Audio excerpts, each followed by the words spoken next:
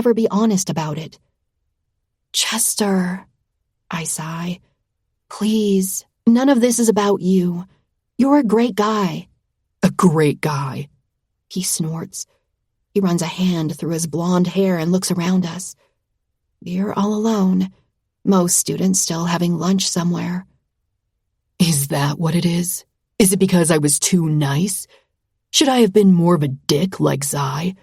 Fuck around with other girls so you'd want me? His stern tone shocks me. Chester is a sweet boy. He would never raise his voice at me. Look, I try to placate him. I take a step forward and smile softly at him. We are such good friends, so much better than when we were a couple. There's no point comparing or dwelling on the past. I was so patient with you. And I'm grateful for that because I wasn't ready. But you were for him? A spark of violence tints his voice and forces me to take a step back. He looks down at the spot from where I just moved and takes a step forward. If I'd known all I had to do was be an asshole.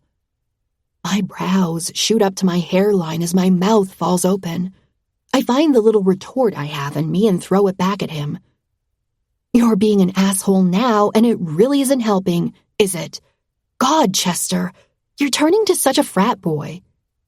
He sneers, his lips curling into something I've never seen on him. Your dad was right about you. The mention of him makes me recoil.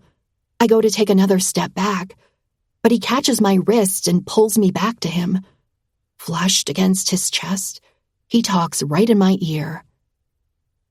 He said you were to be kept in check at all times, to make sure you were acting like a lady and keeping your family's reputation secure.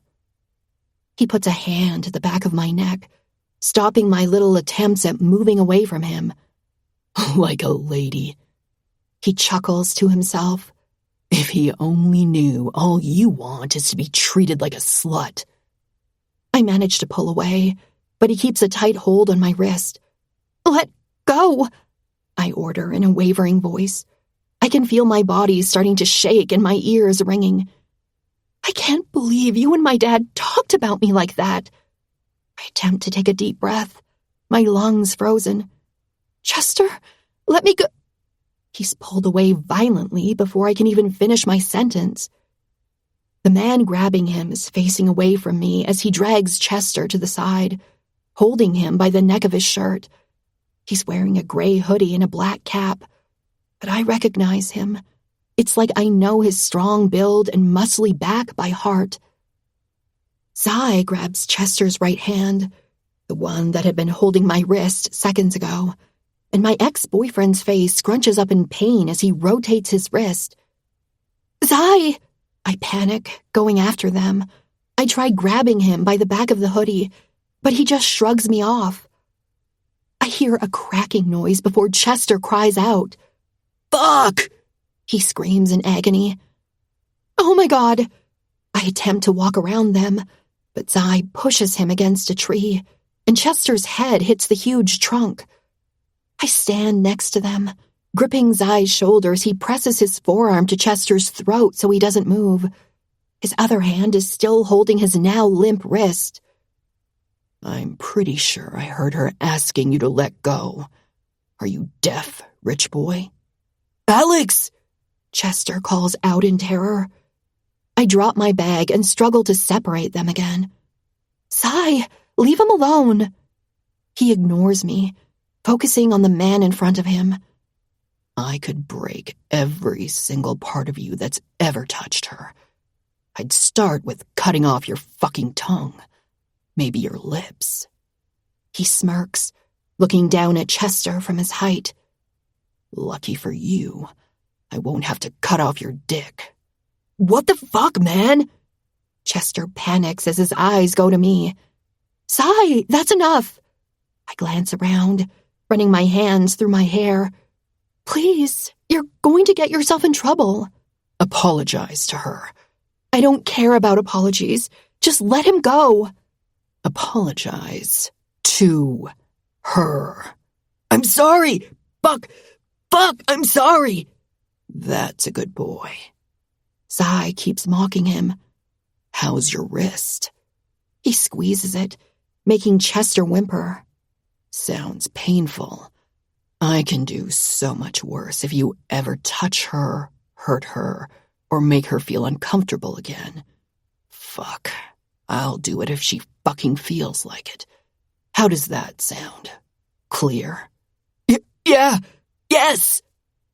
Zai presses his forearm harder against Chester's neck, and the latter coughs, his face reddening. The darkness in Zai's eyes dilates his pupils, turning him demonic. He lets go of Chester's wrist to grab something in his back pocket. A lighter. Stop! I grab the back of his gray hoodie, yanking hard and yet not moving him 1 inch. He rolls the spark wheel, lighting up the small pink plastic object and bringing it to Chester's cheek, practically touching it. Zai, you're going to kill him! Stop! My voice is a squeak, the alarm tightening it. Do you know what it's like to die by immolation? Chester is crying, but still unable to reply. Please, I rasp. Stop! Get in the car, Alex. What? I pant, still trying to pull him off Chester. Get in the car, and I'll let him go. Chester's wide eyes go from Zai to me, flitting back and forth. He's wheezing, clearly in need of air.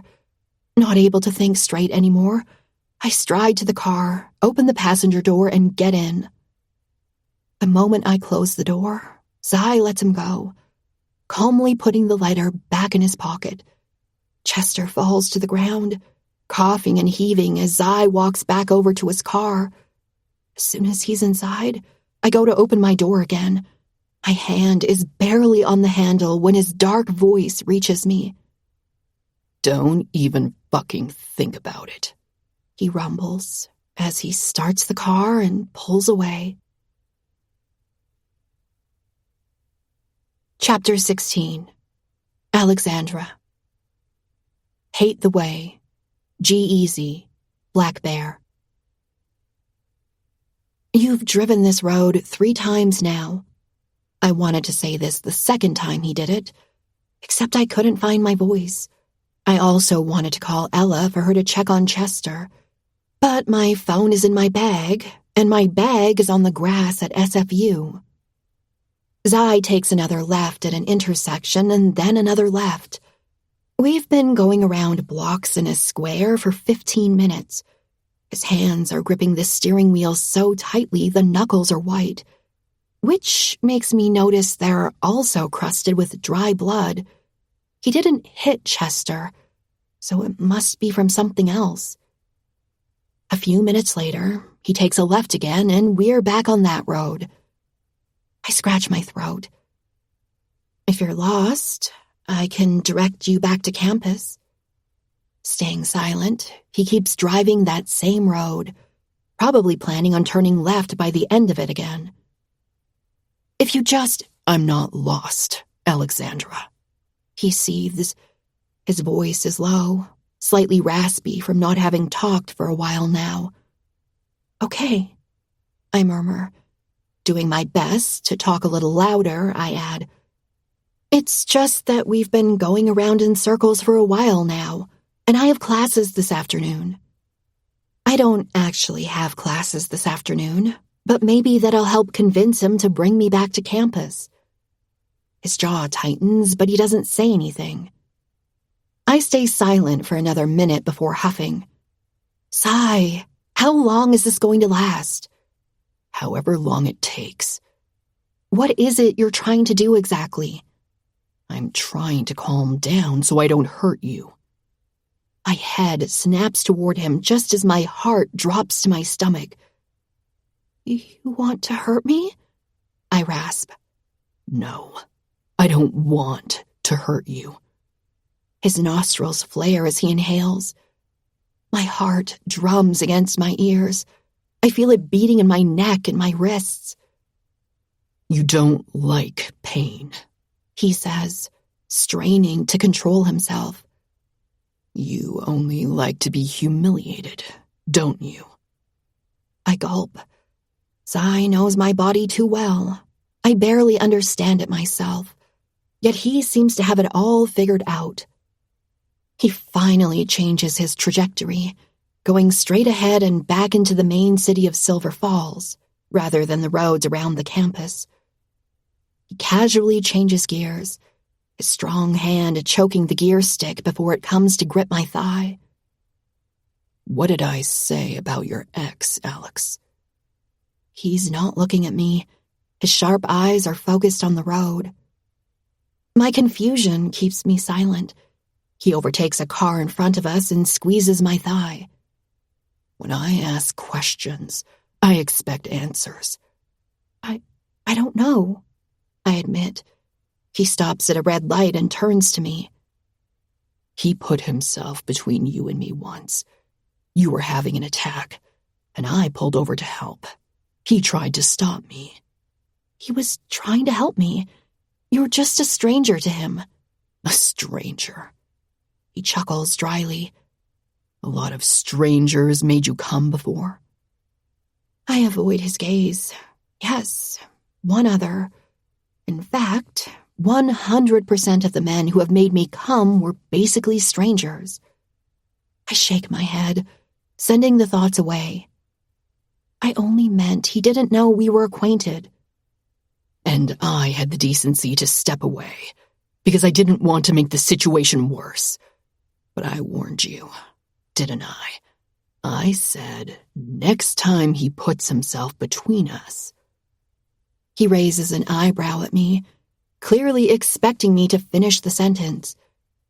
That you'd set him on fire, which, as I'm sure you can hear yourself, sounds utterly insane. I push his hand away from my thigh. Sai, we were just having a discussion. I'm not too sure why I'm defending Chester. I'm mad at him. About his chat with my dad and the words he threw in my face. I still don't think he deserved any of the violence I dished out, though. Sounded like a discussion you didn't want to have. It doesn't mean violence was necessary, I snap. I don't like it. You broke his wrist, for heaven's sake. He's fucking lucky I broke his wrist. He growls. He grabs my forearm and pulls it in front of my face. My wrist is red, and bruises are starting to show from where Chester was holding me.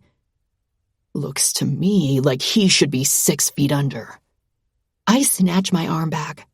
That's enough. The light goes green, and he looks ahead again. You hurt me more by ghosting me than Chester did just now. He runs his tongue against his front teeth. He didn't ghost you. Come on, I scoff. We had sex, and then you disappeared. No news for 4 days. We both know your reputation precedes you. Ignoring me and then swooping in like a pretend hero makes no sense. Don't mess with my brain. Don't talk about my reputation. I was very clear about who you belong to. You can expect the same from me. I open my mouth to say something, but I seem to be speechless. I was busy, Alex. My eyes go to his knuckles at the same time as his dart to me. I feel my brows furrow. And you couldn't afford to respond to my texts. For 4 days. I don't want to play these games with you. I chuckle to myself. God, you're good at this, aren't you? Such pretty words for someone who just evaporated into thin air. He runs a hand through his hair as he turns right. I didn't receive your texts because I change numbers often. I need to keep my phones untraceable. I'm trying to have a conversation with you here. Leave whatever you heard about me at the door, for fuck's sake. I don't want to have a conversation with you. Life is about choices, and you made yours. New phone? You text me then. How was I meant to know? You chose not to stay. You chose to fuck me and disappear. I don't care. I can move on. Go fuck your next girl for all I care. I'll do the same, too. Fuck countless guys. It's about time I start enjoying myself. He brakes so hard, I grab the edges of the seat as the belt stops me from crashing forward. The band digs into my skin and cuts my breath short. He turns to me, stopped in the middle of the road, as someone honks at us and bypasses our car. Say that again. I dare you. He's not touching me.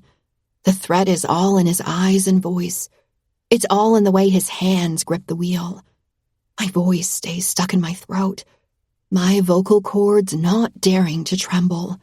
Someone else honks before overtaking us as well. Do it, Alexandra. He growls. This time his right hand comes to wrap around my jaw, and he brings me closer as he leans toward me. Get anywhere near another guy, and I'll make you watch as I burn him alive.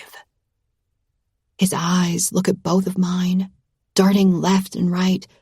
I feel my heart accelerating. I feel the way my body responds to his.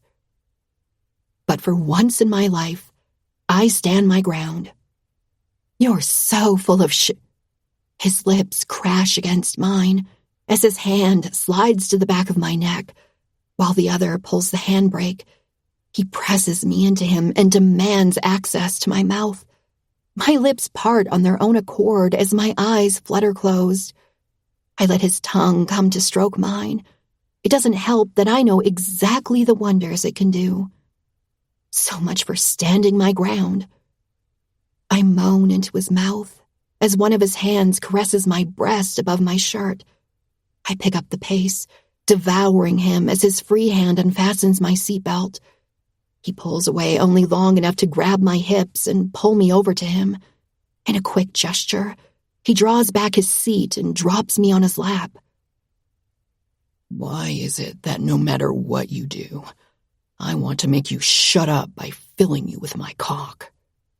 His mouth comes to my neck as he rips my shirt open. He keeps going down, dropping kisses of fire across my skin. I want you compliant and submissive. Another dangerous kiss makes me squirm. But when you are, I want to push you until you can't take it anymore. His hands slide up to my waist, crushing me in his possessive hold. I shudder, struggling to breathe. I want you to grow a fucking backbone and fight me. He bites my collarbone, my chest, and everything lights up in his path before he licks the wounds. But every time you talk back, I want to shut you up by fucking you into oblivion. He pulls my bra down and starts sucking on the swell of my breast, undoubtedly leaving a mark like he did on my neck last week. "Oh!" I gasp as he takes my nipple into his mouth. He starts sucking and nibbling at it, and my head falls backward. My hands slip into his hair, relishing in the thick strands. I pull at them when he pulls away, attempting to move him back to me. He goes to my right breast this time, giving my nipple the same treatment all over again. My moans are loud and uncontrollable as he bucks his hips up, pressing against my burning core through his jeans. He's so hard, I'm dying to feel him against me, skin to skin. I feel his hand moving under my skirt and pushing my panties to the side. He gathers wetness from my entrance with his thumb before pressing it against my engorged clit. As he starts circling it, I pant, "Oh, God!" My head comes to drop against his shoulder as my body tightens. I gasp for some air, my eyes closing from the pleasure. I think we need to lay down some rules, Alexandra. He rasps in my ear. From now on, no more doubting me. Forget about the reputation, and forget about the other girls. It's you and me. Another moan escapes me. Say it. Tell me it's you and me. "It's you and me," I cry out. "Fuck," I gasp. "I'm getting close." Good. I feel his smile against my cheek as he drops a heavy kiss. You're gonna come as soon as you agree to all my rules. You're going to give me access to your beautiful body whenever I want. I nod, not caring what I'm agreeing to. Whenever I ask for you, I want you on your knees, waiting for my cock. I want that beautiful, wet pussy ready for me at all times. Clear? Yes, I moan, rubbing myself against him. And Alex? His voice lowers as he grabs my hair and pulls harshly. I look at him, writhing with need. No other men. He presses against my clit, making me wince. I don't deal well with jealousy, baby. You don't want any deaths on your conscience. It weighs heavy. His thumb leaves my clit just before two of his fingers push inside me. Sigh! I squeak, the stretch intense despite how wet I am. Say it. He rasps against the skin of my neck. No other men. No other men, I moan. Just you. Good girl. His hand doesn't leave my hair as he pulls out his fingers to grab his dick. He slides the ridge against my wet seam, tapping the head against my clit and making me tremble. Do you think you deserve to be fucked? Yes, I pant. Yes, please. He growls as his lips skim mine. I'm going to ruin you, Alexandra. He presses the tip to my entrance. I can feel sweat coming down the back of my neck from desperation. You're going to be my whore, baby. You'll live for nothing else but the pleasure I can give you. He thrusts inside me, making me scream in the car.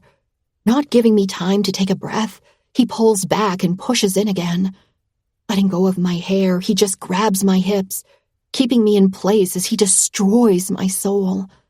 I grind back, rubbing my clit against him. Everything inside me melts for him. I don't even think it's been minutes when I suddenly come apart. He puts a hand on my back before pushing my chest with his other until I fall back.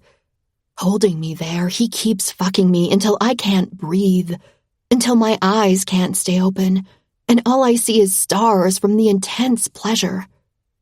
Look at me, he growls as he grabs my jaw. Look at what you do to me. He throws his head back just as his eyes close. He's beautiful, breathtaking. I choke when he comes inside me. A slew of confusing emotions mixes with the pleasure, making my throat tighten.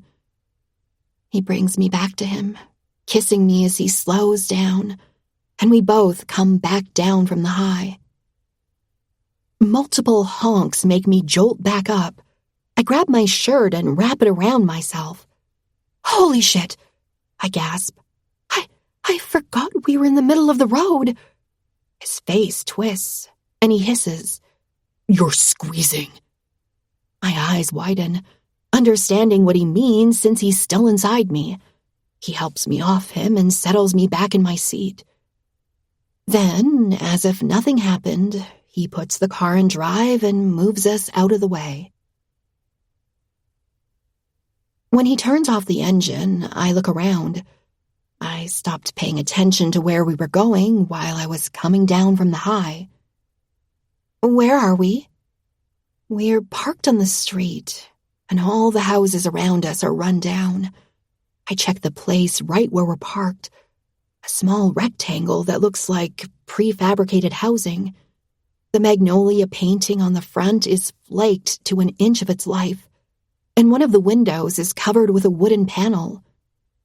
A heaviness settles in my stomach. Sai, where are we? I ask again. He turns to me and puts a strand of hair behind my ear. We're at my home. You took me to the North Shore? I sputter. My stomach twists and I glance around again. I don't want to be here. He ignores me, leaving the car and walking to my side. When he opens my door, I try again. Take me home, please. I can't. I'm scared. The last word is whispered in shame. His strangely fascinating eyes dig into mine. Alexandra, look at me. He doesn't pretend the place where he lives isn't dangerous. He doesn't act like I'm crazy for fearing being here. Still, what he says reassures me anyway. When you're with me, you have nothing to worry about. His hand comes to caress my cheek. I mean it. And for just a second, the fact that Zai is a rough, violent man reassures me rather than anything else. He grabs my hand and helps me out of the car before walking me to the front door. There are a few locks he must undo before we can walk in. We walk straight into what appears like the living room, a small area with a worn-out carpet. There's a sofa and a TV sitting on a plastic table that looks like it belongs outside. Multiple pots of paint are spread on a plastic sheet, and all the walls except one have been painted white. There's a small round wooden dining table with 2 chairs around it, and a third chair missing a leg is turned upside down and resting on the table. Let's get you cleaned up, he says before dragging me across the room to a hallway. He takes me right and through a door frame without a door. There's a bathtub but no sink.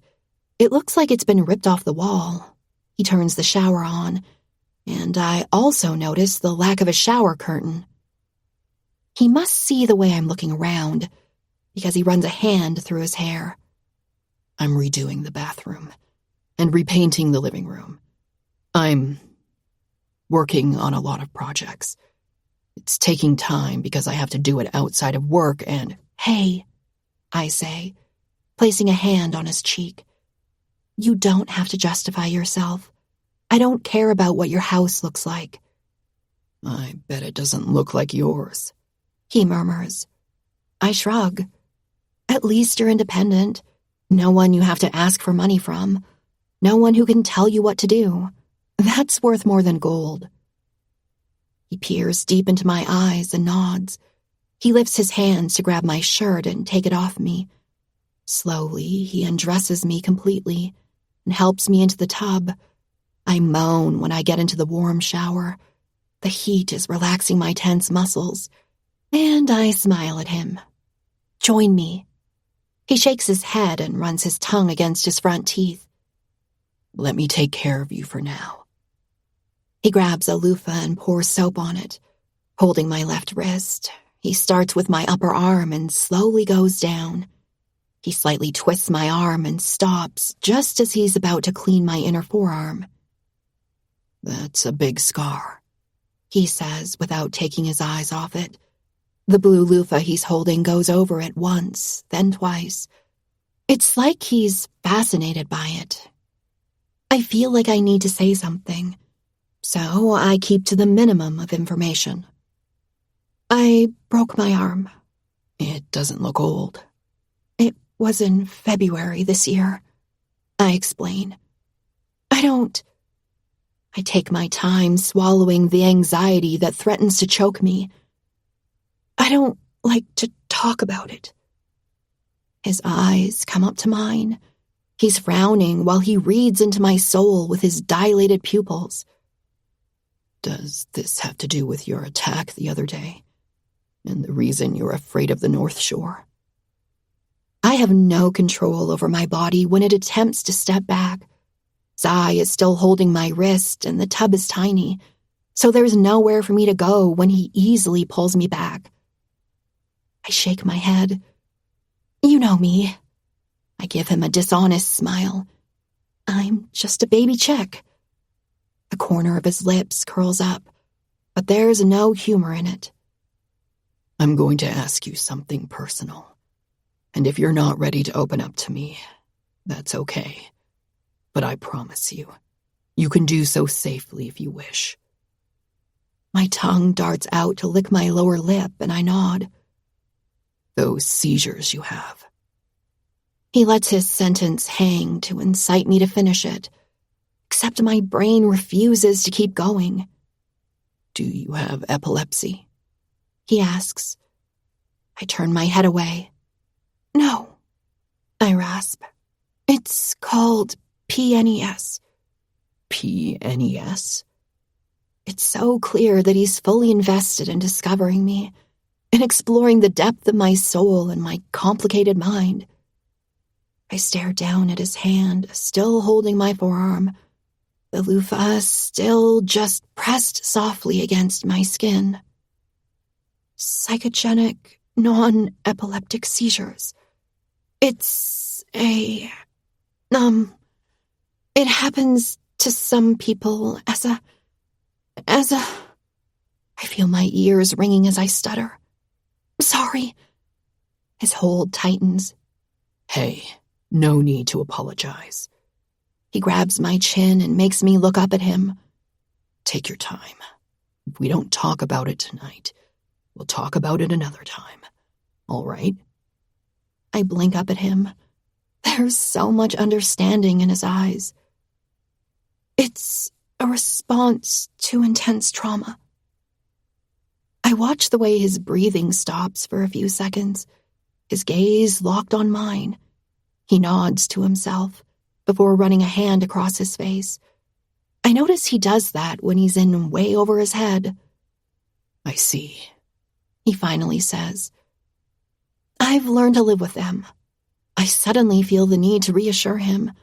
I want to wipe away the look of guilt on his face. He's done nothing wrong. It's all me. They don't happen that often. I mean, they have lately because everything in my life is changing. But I promise it's not something you'd ever have to deal with.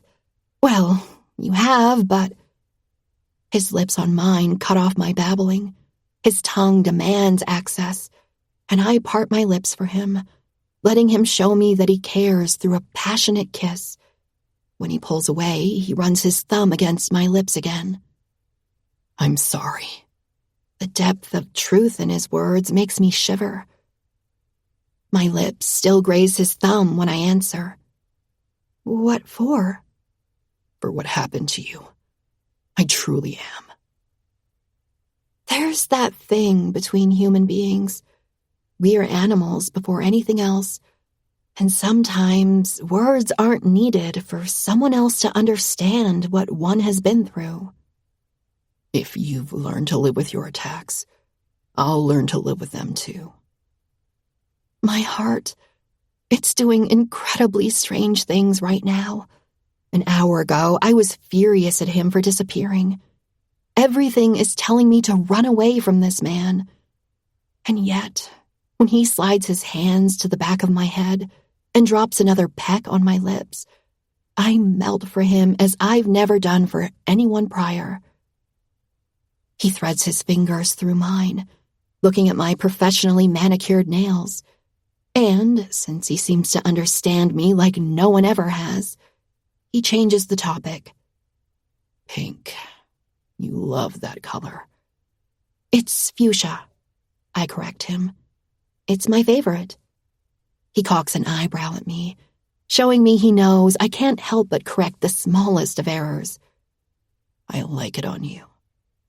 He moves to the rest of my body, and I wince when he washes me between my legs. Sore, he rasps, undoubtedly turned on by the idea. Yeah, I murmur as his movements become slightly harsher. He puts a hand at my neck, pressing until I gaze up at him. Good. Remember this next time your ex wants to have a conversation with you. I gulp, feeling myself tingling all over again. Why do I feel so turned on by this? He finishes washing me and helps me out of the tub. While I dry myself, he grabs a clean hoodie and gives it to me. It's a simple black hoodie. Just as I'm putting my uniform skirt back on, his phone rings. He grabs it from his back pocket and his brows furrow. I have to take this. I'll just be 1 sec. He leaves the room, and by the time I'm done putting all my clothes back on, he's still talking to someone on the phone in his living room. So I take the liberty to visit the rest of the house. It has 2 other bedrooms. One is empty, bar stools and pots of paint, and the last must be his. My mouth drops open as soon as I open the door and see what's on the same wall as the window. It's been painted in a way that makes it look like there is no wall at all, but rather a night sky with thousands of stars. The optical illusion gives the impression that the person looking is sitting on the edge of a cliff and gazing into a clear night in the middle of nowhere. There's a small rectangular table just under the window, with pots of acrylics and oil paint, a palette, spatulas, and more brushes than I can count. It's a mess, but it doesn't matter when I look at the art on the wall. The entirety of it is painted, and the window merely looks like a floating frame in the night sky. "That's not where I left you," a voice whispers behind me. There's no humor in the tone, but that's just how Zai talks. I know he's teasing me. "Did you paint this?" He remains behind me, gathering my damp hair in one hand and pushing it to one side.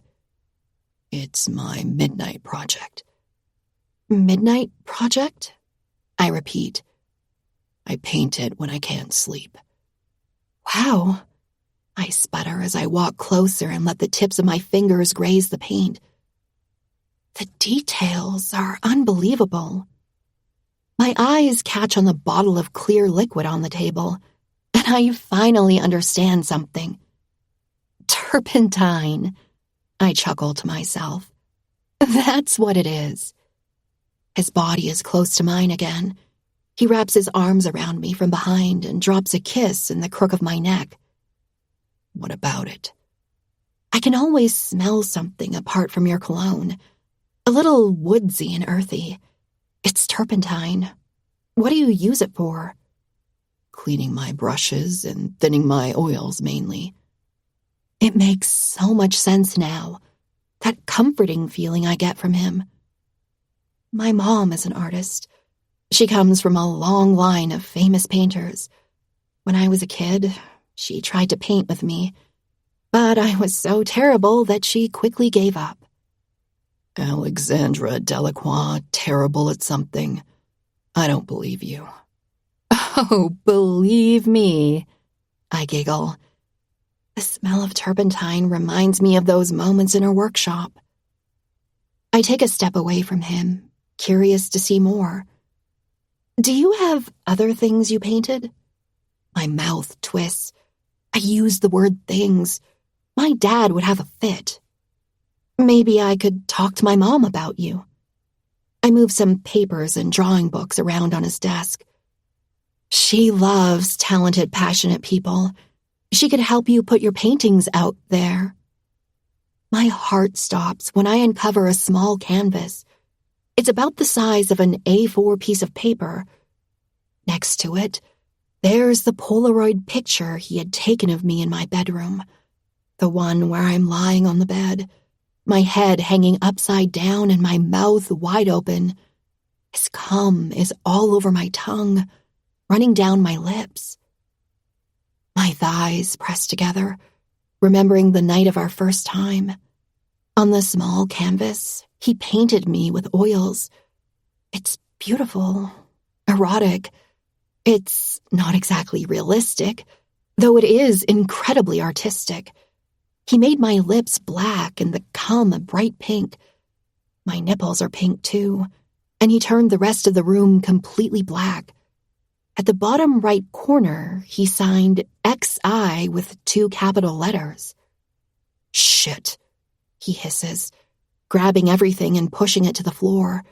His fingers end up with paints on them from the palette that wasn't dry. "That was me," I say with numb lips, barely believing it. He runs a hand against his face, staining his cheek with some paint. "Zai," I insist. "That was me." "I didn't do it in a creepy way. I like painting beautiful things." His eyes lock with mine. "You're an extremely talented painter. It's breathtaking." His brows rise in the slightest, showing me his surprise. He looks like a teenage boy who's just been told by his dad that he's proud of him. Maybe it's just the messy hair and the paint smudge on his cheek that give him that boyish look. Maybe it truly means something to him that I say his art is beautiful. Will you paint me some more?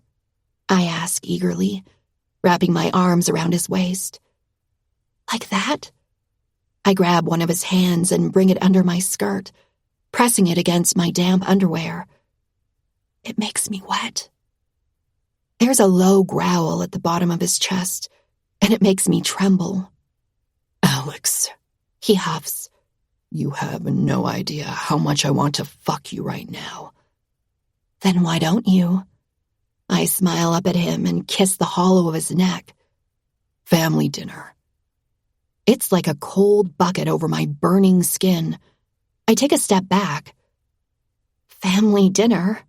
My mom called, and the whole family is at hers right now. It doesn't happen often anymore, so she wants me to come over. Of course. I completely understand. I'll head home.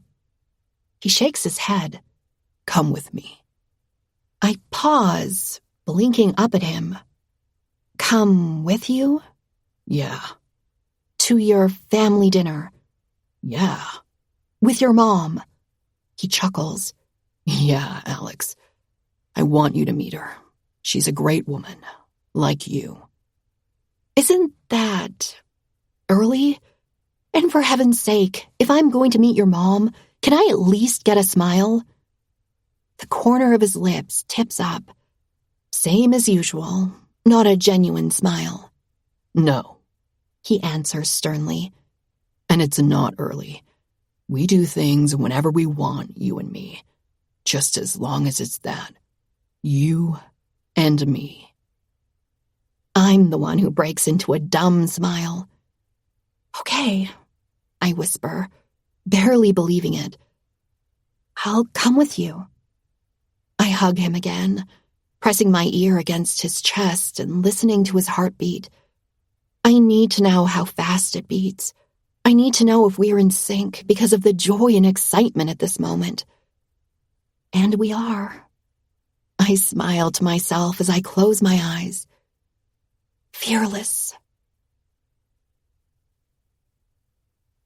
Chapter 17. Zai. Flatline. 5 seconds of summer. Mama! I call out as I open the door holding Alex's hand. I just spent a whole drive reassuring her that no one would care that she was wearing a hoodie and her uniform skirt, and that she didn't have to bring a present.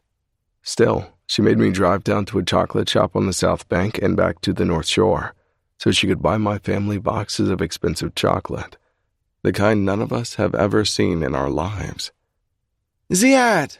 My mother's voice resonates from the kitchen, above everyone else's in the living room and all the way to the doorway. Come, Wildy. Come to the kitchen. But before we can make it there, a small form jumps me, forcing me to let go of Alex. For fuck's sake! I grunt, taking a step back to balance myself as I wrap my arms around Billy. You're so heavy. I missed you too.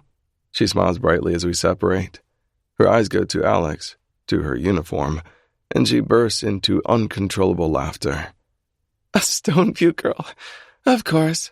She hiccups. Shut the fuck up. I growl, ready to kick her. Alex, this is my stepsister, Billy. Billy, meet my girlfriend, Alex. I feel the need to tell her that despite being from Stoneview, Alex is more than a quick fuck. Nice to meet you.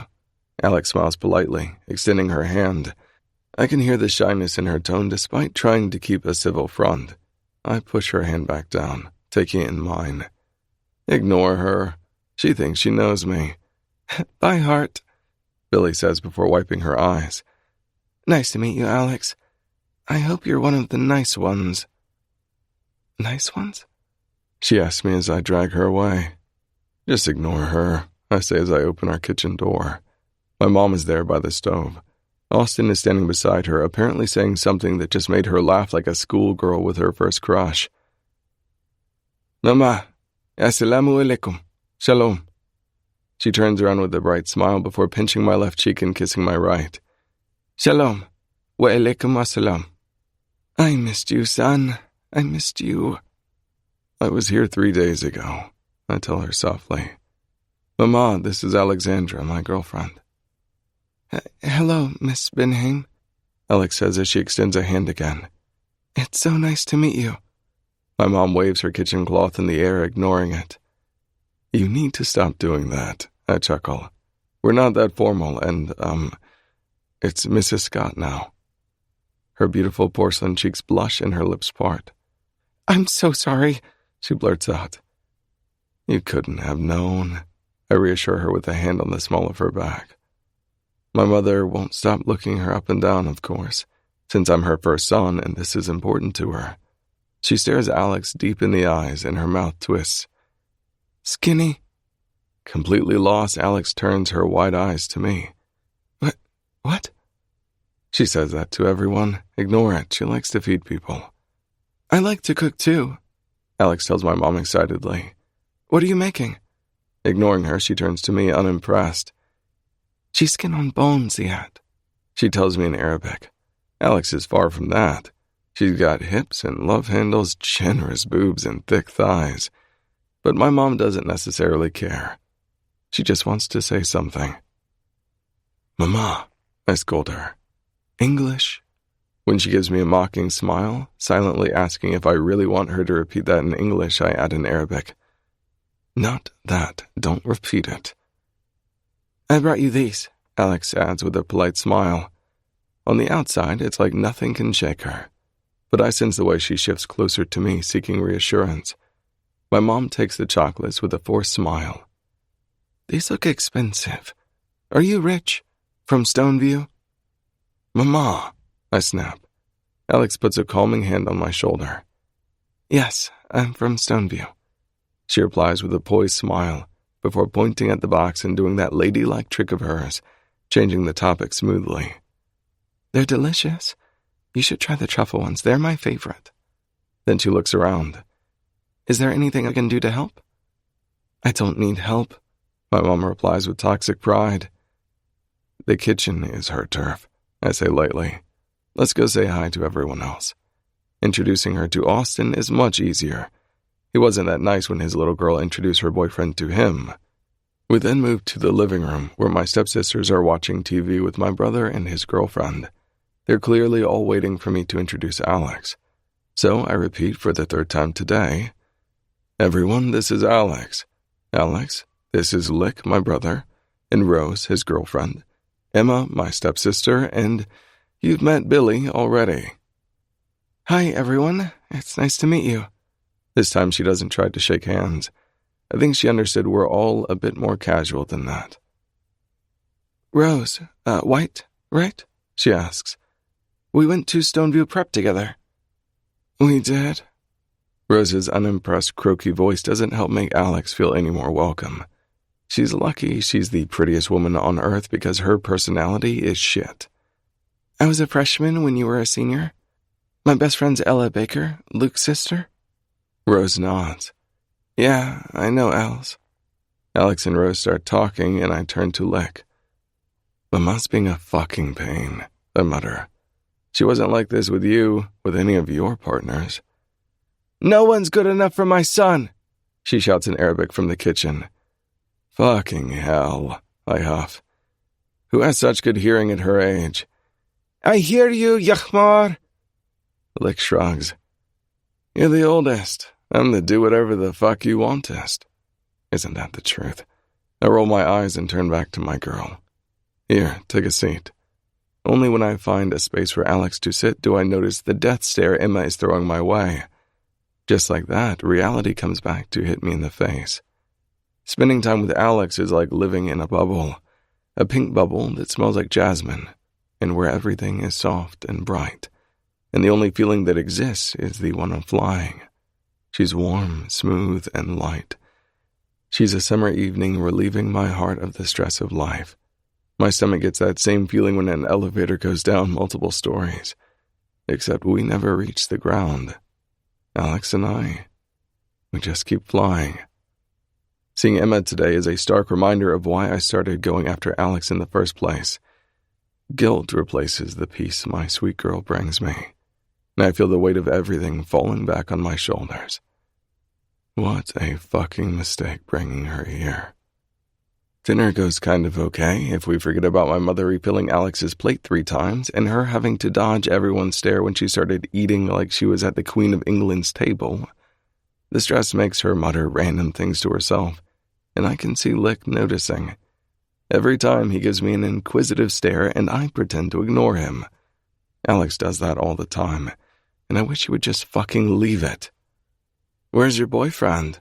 Lick asks Billy as we settle in the living room again. We always play a game before everyone heads home. "My fiancé, you mean?" "Yeah, not in this lifetime," Emma snorts. It's the only thing she said tonight. She's been in a fucking mood because of me, and I'm ready to give it right back to her. Billy rolls her eyes at her sister and addresses Lick. "He's with his family." Billy is dating a king.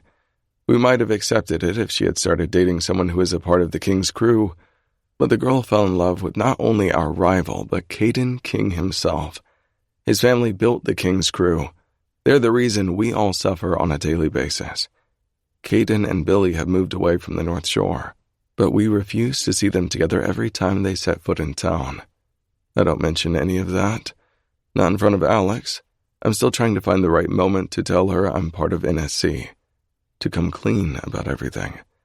I tried last week before we had sex for the first time, but she cut me off.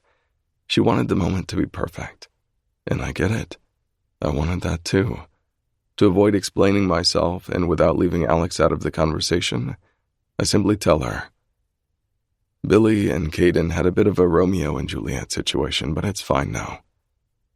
"I see." Alex nods, her eyes full of hearts because she's a romantic. "Love story," she murmurs to herself. "What's those things you say to yourself?" my brother asks. Precisely what I wanted him not to do. The man has no concept of personal space or privacy.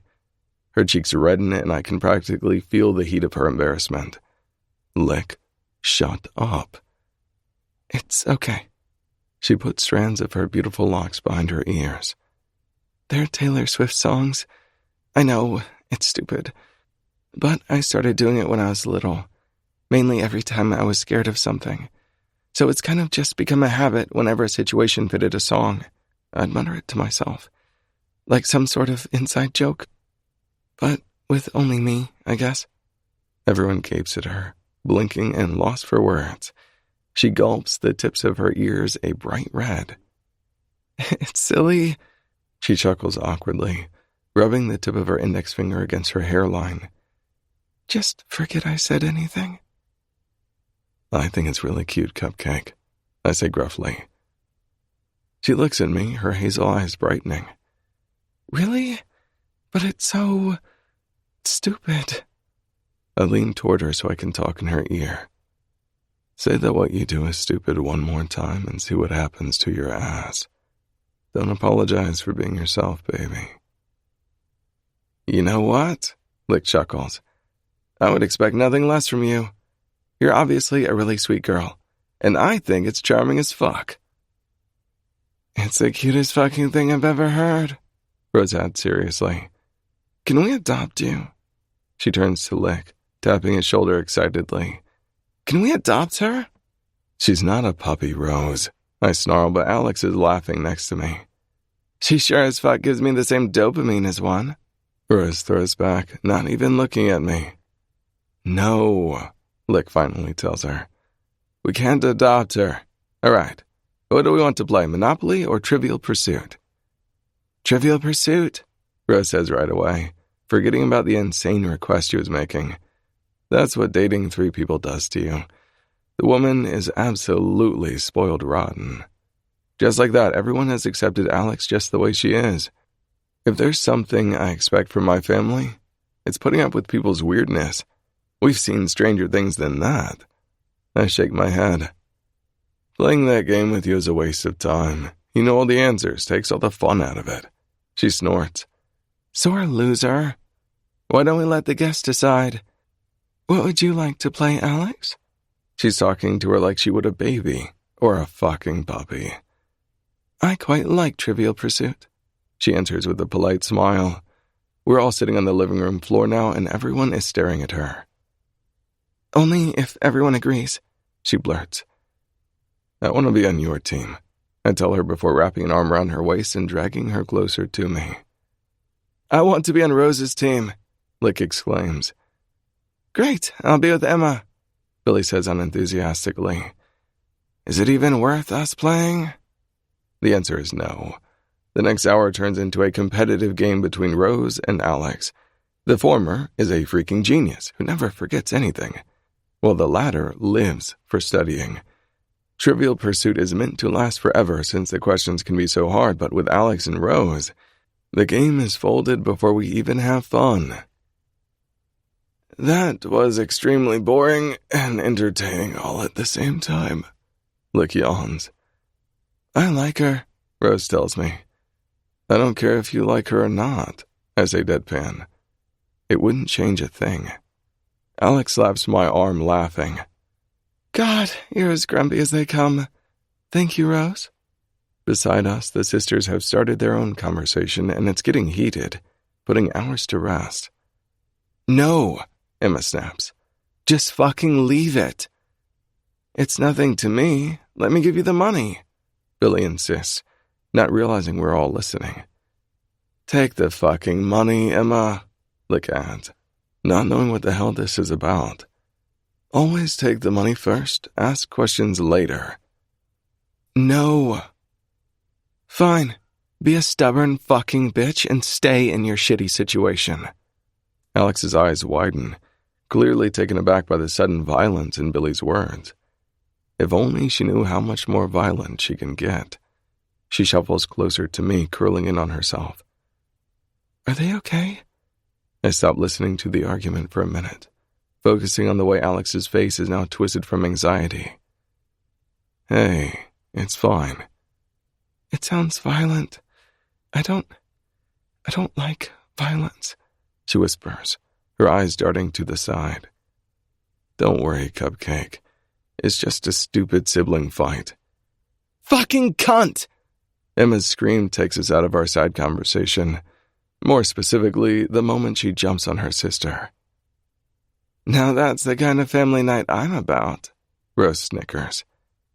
We have a guest, Lick grunts, annoyed. When they roll over toward us, I'm forced to stand up and pull Alex with me, putting her behind me. I'm the only one who can hear her small whimper when Billy slaps Emma back. You two need to fucking calm down, I say calmly. With Alex trembling at my back, I grab Billy by the waist and pick her up off the floor while Lick does the same with Emma. How dare you hit me? Billy shouts. That's my fucking career. Not everyone wants to die desperate and lonely in this fucking town like you. Too far, I snap at Billy. Shut the fuck up, now. I was just offering to help. She claps back at me as I release her and her feet touch the floor again. The girl's the tiniest thing that exists and still fights in the UFC. I don't want your money, Emma yells. I don't need nobody's fucking money. Anybody's, Alex whispers behind me, and even though it was barely audible, Emma's eyes flick to mine. What did she fucking say? She seethes, ready to annihilate her next victim. I turn my head to Alex as she steps beside me, her hand on her mouth. I'm so sorry, she squeaks like a little mouse caught by a cat. It just came out. Drop it, Emma, I tell her sternly. I'm truly sorry, Alex repeats, panicking. No, you're not, I growl. She better fucking be, Emma hisses at me, ignoring Alex. I am, she whimpers, her eyes darting from me to my stepsister and back. Fuck that. It's a coping mechanism and you were scaring her, so no, she's not sorry. I forbid her to be when it's your fault. Alex glances up at me, the surprise evident in her eyes. She didn't expect me to have figured that out, yet I did. When my girl is anxious, she becomes an unbearable know-it-all. If Emma can't deal with it, then she should have behaved in front of our guest. Emma inhales through her nose, clearly trying to calm herself down. Zai, a word? Outside. I feel my jaw clenching, my teeth grinding as I try not to break everything in sight. I'll be back, I tell Alex softly, dropping a kiss on her forehead. I walk to the back door that allows access to our small patio. It can barely hold 2 people, and the wood is so rotted that it threatens to break every time I step on it. "What the fuck are you playing at?" Emma rages as soon as I close the door behind me. "Bringing her here? Pretending you fucking care? You're meant to get info, not pretend you're going to marry her." "I do care." She pauses, looks me deep in the eyes and shakes her head. No, you don't. I'm not letting you. You're so dramatic today you should get a fucking Oscar."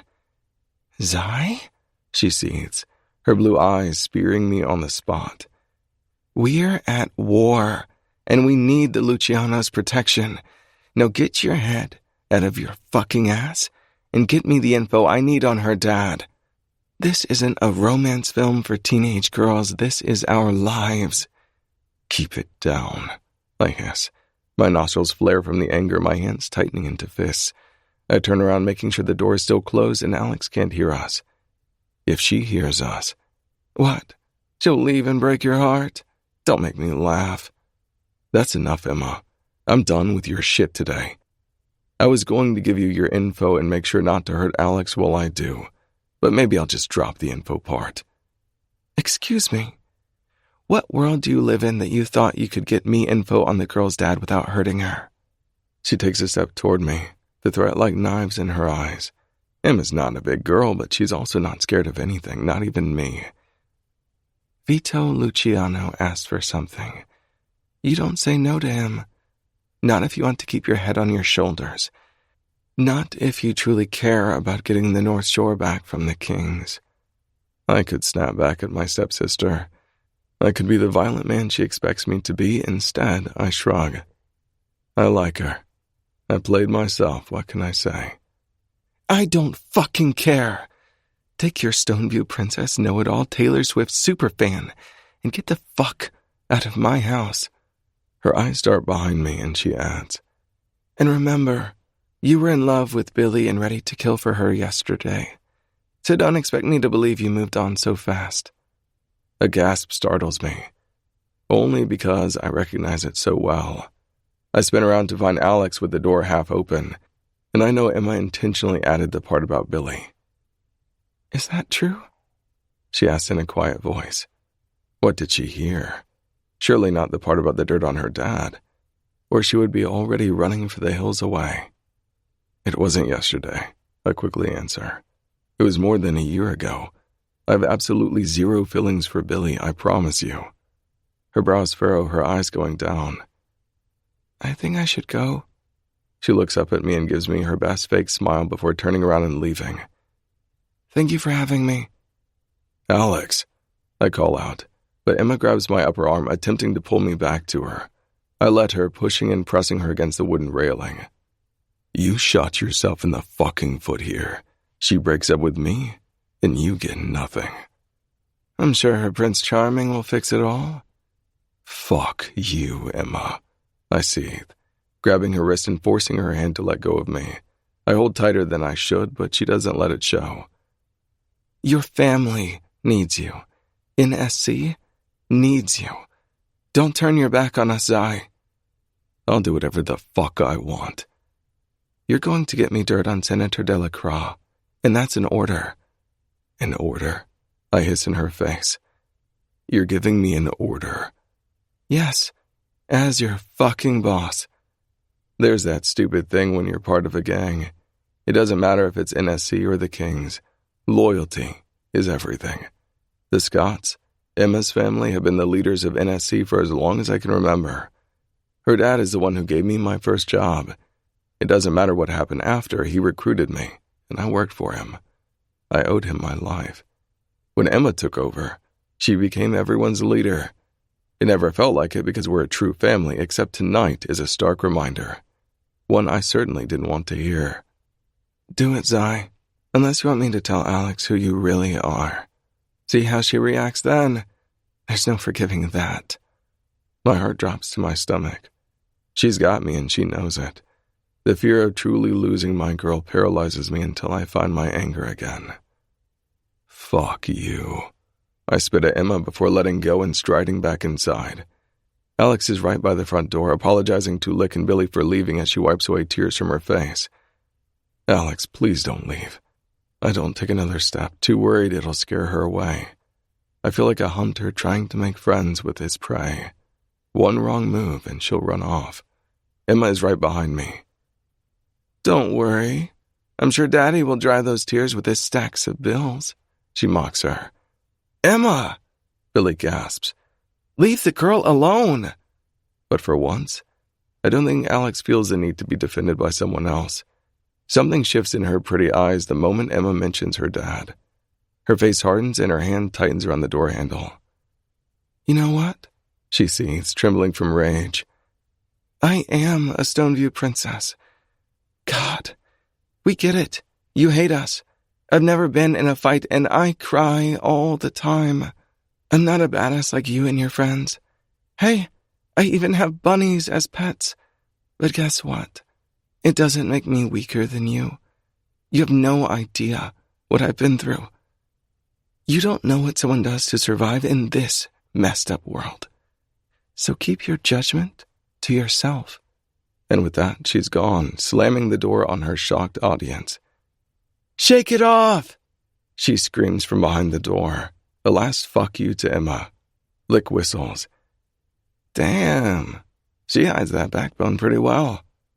A small smile pulls at my lips. I knew Alex wasn't a doormat. I knew the girl had a fire in her.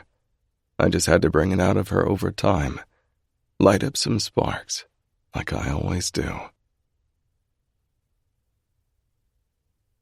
Chapter 18. Alexandra. Mirrors on the ceiling. Mike. How dare she? How dare she mention my dad? Telling me he'll dry my tears. If my dad knew I were here. I gulp. Anxiety is tearing at my chest. There's a block of ice in my lungs. Alex. Sai's voice resonates as loud as his feet hitting the concrete when he runs after me. Wait. He catches me in no time since I'm only fast walking. She hates me. I scowl the second he starts walking alongside me. She's a bitch. Your mom hates me too. My mom hates everyone who gets near her eldest son. I stop in my tracks, turn to him, and we lock eyes. You're in love with Billy. He shakes his head. I was in love with Billy. Then he snorts.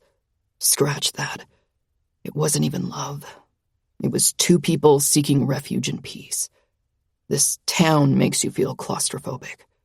It was weird, stupid. Importantly, it's over. How do you know it wasn't love? I ask. How do you know you moved on? There's something that sparks between us. We're not touching. In fact, we're pretty far apart, considering we've spent the last few weeks pretty much glued to each other. Except the pull on the invisible string attaching me to him is powerful. It tugs at my heart, and it's an authenticity I've never experienced before that forces me into clarity. I know how I feel about this man, and I think he knows it too.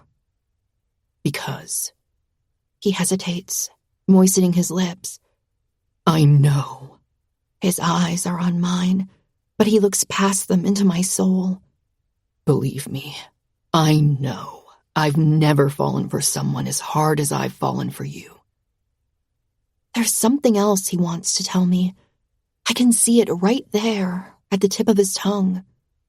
Alex, In a split second, he changes his mind. I need you to trust me. Everything inside me is screaming to end this now. My gut is warning me of an incoming heartbreak. Not now, but it will come eventually.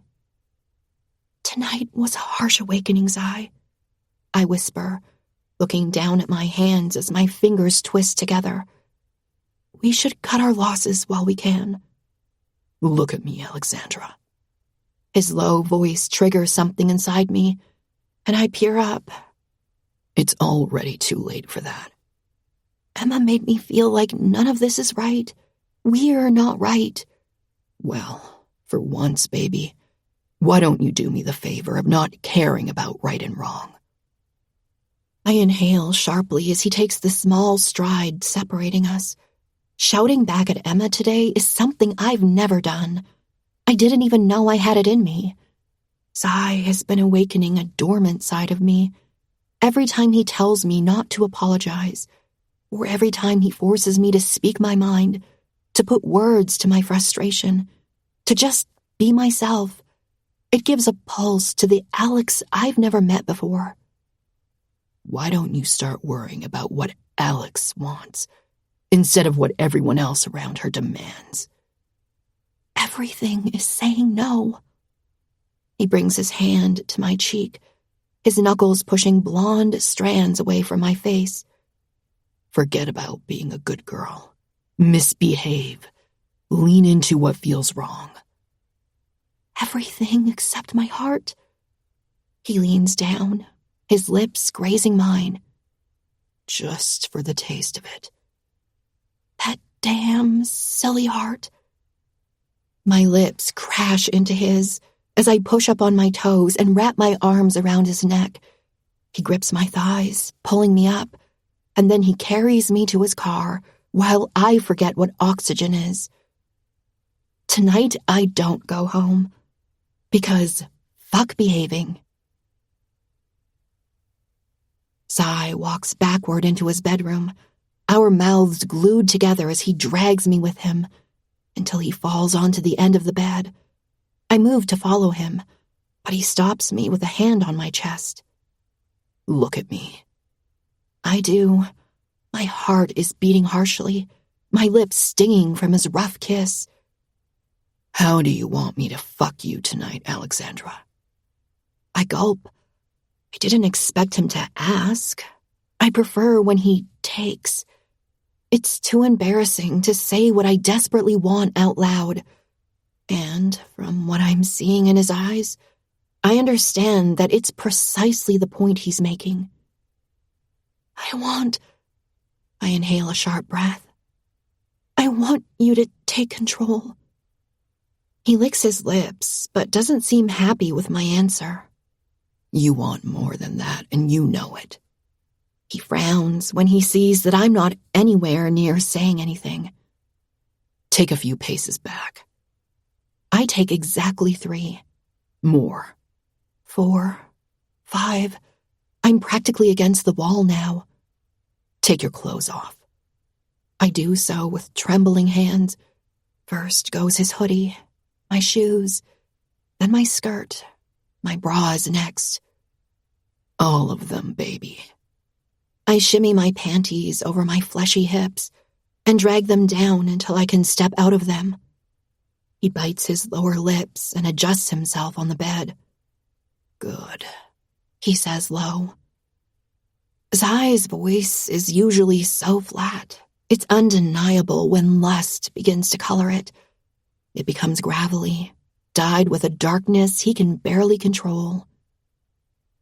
My boyfriend is what I've come to accept and call a sweet psycho, the discreet kind who moves in silence and who treats me like a queen, sweet to the woman he wants to possess, deadly to anyone who gets in his way. I want to taste Zai's danger. I want to feel it on my skin, for it to lick me with burning flames. I want Zai to feed my lust as hard as he obliterated my sanity.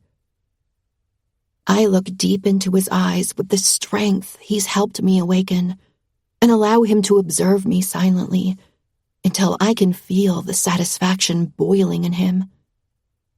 And when he deems me ready, he says with an unmatchable calm, "Now drop to your knees."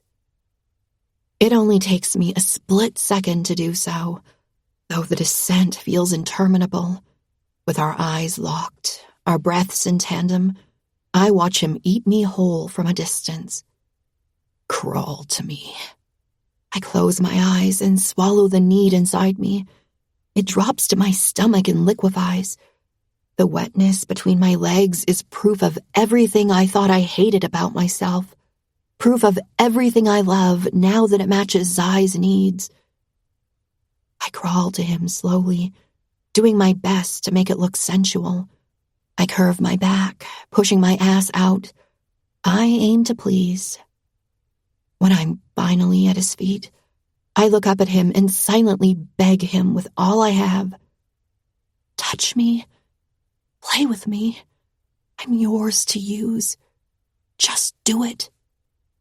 He hears it all. I know he does, being that he says, "Look at you." Just because he ordered so, my eyes dart down to my spread knees, to my position of utter submission. So desperate to be mine. And isn't that the most truthful definition of me tonight? He drops his elbows to his knees, his hands hanging between his legs. Just before me, he lowers his face to mine, and his lips come to whisper in my ear. Turn around, drop your face to the floor, and present your pussy to me. Let me see how eager she is for me.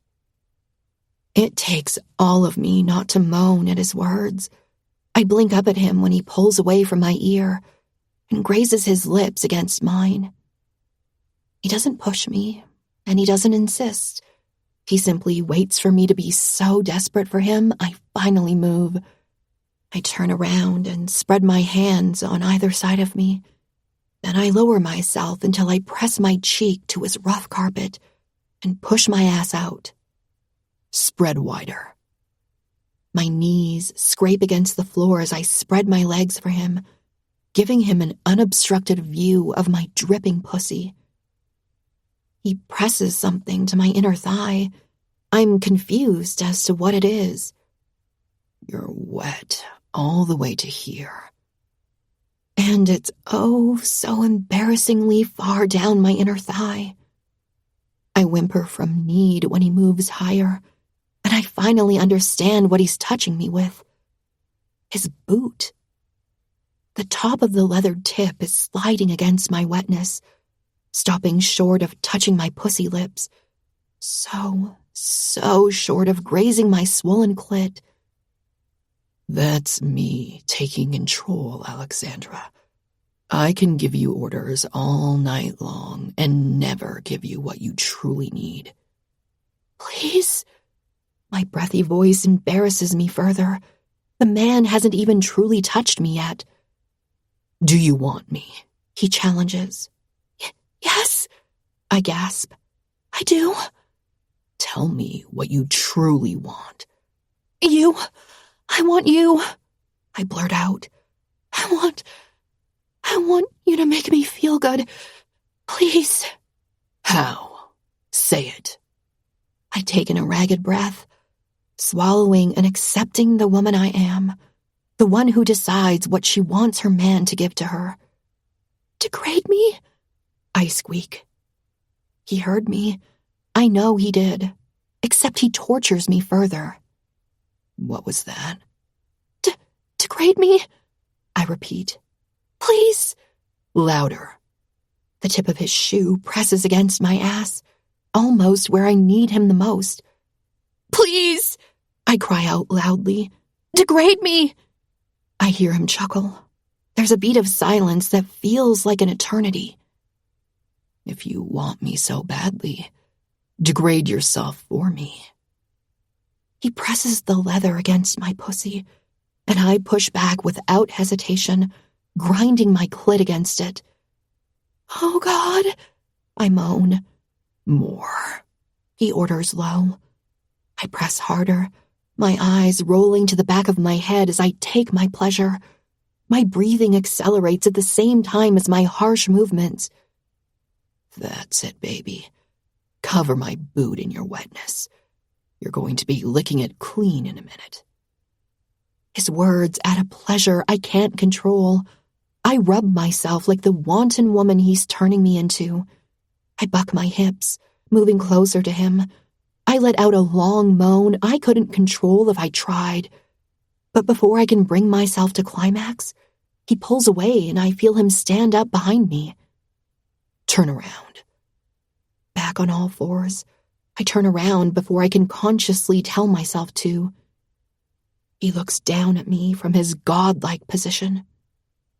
You know what I want, Alex. The longer you make me wait, the longer you delay your reward. His pants are tented, and I lick my lips, but he clicks his tongue. Not yet. I look down and see my glistening wetness on the leather of his right black boot. Tick-tock. He presses me. I lower my head, my hair falling on either side of my face, and instead of killing myself over something that is clearly what I want, instead of torturing myself for what I like and who I am, I go for it. I flatten my tongue against the leather and run it against his boot.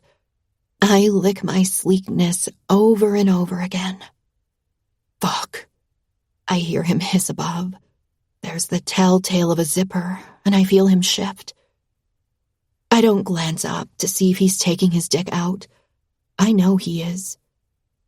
Because just like me, he can't resist it. It eats him from the inside. It burns an inextinguishable fire in his veins. I know there's nothing left on his boot, and I know I licked a bigger surface than I touched. But I don't care. It tastes like freedom. It tastes like I'm finally doing whatever the hell I want with someone I can trust. There's a rumble above me when I moan against the leather and kiss the wet shoe. A second later, he's grabbing me by the shoulders and forcing me to stand up. He grabs my waist, pushing me back and lifting me to sit on his desk. Do not move. His dark voice makes me tremble, and so does the lust burning in his eyes. He grabs a few things beside me, some that have fallen on the floor, but all I can focus on is his hard dick, his pants open, boxers slightly lowered, and his cock calling out to me. Don't, he growls, as if he knows the next thing I was going to do was grab him, just so I could feel the silky skin between my fingers, so I could press the hardness against my needy pussy. I look to the side and watch him mix colors on a paint tray. "What are you doing?" I rasp. Open your mouth. That's all I get. I open it, and he puts 2 paintbrushes in my outstretched mouth, sideways. Bite. Closing my mouth, I hold the wooden brushes between my teeth. Not too hard, he adds. I nod to show him I understand. He grabs a third one and dips it in the paint he just mixed. It's a bright pink, and my questioning eyes dart to his confident ones. Close your eyes, he whispers. They flutter closed. Put your hands behind your back. Push your tits out. My shaky hands go behind my back, and I grab my wrists to hold them there. It forces me to push my breasts out, although I push them further anyway. Good girl. Don't move. And Alex, do not drop those brushes in your mouth, or you can kiss your orgasms goodbye. I inhale sharply through my nose. Not orgasm, orgasms. I startle when I feel the wet bristle of a brush on my right nipple. He strokes me once, twice, and that's it before he moves on to the other one. I squirm on his desk, moaning through the wood I'm biting. It's rough and smooth. It's cold against my burning skin, and it's the exact amount of friction I need against my hard buds. I chase the feeling when he pulls the brush away. The paint is thick, wet. Relax your jaw. His lustful voice makes me press my thighs together. And keep those legs spread. He grabs a brush from my mouth, replacing it with another. This time it's bigger. The bristles are thicker, and there are more of them. He proceeds to paint me with broad strokes. The brush caresses my hips, kneading the flesh of my love handles, before following the curve to my waist. He pauses, then he's back on my stomach, dipping more paint and creating goosebumps wherever he goes. He spreads the thick liquid all over me, my chest, the curves of my breasts, my legs, my arms. More and more. The smell takes me by surprise. I'm coated in it everywhere except in 2 places. My dripping pussy and my nipples. The hard buds only have those 2 layers he painted that are slowly drying. And the more they dry, the more the paint hardens and pinches them. I moan when he flicks one of them with his fingers. How does that feel? He whispers. He pinches one. Sensitive, I whimper. I'm not sure he hears it with all the paintbrushes in my mouth. It looks like it. He strokes the thick brush just below my nipple, enhancing the difference between the thick, wet paint and the thin, drying coat. I have never had a muse before. I hear him murmur to himself. It feels forbidden to hear, like I shouldn't be privy to the artist's thoughts. I'm just an object of art, sitting on his desk among the others. A mixing palette, a brush, a bottle of turpentine, and Alexandra Delacroix's body. All of them are just tools he uses as he chooses to create magic. Silently, he paints some more. He's lost in the fine piece he's making, covering me in heavy paint and ignoring that underneath, my body is writhing, desperate for his touch. My pleasure has been forgotten, and his concentration is directed toward art. It's everywhere. Everywhere but my nipples, and the dry paint on them becomes unbearable compared to the thick wetness he's playing with all over my body. Sigh, I whimper against the brushes in my mouth. Please. I need him to touch my tits. I need him to lick them better, to play with them. My body is hypersensitive. My pussy sodden. Shh, he reassures me. A hand comes to rest against my cheek. It's wet, and I feel him smear some paint over my jaw. You wanted me to paint you again. He takes the last brush from my mouth and puts back the thick one. My eyes flutter open, only to be met with the most beautiful man I've ever seen. His hair is disheveled, smudges of paint on his t-shirt and his face, his gaze focused on the pink color covering my body. When his eyes flick up to mine, his lips curl up. Bad girl. He sneers. He grabs something next to me, and before I know what's going on, he's pressing a cloth to my eyes and knotting it behind my head. It smells of him. It smells of turpentine and paint. And it feels like everything else is heightened. It's not the same as closing my eyes. It's better. So much better. This time, the brush has no paint when it comes to touch me, and it grazes the only place that hasn't been getting any attention this whole time. Oh! I moan around the wooden sticks in my mouth. It was so delicate I barely felt it, even as it lit my entire body on fire. I wait, unsure if I made it up or not. But then it comes back. Soft, delicate bristles going from just above my clit, descending on it, and ending at my wet entrance. It's gone as fast as it came, and I push my hips forward, seeking the mind-blowing feeling. Settle down, he tells me. I inhale a ragged breath through my nose, and it's back, slower this time, making me moan low in my throat. My body electrifies, but it's gone too soon. A whimper escapes me, I want to cry. This is pure torture. My heavy breathing is turning loud, whiny.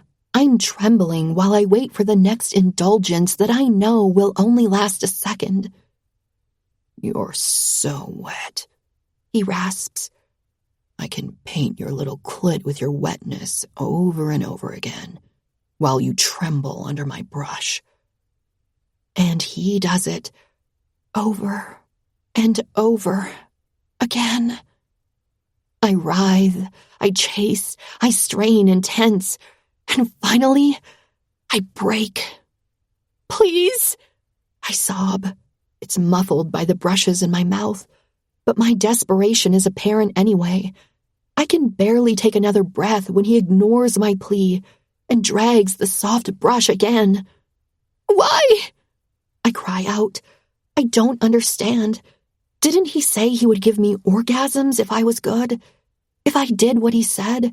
If I let him gag me by doing something as simple as biting 2 paintbrushes between my teeth? You're going to come, baby. Be patient. I shake my head, wanting to explode in tears. I want to see him. I want to let go of my arms so I can grab him. I want to spit the brushes on the floor. But I want to come more. Relax. You will come slowly, like this. No, I mumble between 2 sobs. I need more pressure, more speed. Shh, he insists. He rubs his thumb against my nipple covered in dry paint, making me cry out some more. It'll come. One slow, torturing stroke after another. He keeps going, his pace slow and erotic. The pressure is so light I tremble every time. And just like he promised, my orgasm ripples over me gradually. It's sensual and gentle, but it breaks everything inside me. I bite on the brushes, I shake, and I cry. Real tears fall down my eyes from the leisurely release. He doesn't stop because I'm not overstimulated. I keep chasing for more, and he gives it to me at the same speed. A deliberate, slow stroke, a long beat, the sound of a soft movement, another gradual stroke, and the whole time I feel it all exploding inside me. A rush of adrenaline like never before.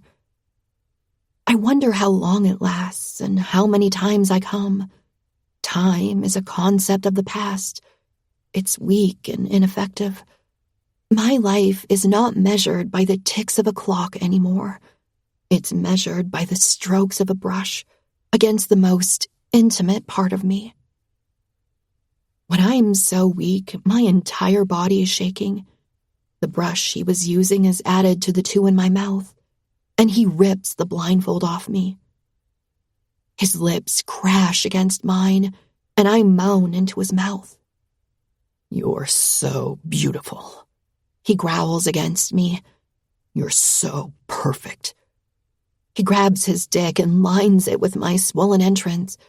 He rubs the tip in the wetness and groans. You're so mine, baby. It's you and me, right? Just you and me. I nod. Say it. It's you and me. I gargle around brushes. That's right. He pushes into me so intensely I cry out, and everything falls out of my mouth. But it's good. So freaking good, I don't dare stop any of the noises that come out of me. I moan and sob and call out his name like the god he is. I pray at his damn altar while he pounds into me and curves his hips to hit the perfect spot. I grab his shirt, then his neck and his hair. I beg him to make me come again. He flips me around and presses my upper body to a canvas next to me, the paint smearing on there. And he makes me come again, enough times that when everything has ultimately detonated inside me and set fire to my soul, all he has to do is pick up the ashes and attempt to put me back together. He showers me and puts me to bed, whispering the sweetest things I've ever heard. I'm his special girl. I'm his muse. I'm the woman he doesn't deserve. And he's never letting me go. Alex, He murmurs in my ear as my eyes close, feeling heavy from the need to sleep. I'm wrapped in his strong arms, my head resting on his chest.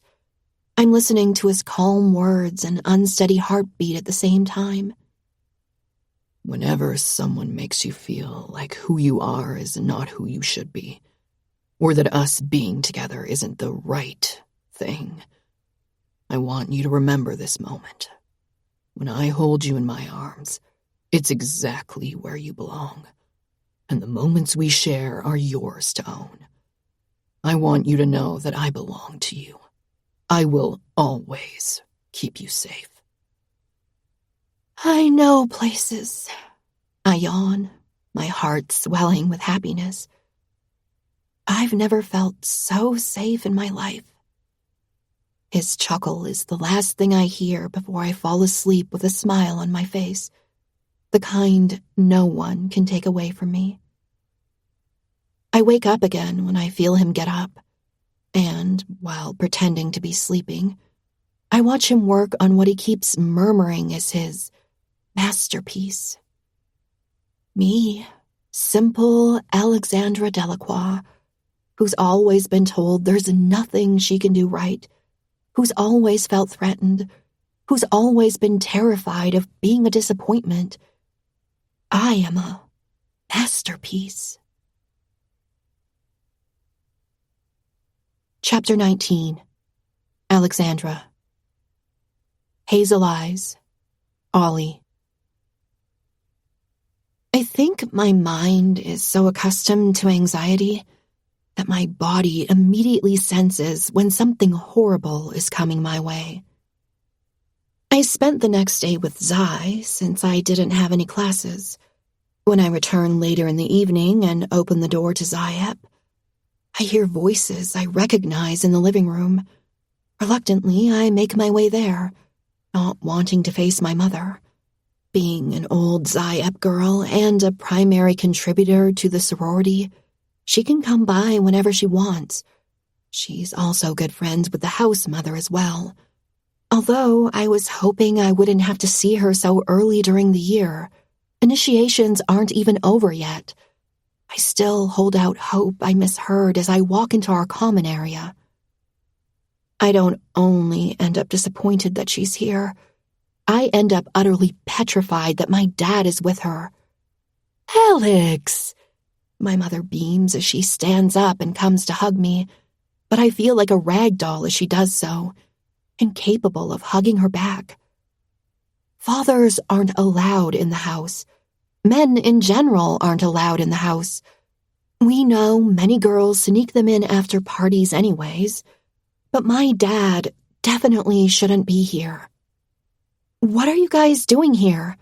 I ask with more vehemence than I wanted to. "Well, is that a way to greet your mother? We came to see how you were doing. It was your dad's idea, actually. You know how he is, always worrying."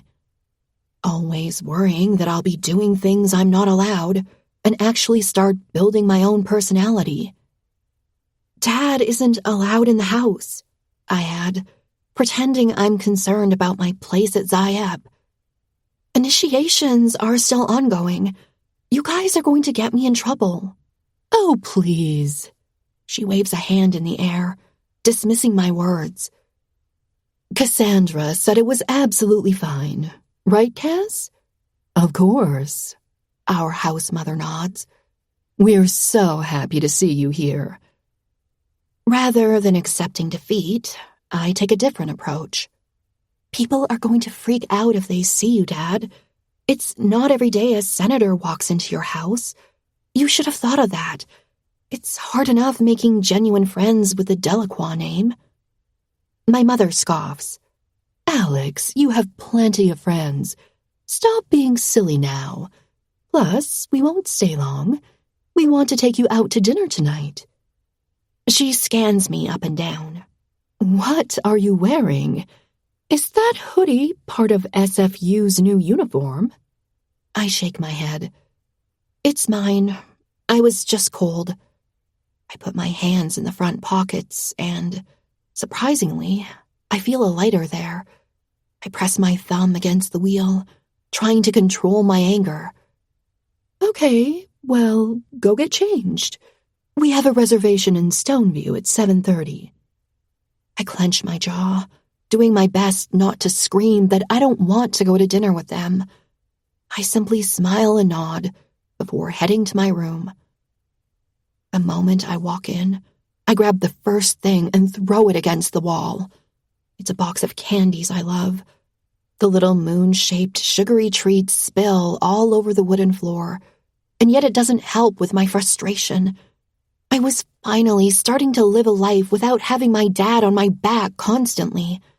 Now here he is, making sure I know he's always watching. I take off Zai's sweater and throw it on my bed, ending up in my bra and skirt.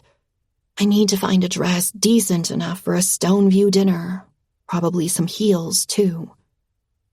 I'd give anything for another night at Zai's place rather than here. I shower and style my hair, find a designer dress in my closet and slide it on. A silk olive-colored dress that falls to my ankles. The bodice hugs my waist, and I'm attempting to tighten the corset at the back when my door opens behind me. I flip around. Hey, wrong My voice dies in my throat when I see my dad walk in and close the door behind him. He rearranges the sleeves of his suit and looks up at me calmly. I'm almost ready, I stutter as I pull the strings at the back some more. I called you multiple times today. Where is your phone? I gulp, remembering my bag and phone I left on the grass at SFU yesterday. I'm sure I will find it in the lost and found, or one of the girls might have brought it home. The point is, it wasn't with me. I left my bag on campus, with my phone in it. He walks to me until he's so close I can feel his warmth. He grabs my shoulders, delicately spinning me until I'm facing the mirror, and settles behind me. He grabs the corset strings and looks at my eyes through the mirror. Did you leave it behind when you left for the North Shore? My eyes widen as my heart drops. He yanks harshly on the two strings, cutting my airflow just as it all hits me. The bracelet.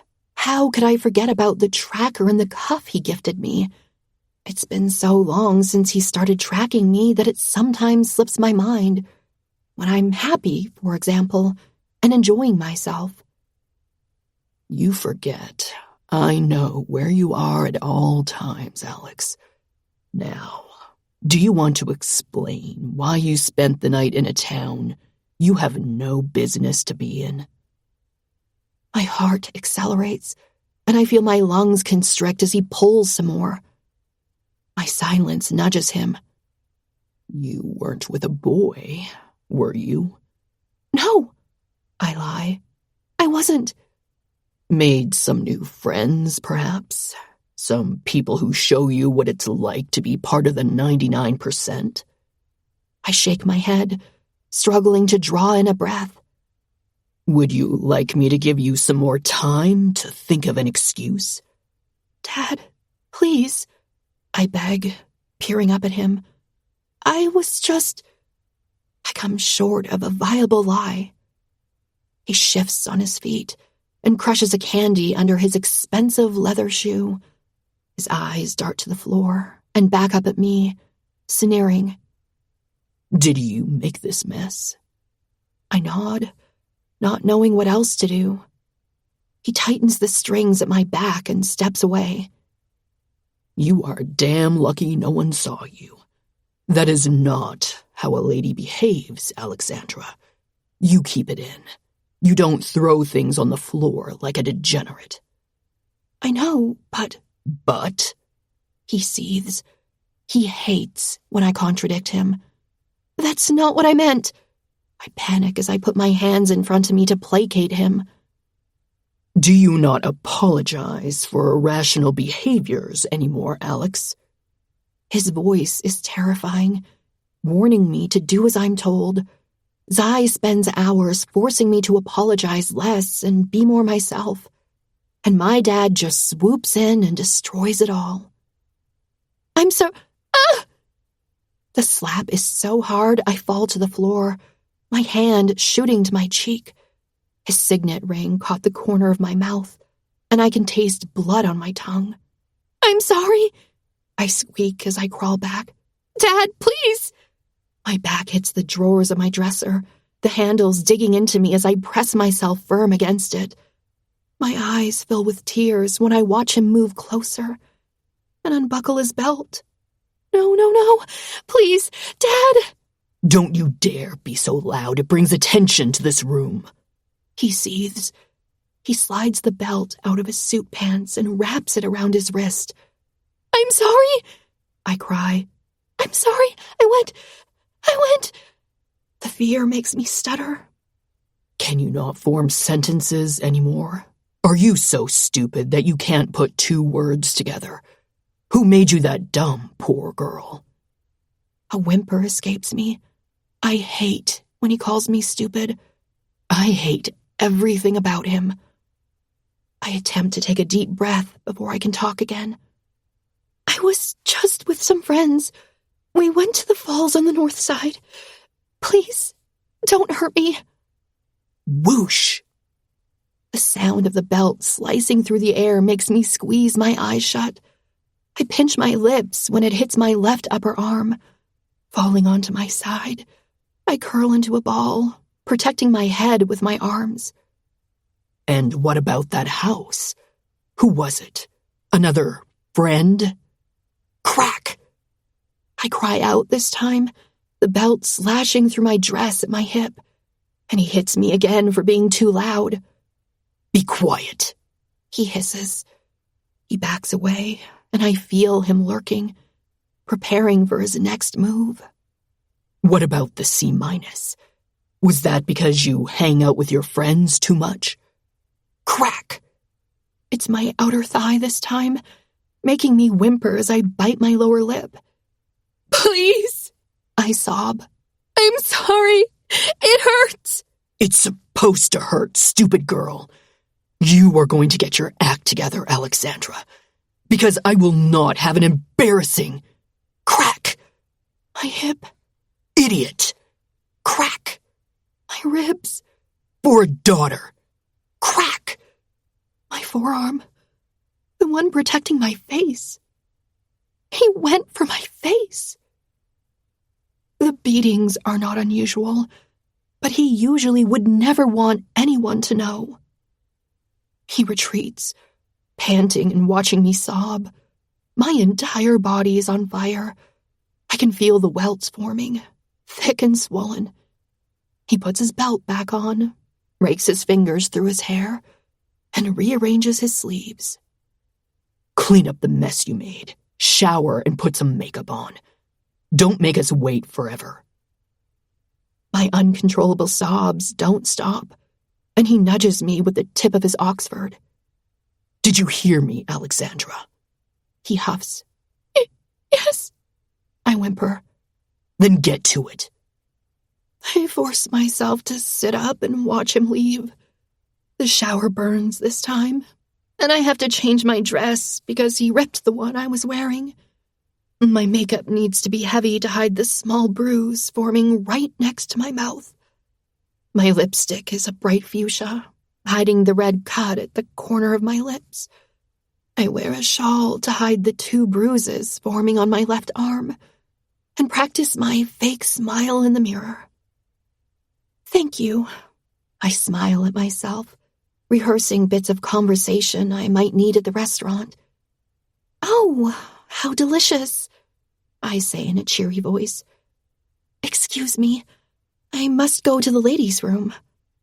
Tears shine bright in my eyes as I smile over and over again, until it looks so real, I almost believe it myself. I gulp, grab a black faux fur coat, and make my way downstairs. I'm ready to pretend we are a perfect family to the nosy population of Stoneview. When I come home later that night, I lay in the dark, struggling to find a comfortable position.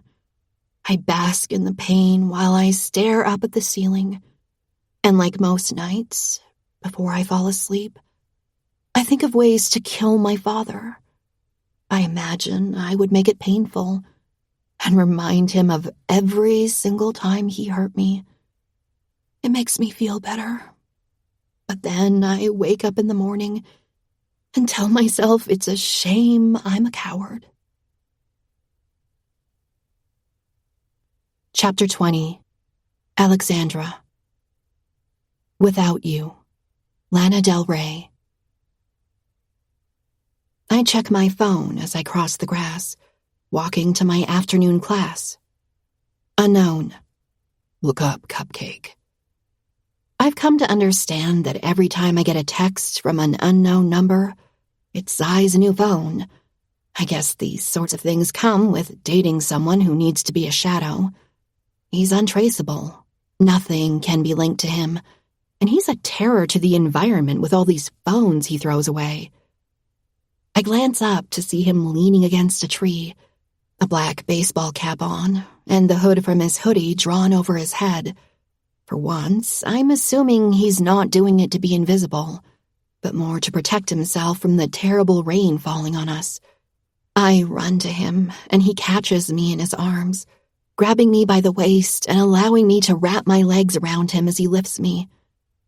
His lips crash on mine, my arms curling around his neck, and we kiss as if we haven't seen each other in months. It's only been a few days, but after spending time with my parents last week, I feel complete and safe being back with him. What are you doing here? I smile, catching my breath as I slide back down to my feet. Coming to classes with me? Don't tell me it's because your work brought you here. I want to feel a little more special than that. I flutter my eyelashes at him, making him chuckle. That's basically rolling on the floor from laughter on the Zai emotions chart. Work didn't bring me here. I came because I missed you. You're that special. Oh, Ziad Benheim. I pronounce his name Ziad, like I heard his mom say, slapping his chest. You're making a girl blush. What did you just call me? My heart drops when I realize that I might have made a mistake.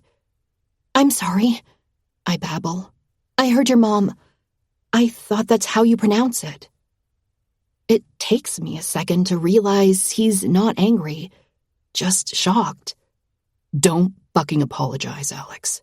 That is how you say it. Why don't you correct people? He shrugs.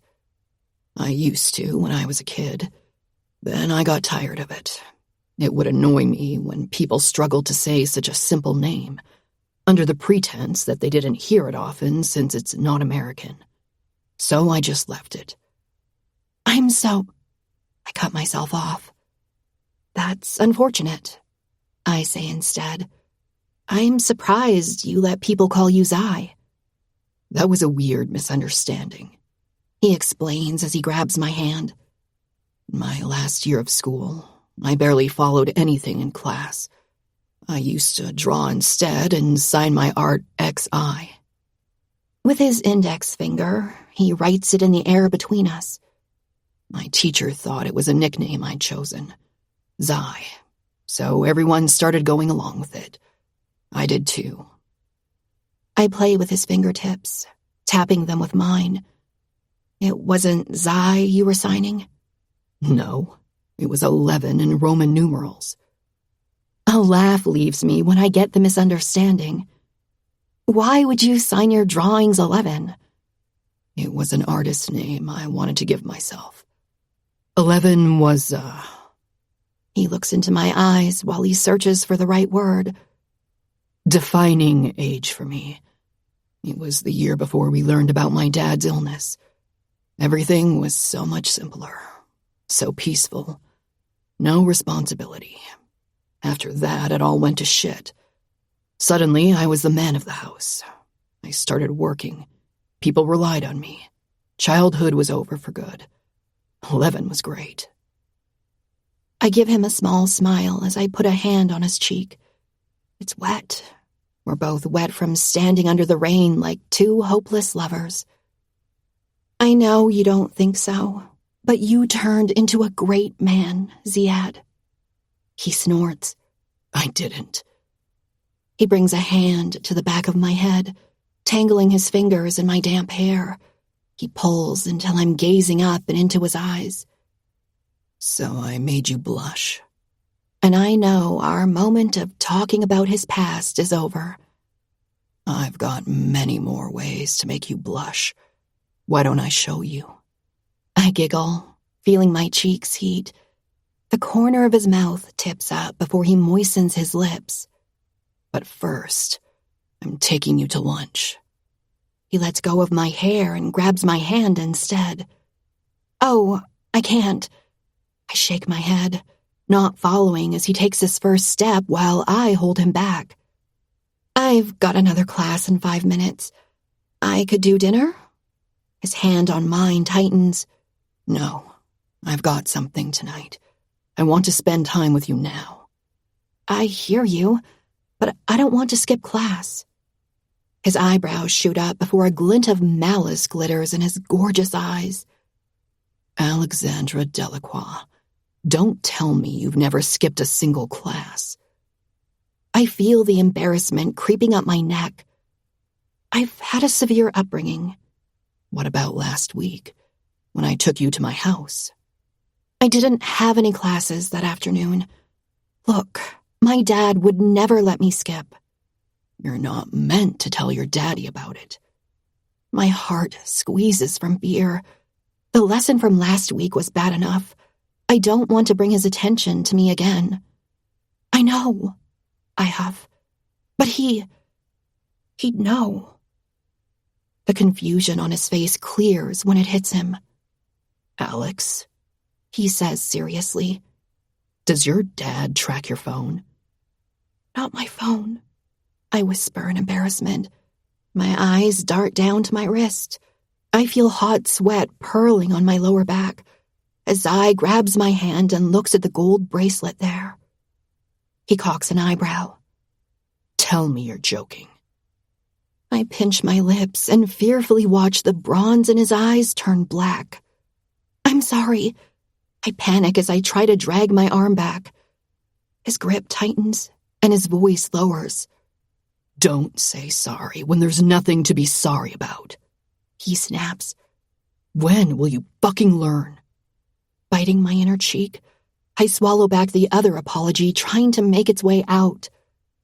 How long has he been doing that? He hauls me to his car and opens the truck bed. Since sophomore year, I admit shyly. It used to be a locket my grandma had given me. But then I lost it.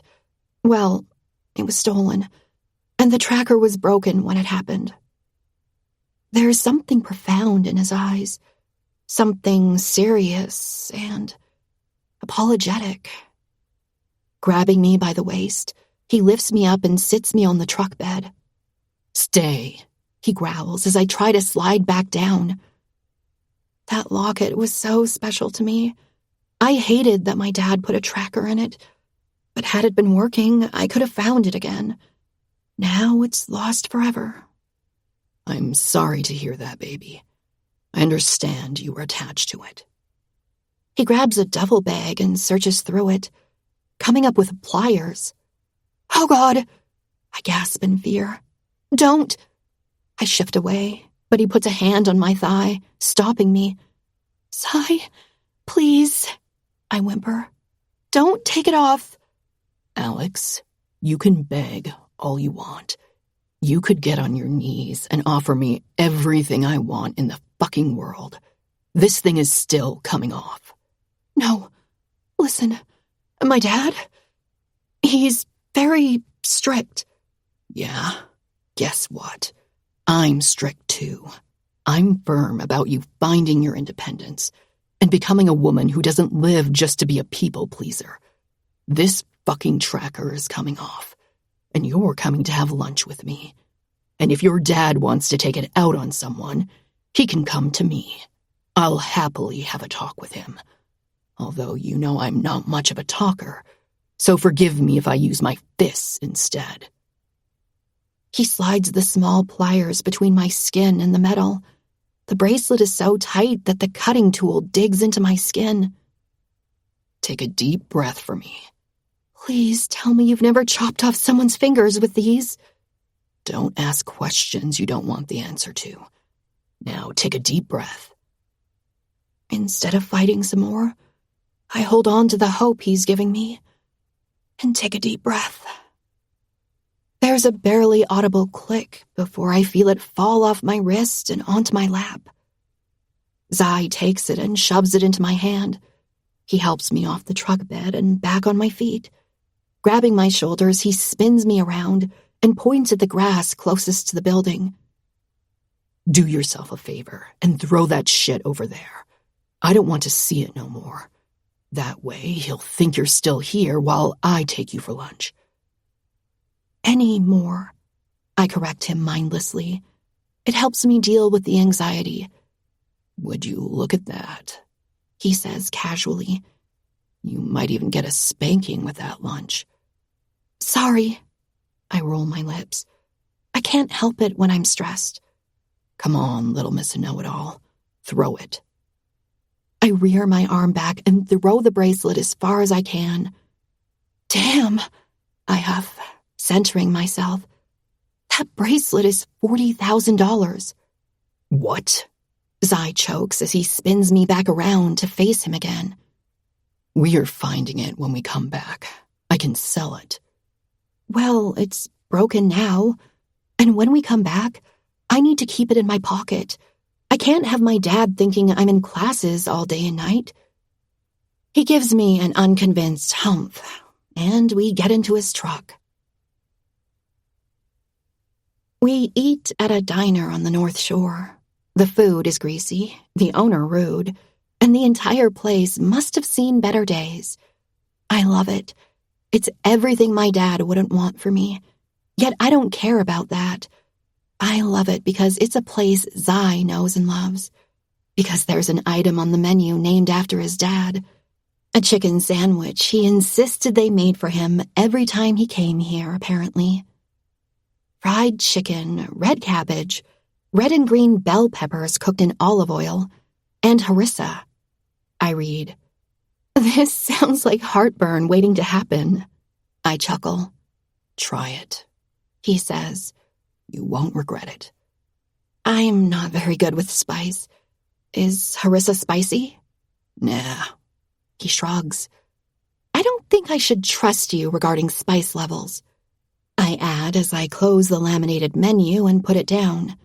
It's falling apart, and a page of it falls on the floor. I pick it up and look at him again. You put hot sauce on everything you eat. You'll like it. Believe me. The waiter stops by our table and chats with Zai before asking for our order. My boyfriend looks at me expectant, and I smile at the waiter. 2 Moshe sandwiches, please. When he puts the plates in front of us, I know I'm about to die. This thing looks like the kind of spice I could never handle. I take a deep breath and look at Zai. If I die, you'll deal with my family. Good luck. He takes a huge bite, ignoring me. Cabbage and harissa spill on his plate, and I take a second to admire his strong jaw working on the food in his mouth. Does this man ever not look hot? Tell me about your dad, I demand before taking a small bite of the sandwich named after him. What do you want to know? His voice lacks emotion, but I know this doesn't mean he's not feeling anything. You said he was Moroccan. Where exactly? A city called Oujda, at the border with Algeria. He worked in both Algeria and Morocco. That's how we met my mom. She lived in Tlemcen, right on the border on the Algerian side. I nod, taking another bite. His gaze keeps flicking from my eyes to my mouth as he licks his lips. He's already halfway through his sandwich, and I'm barely getting to the good part. What was his job there? He was a chairmaker. My mom's family had ordered a set from him, and he delivered it to their home. My mom was there to welcome him into the house. He fell in love right away. Came back the next day to ask her dad to take her out. He said no, of course. They weren't the same religion, which was a big deal back then. Mom didn't care. She kept sneaking out of her house for him. A month later, they were married. I smile brightly at him. What a beautiful story. It makes me melt on the spot like butter in a pan. That's so cute. I love love. I sigh. When did they move to the U.S.? In their late 20s. My mom was pregnant with me already. They moved to the house I live in now. We stayed there after he died. Then she met Emma's dad and we had to move. I only lasted a few months before I told her I wanted my old house back. I missed my dad. He must see the confusion on my face because he adds, I know he was dead, but that house is him. We were very close. Everything there reminds me of him, especially since that's where we spent his last moments together, where he asked me to take his place and take care of my mom and brother. I can't leave. It would be like leaving him behind. I understand. I nod. You were 14 when he passed. Is that right? He nods, swallowing the last bite of his sandwich. You remember? Of course. It felt like important information. He takes a drink from his cup, sucking on the straw. Was it his last wish? I ask. Putting the cup down, he cocks an eyebrow at me. To take care of your family. Was that his last wish? How do you know? He confirms with another question. Because I see the way you do it. Like the world would fall apart if you failed. You do the same with me. His silence tells me I'm right. The world won't fall apart if you decide to take care of yourself, too. You don't have to protect everyone. You can't. My eyes start to burn. That's what he did. The seriousness in his voice breaks my heart. I would love to take care of you, I say softly. I cough and swallow past the swelling in my throat. I think you're very brave, but you're allowed to rest too. Tears well in my eyes, and I cough again. Are you crying? He asks, confused as to the reason why. This sandwich is so spicy, I squeak. I really tried to pretend I could eat it, but I've come to the end of what I can handle. Cupcake, he chuckles. Were you eating this to make me happy? You just love your dad so much. I choke as I put it down. He gives me the smallest closed lip smile, and my heart thunders in my chest. I know how to tell when he's happy. And God, I love seeing this man happy. Let's get you a milkshake. Chapter 21. Zai. Eyes off you. Pretty much. By the time we leave the diner, Alex is still on her milkshake. She's holding my hand as I close the door behind us. She begged me to pay for lunch, but I forbade her to, and she's too much of a good girl to insist. She did manage to convince me to take her for dessert in Stoneview so she could give me something. "Oh my God," she gasps. "How did I not see these earlier?" She drops my hand to run to the 2 vending machines next to the diner. They're the old kind from my childhood, with round storage at the top showing what they sell and a space for a quarter. One is a gumball machine that's not been used in God knows how long, and the other has capsules with little trinkets. Alex plays her free hand on the round top of the capsule machine, her eyes shining with excitement. I've not seen these in forever. I used to love them as a kid. Please tell me you have a quarter. My heart flutters with happiness when I dig through my pocket and pull out 3 quarters. She focuses on them, then back on the machine. Okay, she says with the seriousness of a CEO about to lead a merger meeting. I really want some bubblegum. So, we're keeping one for that. That means I have 2 chances to get this. She puts a demanding finger at the sticker on the machine that shows everything one could get. Her manicured nail is pointing at a little pink heart. A pink heart? I ask, doing my best to hide the excitement at seeing her so eager. A pink heart, she scoffs. This is a small box of fuchsia heart-shaped beads, my friend. Call me your friend again and see what happens. She rolls her beautiful hazel eyes at me and keeps going. I used to ask my mom for quarters when I was a kid, and just kept turning the handle until that machine gave me these. Then I'd make my own little necklaces and bracelets with them. They're the perfect color. I don't even want to know how much of your mom's money you spent like that. Too much to admit. Give me a quarter? What's the magic word, baby? She fully turns to me, goes on her toes, and wraps her arms around my neck. I can feel the cold of her milkshake cup on my shoulder. The air around us is electric. The storm is over, but the rain is still drizzling, and it smells of wet concrete. Please, she breathes before giving me a soft kiss. My heart fucking melts, and I hand her the coins as soon as she steps back. She starts with the gumball machine.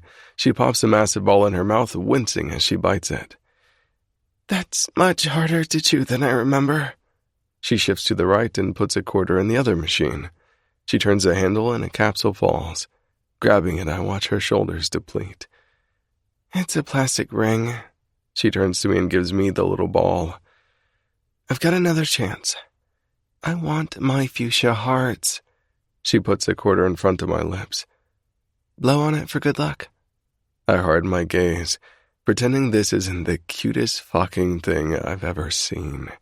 Her cheeks are blowing from that giant gum she's biting, and I see the inside of her lips is starting to turn blue when she gives me a huge smile. I blow a breath on the coin. She turns around, lowers herself, and goes through the same process to get a capsule. Aww, she pouts as she turns around. It's star stickers. She gives me that capsule too. Oh well, we tried. Her little frown tugs at my heart.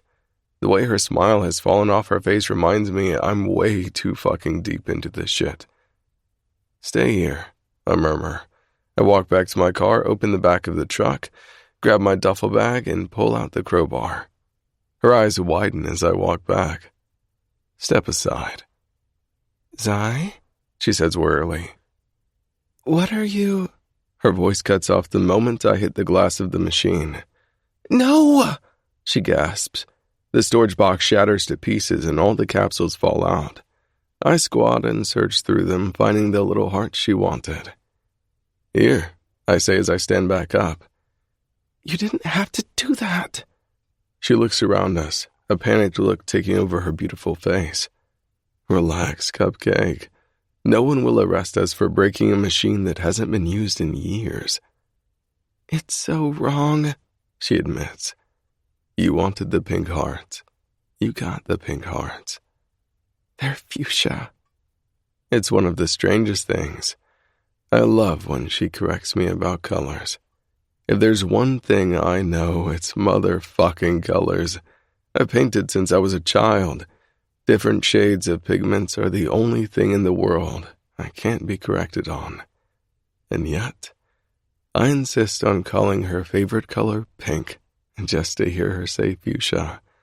Just to watch how her brain automatically throws the right color back at me, because I know she can't help herself. For a second, I don't reply. I bask in the pleasure of having Alex near me, in the fact that she knows nothing of who I really am, and that she can love this version of me. Point is, When you're with me, anything you want, you get. Clear? She nods, unable to stop a smile from spreading on her face. You're crazy.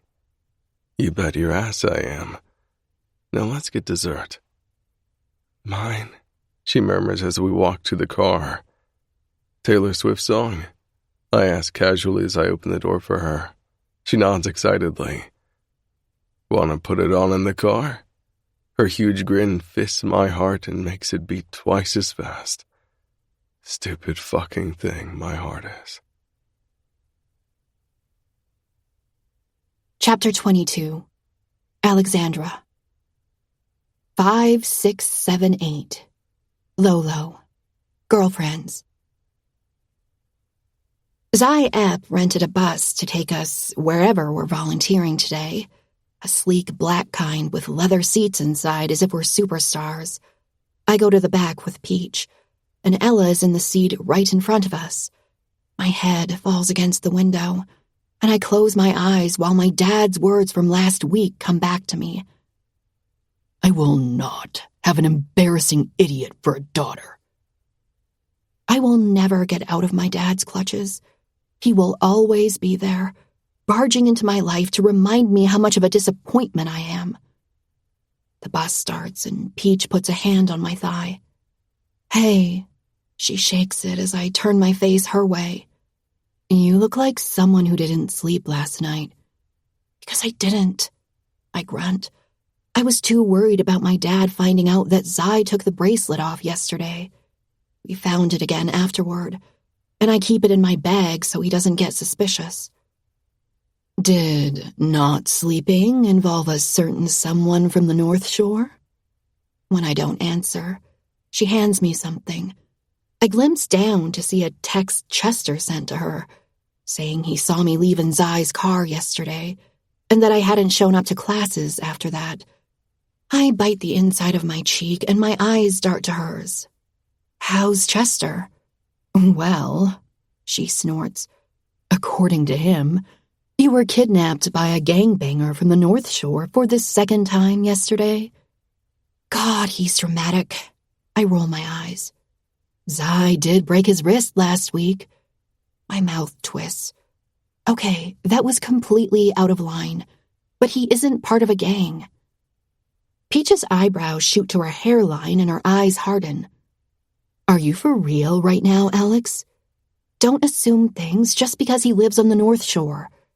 And because he's a drug dealer. That doesn't mean he's part of a gang, Peach. I grit. I don't have the strength or patience to argue with her today. Ella literally met him at an NSC party. Wake the fuck up, she snaps angrily. Ella. She taps our friend's shoulder in front of us. She takes her earphones out and turns to us. Alex is being a naive little girl again. I'm not being naive. I assumed the same as you the day I met him, and it actually made him laugh. He's not Peach. He just lives on the wrong side of town. It doesn't make him a gangbanger. You're the one coming in with prejudice because one of your friends once saw him at an NSC party. It means nothing. He takes care of me. He's a good man. He's the one who found my car, got it fixed, and brought it back to me. Yeah, probably because he's the one who stole it, she mumbles. Just shut up. I don't have the energy for this today. I cross my arms and lean against the window, looking ahead of me so I don't have to see her. I can't fucking stand how gullible she is, Peach tells Ella. He's going to take advantage of her. You know that, right? I'm right here, I snap. Don't do that. I hate when you talk about me like I'm not right here hearing you. Alex, Ella intervenes. Calm down, babe. Just because she can't figure out her relationship with Ren doesn't mean she has to come and ruin mine. You don't have a relationship, Peach retorts. He just snaps his fingers when he wants to fuck you, and you run to him. He does that with every girl. Okay, enough, Ella barks.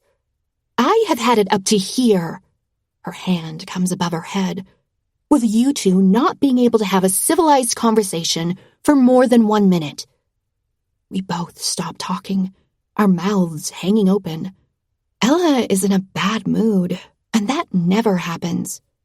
Sorry, I murmur like a scolded child. Are you okay? Peach leans toward me, whispering. Ghost from the past called her last night. Chris called you? I squeak. No. She shakes her head. Well, yes, but it doesn't matter. It doesn't mean anything. Just, he was drunk, Peach adds in my ear, but Ella can still hear everything. Enough, she warns. He told her he wanted to break up with his girlfriend for her. Peach, shut up, Ella snaps. Oh my God, shut up. That's big, I say. Ella, what are you going to do? There are a lot of things that got in the way of Ella's relationship with her ex. He was a senior when we were freshmen, but Ella retook a year, so he was only 2 years her elder.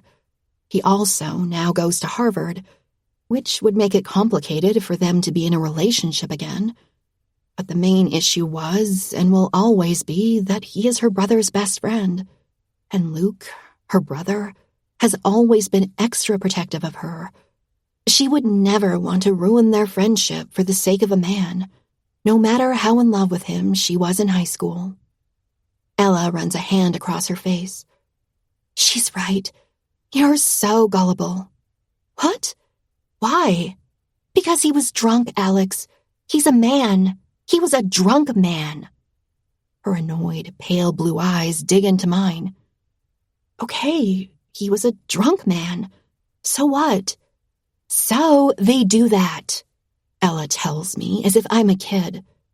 Guys will say they want to leave their girlfriends for you, just to keep you close, so that you don't move on from them because they like having options. Chris doesn't care about me. She scratches her throat as her eyes dart away. He never has. Plus, you've already moved on from him, right? Peach insists. Ella licks her lips, and her eyes fall to her fingers, playing with her earphones. Yeah, of course. The lie is so evident on her face, my heart aches for her. Men are fucking shit, Peach huffs. She points at me with her thumb. And in case they weren't shit enough, she also decided to pick the playboy gangbanger from the North Shore, just to make it worse for herself. He's not a gangbanger, I hiss at my friend. Alex. Ella gives me a pointed look. He is. And if you would rather believe his lies than us, check his left shoulder. That's where his tattoo is. A dagger with the letters NSC on the hilt. I press my lips together, not wanting to argue with both of my friends. We're a trio. Usually, if two have a point, the other is in the wrong. Maybe you saw wrong, I say tentatively. Ella suddenly realizes something. Wait, how have you not seen it yet? You guys had sex. It's only now that I realize I have never seen Zai topless. Whenever we've had sex, he somehow stayed practically wholly dressed. Is that because he's hiding his tattoo? Well, my ears heat up and my friends look at each other. Did you even ask him properly, with a clear question? Peach says softly, and sparing me from having to explain myself. He ignored me when I did. Another thing I can't tell them. He was annoyed when I assumed he was part of a gang and ask him and see what he says. Ella knows he is. She saw his tattoo. So just check if he's honest. That will tell you a lot about him. I nod, not really happy with having to do that, but knowing it's the right thing. Alex, Ella says as she slips her hands between the two seats separating us and touches my knee. It's all fun and games to sleep with the bad boy, but you can't have a relationship with Zai. Please don't tell me you think we're better than him because we're from Stoneview. That's not like you. Of course not. she snorts. You know what I think of Stoneview. And what? I push. You don't want to be in the middle of the war between NSC and the Kings. People die, Alex. This is serious stuff. Zai is NSC. I don't know how involved he is, but it doesn't matter. He's part of their crew, and anything could happen to you if you're associated with them. Just stay out of this. I try my best to not show that her words terrify me. Nodding, I gaze out of the window again, now noticing we've definitely left the luxury of the South Bank. Don't worry, I try to say as casually as possible. I'll talk to him and straighten this out. It's not like we have feelings for each other or anything. That lie slipped out way too easily, especially since Zai's been very clear about us. And I know all too well how wild my heart gets when I'm around him. All right, ladies, Camila exclaims at the front of the bus.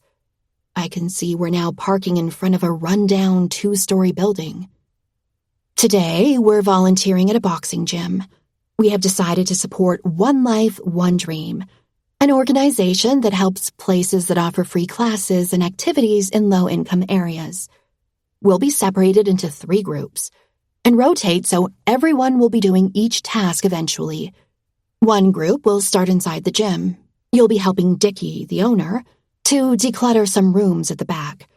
Group 2, you will be cleaning the main room. Group 3, you will be given flyers to go and hand out around town. There's a general agreement before Camila continues. Girls, a gentle reminder that we're on the North Shore of Silver Falls, and to be careful of your belongings and your surroundings, especially when you're handing out flyers. Make sure you stay in pairs. I'm not saying you're in any danger. Just keep an eye out. All right? Great, I mumble. My friends both eye me, and I add, I'm fine, don't worry.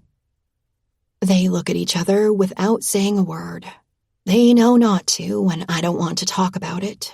I'm fine being on the North Shore. In fact, I kind of like it, purely because there's a chance to run into Zai. We all file out of the bus, grabbing a random number from a bag Harper is holding outside so we know our groups. When I come out with Group 1, Harper smiles down at me. You'll see, Dickie is a nice guy. I nod, not really caring. I take a step away, but she grabs my elbow. Alex? She scratches her throat. Look, I know how you feel about being here, so if you don't want to go hand out flyers, that's totally fine. You can do another task twice. It's no big deal. Also, just so you know, I deleted the video of you in your room. I narrow my eyes at her, trying to figure out the catch. Why are you being so nice? It's still initiations. She shuffles back, her eyes darting everywhere in panic. I don't know what you're talking about. She's scared. Why is she so scared? Oh my God. It can't be. Did Zai? I'm just trying to be nice, okay? She snaps. Make sure you tell your boyfriend that. Harper, I didn't ask him. I don't know what he said, but Alex, move. Camila's clipped voice startles me, and I step away when I realize I'm holding up the line. Peach and Ella are both in Group 3, and I wave at them as they leave the parking lot with flyers. I head inside with my group and meet Dickie, a giant of a man with a gruff voice. Harper was right. Despite his appearance, he's really sweet and offers us all a drink and snacks before we get to work. We walk into the main gym, and Group 3 goes to the back room. Dickie's office is on a mezzanine floor, looking onto the training room we're in. He's added some thin walls with a plexiglass window to have a proper separation. From down here, we can't see what's going on in there. A Zai Up girl hands me a sponge and a bucket of water. I'm going to mop, but there are some pretty strong stains, so you need to go after me wherever they are. Sure, I nod. Half an hour later, I'm on my knees, 2 hands pressing on the harsh sponge as I violently attack a stain that's not going away. I put my whole body into it, scrubbing back and forth. My tights are soaked, and my knees are wet from being on the mopped floor. Strands of hair have come out of my ponytail, falling in front of my eyes. Ugh! I grunt out of frustration. My white Zayep t-shirt has wet patches, which causes my fuchsia bra to be visible underneath. I'm meant to be volunteering right now, not acting like I'm in a poorly scripted porno. 2 worn-out black boots step into my field of vision, right next to the stain I'm working on. I peer up only to find Zai's tall, broad form looking down at me. Chapter 23. Alexandra. Better with. Friday Pilots Club. I blow on the hair in front of my face, and my heart explodes in my chest. He looks like a god right now. His hands are in the pockets of his black cargo pants, and he's wearing a khaki t-shirt that looks too small, hugging his solid shoulders and biceps so beautifully. And a pink heart-beaded bracelet. He's wearing the bracelet I made for him after he broke the vending machine for me yesterday. I spent the afternoon doing it while he was painting, and gave it to him before I left. Now he's wearing it. My heart threatens to explode out of my chest. I wipe my sweaty forehead with my forearm, and the corner of his mouth tipping up tells me he's enjoying the view too. You're wearing my bracelet, I whisper. Instead of acknowledging my shock, he says, I'm pretty sure I dreamed about this last night. He bites his lower lip with his perfect teeth. It started with you on your knees. I sit back on my haunches, eyes darting around. What are you doing here, wearing my bracelet? My serious voice seems to do nothing to tame him. He steps forward, towering so close to me I'm straining my neck to look into his eyes. I was watching Billy's fight with Dickie in his office. He trained her. And yeah, I'm wearing my bracelet that my girl made for me. He shakes his wrist in front of my face, but I'm not really listening. This gang question has been weighing heavy on my mind since the talk on the bus, and I want to clear the air before anxiety swallows me whole. Not very comfortable talking like this. I drop the sponge and stand up. I need to ask you You're bleeding. He cuts me off. I follow his gaze to my left knee and notice the hole in my tights and the blood there. Oh, I grab a paper towel from the bucket of cleaning supplies next to me. I can't even feel it. It's just a scratch from being on my knees. I dab my knee before peering up. Anyway, I was just saying, I know this is coming randomly, and I kind of hate that I'm asking that. God, I hope you don't think I'm judging you or anything. Alexandra, Zai says low, his eyes returning to my knee. You're still bleeding. I can't fucking focus. It's just a graze. I snap back. I'm trying to address something here. A low growl rumbles in his chest as his eyes harden. His hand wraps around my wrist firmly and he starts walking, ultimately pulling me with him. Sai! I squeak as he strides across the room and to the stairs. My eyes dart around, noticing how the Zayep girls are looking at me with wide eyes.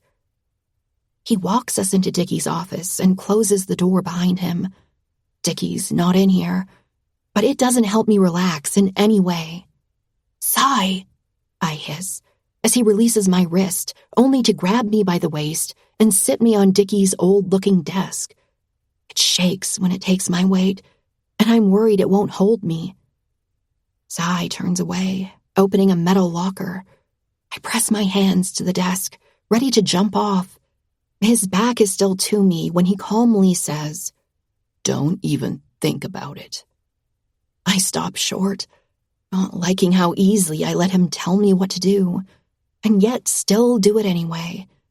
He finally walks back with a red pouch that has a white cross on it. I read the thick writing on it. First aid kit? I wonder out loud.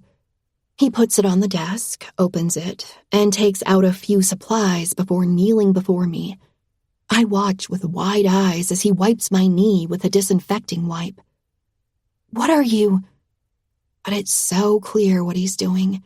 He's losing his mind over a tiny cut. One silly, tiny cut. His hands slide under my skirt, and he lowers my tights until they bunch around my ankles. He removes my sneakers, rids me of the tights completely, and grabs something else from the kit. He tears open a Band-Aid and sticks it on my knee. It's the big, square, flesh-colored kind, as if I'd truly injured myself. He drops a kiss on the Band-Aid and finally looks up at me. Still on his knees, he finally says, "You were saying?" I struggle to drag a breath in. His head is right between my thighs, and I'm wearing my uniform skirt. I have no doubt he has a nice view of the pink underwear that matches my bra. Despite that, I don't want to hide or pull away. If anything, I want to press against his lips and feed the insatiable hunger that takes over me when he's around. "Alex?" He insists, deadpan, but I can see the playfulness in his stare. He knows exactly what he's doing. Are you part of a gang? I spill out, not trusting what else would come out. Did you threaten Harper? She was nice to me. She's scared of you. What did you do? My thoughts are mumbled, and my questions unclear, but I think I got my point across. A chuckle escapes him. "Overthinking is your thing, isn't it?" And yours is avoiding topics you don't want to discuss. "You're observant," he says softly, as he drops a kiss on my inner thigh. "It's very annoying." Sigh. I sigh. Just answer my question. Questions. Just answer. Slowly, he trails his mouth up my thigh, his head now practically under my skirt. My hands move to hold the edge of the desk, but I stand my ground. Just answer me. He brings his hand under my skirt and slowly pushes my panties to the side, holding it there. He looks up at me, and his tongue runs against his two front teeth. "I'm not part of a gang. Now lay back and put your feet on the edge."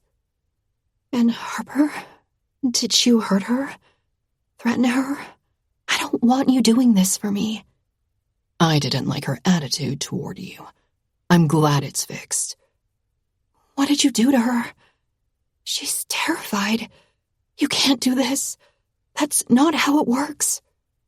I struggle to breathe, my question a pant more than anything else. "To her, nothing. But God knows she has many cars I can keep setting on fire if she makes you feel uncomfortable again. I'm on too." Sigh. I sigh as his thumb grazes my clit. God, it's so hard to be stern when all I want right now is to feel his tongue against my skin. You can't do this. It's "Alexandra." He growls between my legs. His breath caresses me, lighting up my entire body. "I do whatever the fuck I want for you. And I do whatever the fuck I want to you. Now be a good girl. Lay back and put your feet on the edge of this desk." We can't do this. Dickie could. A whimper cuts me off as he presses his thumb against my wet entrance. "Do as I say, Alexandra." My head swims with need as I let myself fall back against the desk, and put my feet on the edge. Have I really got that little fight in me? His tongue is on me the next second. He pushes it inside me, licking my wetness before bringing it all the way to my clit. I'm spread open for him, and he eats me like a feast. I must bring my hand to my mouth to muffle my moans as his tongue strokes me over and over again. He doesn't relent, doesn't slow down. I wonder if he even breathes at any point. I'm so wet I can feel it trickling down between my ass cheeks, and my face flames. No matter how ashamed I feel, I don't stop it. I can't. It feels too good. I come for him so hard, my legs shut, and I capture his face between my thighs. He presses hard against me before pulling my legs apart and standing up. He seems utterly satisfied as he looks down at the mess I am, splayed on the desk, panting. I must look ridiculous like this. "You're beautiful," he whispers, his eyes darting everywhere on my body. I bring my hands to my face, hiding how I feel myself blushing. He grabs my wrists, pulling them away. "Don't hide. I like you in pink." I laugh, fighting and still trying to put my arms over my face. I have to go back, I sigh. I can't bail on volunteer day. As the orgasm high starts to drop, my friend's words come back to me. Ella is sure she's seen a tattoo. Zai tells me he's not part of NSC.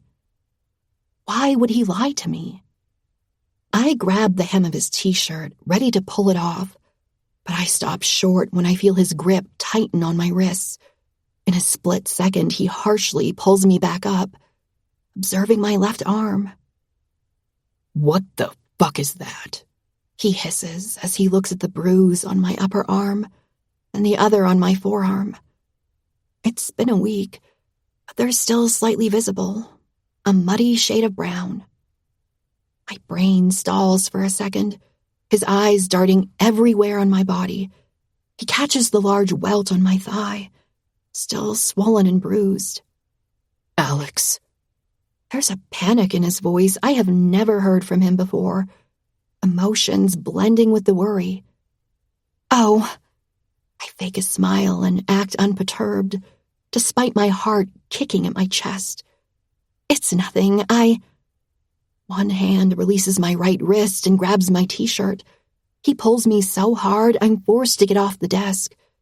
Pushing my top up to my throat, he observes my chest, my boobs, and his eyes finally fall to the other welt on my ribs. Only one word leaves his lips, one simple question. "Who?" he growls. "Me," I lie in a reassuring tone.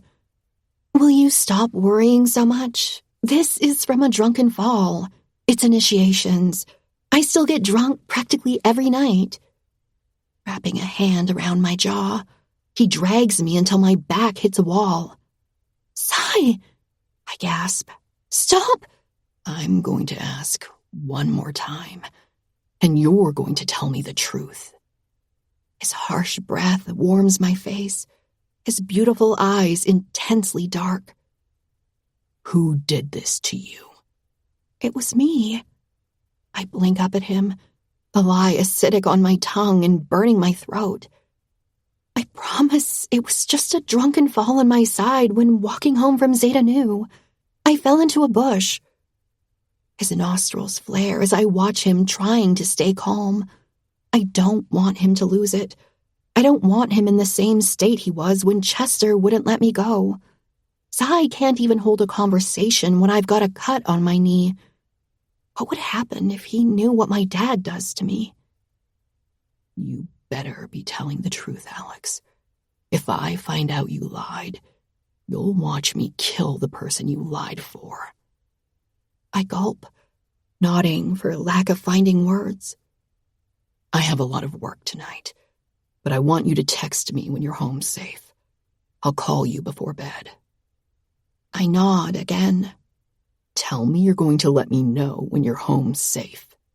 He adds in that annoyed voice of his. I'll let you know when I'm home safe. He exhales as he closes his eyes, his long lashes fanning his cheeks. Good girl, he murmurs. He presses me against the wall, his hand still on my jaw, and plants his lips on mine. Just like that, the fear disappears. All it takes is a deep kiss that makes my heart somersault, and all my anxiety disappears. I can't control the yawn that makes its way up my mouth. We've been hanging out in the parking lot in front of a convenience store for 45 minutes. We hand out flyers inviting people to join boxing classes at Dickie's gym. The leaflets say, "Get off the streets, it's free," in bold letters, and I cringe every time I see it. How to Not Address Young People 101. Cassie, the girl with me, huffs as she shifts from one foot to the other. I really need the bathroom, she repeats for the 5th time. I smile kindly at her. There's a diner across the road. Just go and ask if you can use their bathroom. We're not meant to leave each other alone. It'll only be 2 minutes. I reassure her. I can't believe I'm the one reassuring someone on the North Shore. I'm not worried about being left alone. She nods and bites her lip as she thinks. Okay, I'll be super quick. She hands me her flyers and runs to the crosswalk. I sit on the metal bench outside the convenience store and force myself to appear relaxed. It's all fine. She'll be right back. A dark, matte green truck parks in the spot in front of me, and 2 men walk out. They're tall. One of them has wavy, ear-length blonde hair that he flips as he gets out of the passenger's seat while laughing. He walks around to join the other one. With black hair and a severe look on his face, he couldn't be more of a contrast from the first one if he tried. They eye me as they walk past me, looking at me like we know each other but not sure where from. I'm confident that I don't know them. They walk in and I let out a breath, my heart beating hard against my chest. I look across the road, but Cassie hasn't returned from the diner yet. I didn't even look if she got in. She's nowhere to be seen, so she must have. A few minutes later, the 2 guys from the matte green truck come back out. They walk my way again, and I discreetly put a hand on the flyers, covering them so they don't get curious. I pray they don't talk to me, because I have a strange feeling about them. No such luck. The blonde one stops right in front of me, hiding the sun still shining and covering me in his shadow. What's that you're handing out? He says with a bright smile. His blue eyes shine with excitement. I grab a flyer and hand it to him. He eyes it and snorts as he passes it to his friend. As he does so, I catch a tattoo on his forearm. A crown. My heart drops to my stomach. That's the tattoo of the King's crew. This guy is part of a gang, and I have no doubt the other one is too. The serious one looks down at the flyer, and the corner of his lips barely lifts. I guess that's his amused face. How kind of you rich people to get us off the streets, he says sardonically. I shrink on the bench, not knowing what to say. I want to join Cassie at the diner, except they crowd me so compactly that I can't even get up from where I'm sitting. I feel like I've seen you somewhere. The blonde one jumps back in. I don't think so.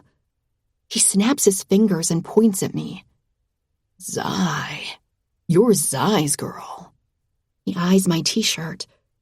Shaking my head, I say, "That's just the name of my sorority." He laughs. But I've seen you around town with him. The other day in his car in the middle of the road. You were having a pretty good time, if I remember right. My cheeks flush as my eyes widen. I'm at a complete loss for words. Many cars overtook us while we brazenly had sex in the middle of the road. He must have been one of them. You guys looked close. He chuckles. Are you going to his fight tonight? Time stills for a few seconds before I can repeat. His fight? Yeah, at the warehouse. You should come. A fight at the warehouse? What is that? He never told me about this. He said he had work. Just like he never told me if he has a tattoo of NSC on his left shoulder or not. Did my boyfriend really just lie to me when I asked him if he was part of a gang? Okay.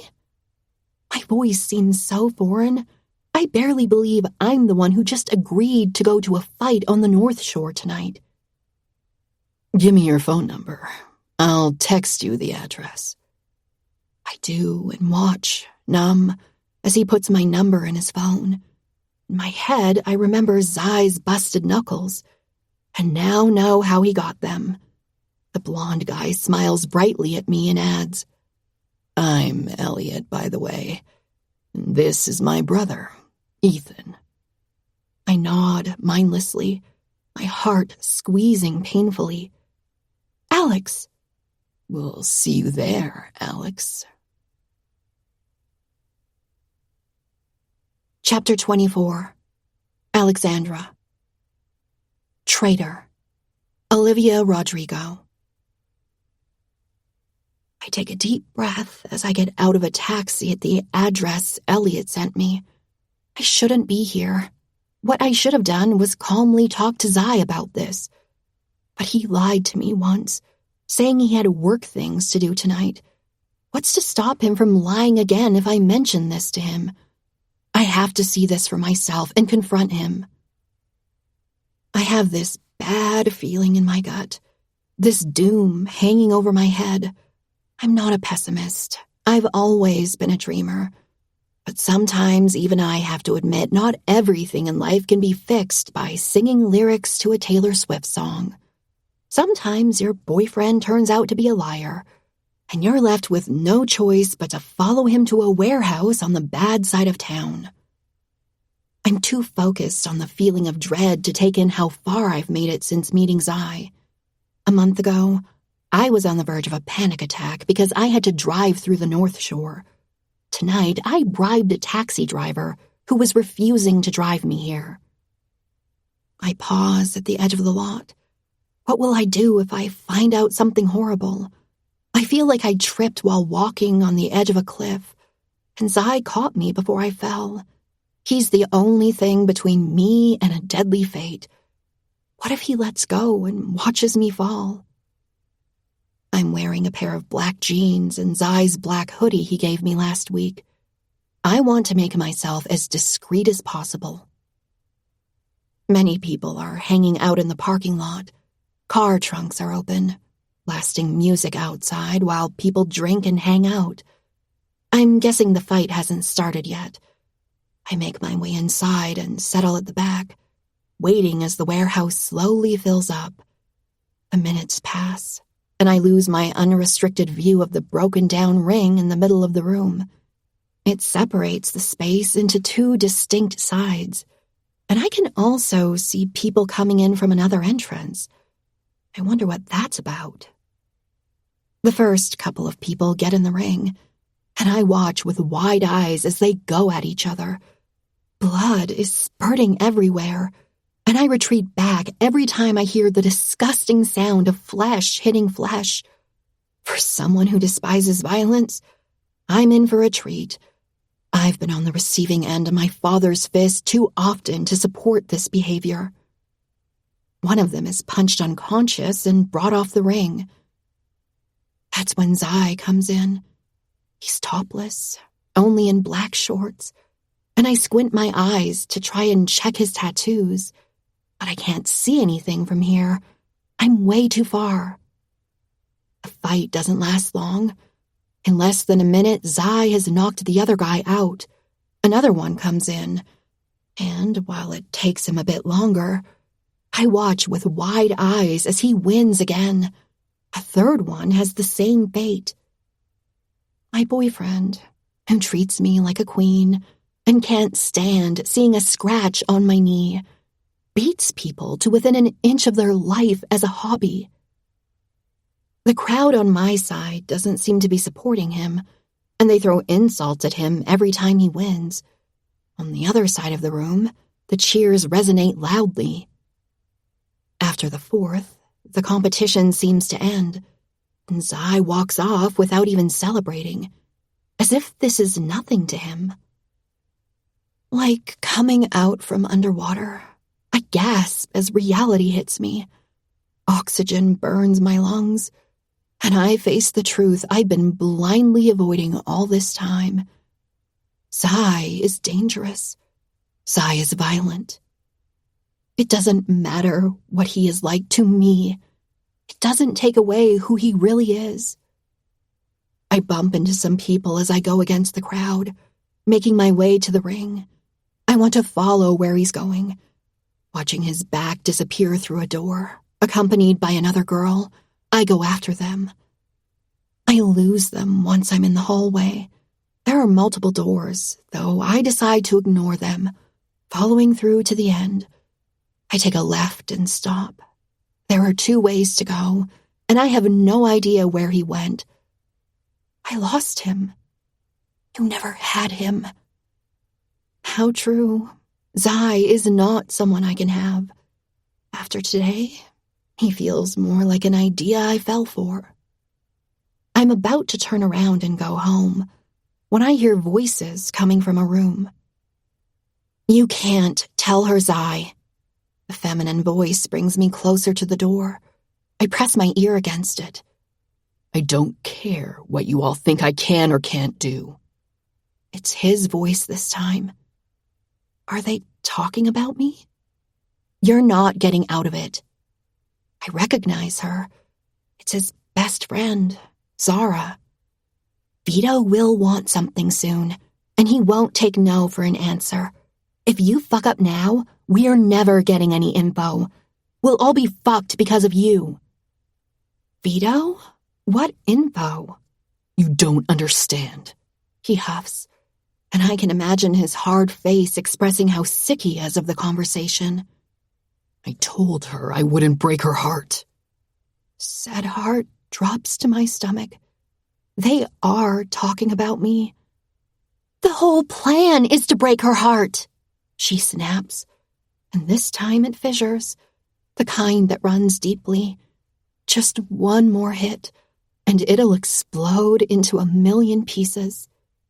You kept telling us that you were taking your time so she would really trust you, so she'd invite you to her house. My house? Why would Zai ever want to come to my house? He hates Stoneview. I hear his sarcastic chuckle. I told you that because I want to spend time with her. Not for Vito Luciano. For me. You all can't fucking stand that for once. I'm putting myself first, instead of protecting all of you. No one bats a fucking eyelid when I burn houses to the ground and kill for NSC. But fuck, I tell you, I don't want to break a sweet girl's heart, and you all lose your shit. It's too late not to break her heart, Zai. How do you think she'll react when you tell her you've been dating her to get dirt on her father? For a second, time stops. No. Without mercy, Zara continues. The girl's made of fucking glass. One hit and she breaks. There's a beat before the hammer nails the coffin shut. The worst is done. She likes you. Shit, she's probably in love with you at this point. Do it the way you planned it all along. Say you want to meet her parents, go to her house and break into her dad's office. There'll be plenty to find in there. Get the fucking info and end it. Oh, no. This isn't real. He couldn't. He had a plan all along. None of it was real. The fissure crack some more, and yet I'm still holding on. I wait and wait for him to say something, to defend our relationship, to snap back that he's in love with me. Say that you won't do it, I beg silently. Tell them I'm more important than NSC. Say something, anything. Please. It never comes. Silence is what kills us. Happiness is such a feeble thing. If it doesn't come from within you, anything can take it away. If you give someone the power to make you happy, to make you feel loved, you're never in control. I felt so safe that I chose to ignore every single sign that told me Zai would break my heart. I'm the stupid, gullible girl he played with, the one he used to try and get dirt on my father. I let it happen because I wanted to believe so badly that he would be the one to save me from my miserable life. With him, I didn't have to put on a fake smile. I didn't have to pretend everything was fine. I was just myself. Simple Alex, kind and naive, sweet, so fucking sweet. I swallow the tears, letting anger take over instead. I'm done letting everyone control and use me. I'm done not fighting back. It's not Zai that ends up breaking my heart. It implodes from the pressure the rage is putting on it. It doesn't break into pieces. It turns to dust. Without thinking, I barge into the room, ready to crush him. I come face to face with Zai and Zara. He's showered and dressed now. She's right in front of him, between his legs, dabbing a cut on his cheek with cotton while he's sitting on a bench. God, the way my heart twists painfully. I want to die on the spot, and my words get stuck down my throat. Alex, he says in surprise. He's obviously confused, but then he pushes Zara away, getting up instantly. I look around only to see they're not alone. No, there are 2 guys and another girl in here. I recognize Logan because he stopped by Zai's house when I was there before. My lips curl. All of them were plotting against me the whole time.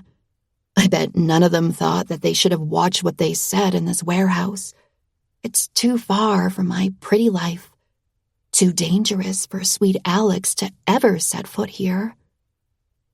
The confusion doesn't stay long on Zai's face. It turns into anger as he strides toward me, grabbing my arm and looking down at me. What the fuck are you doing here? He hisses in my face.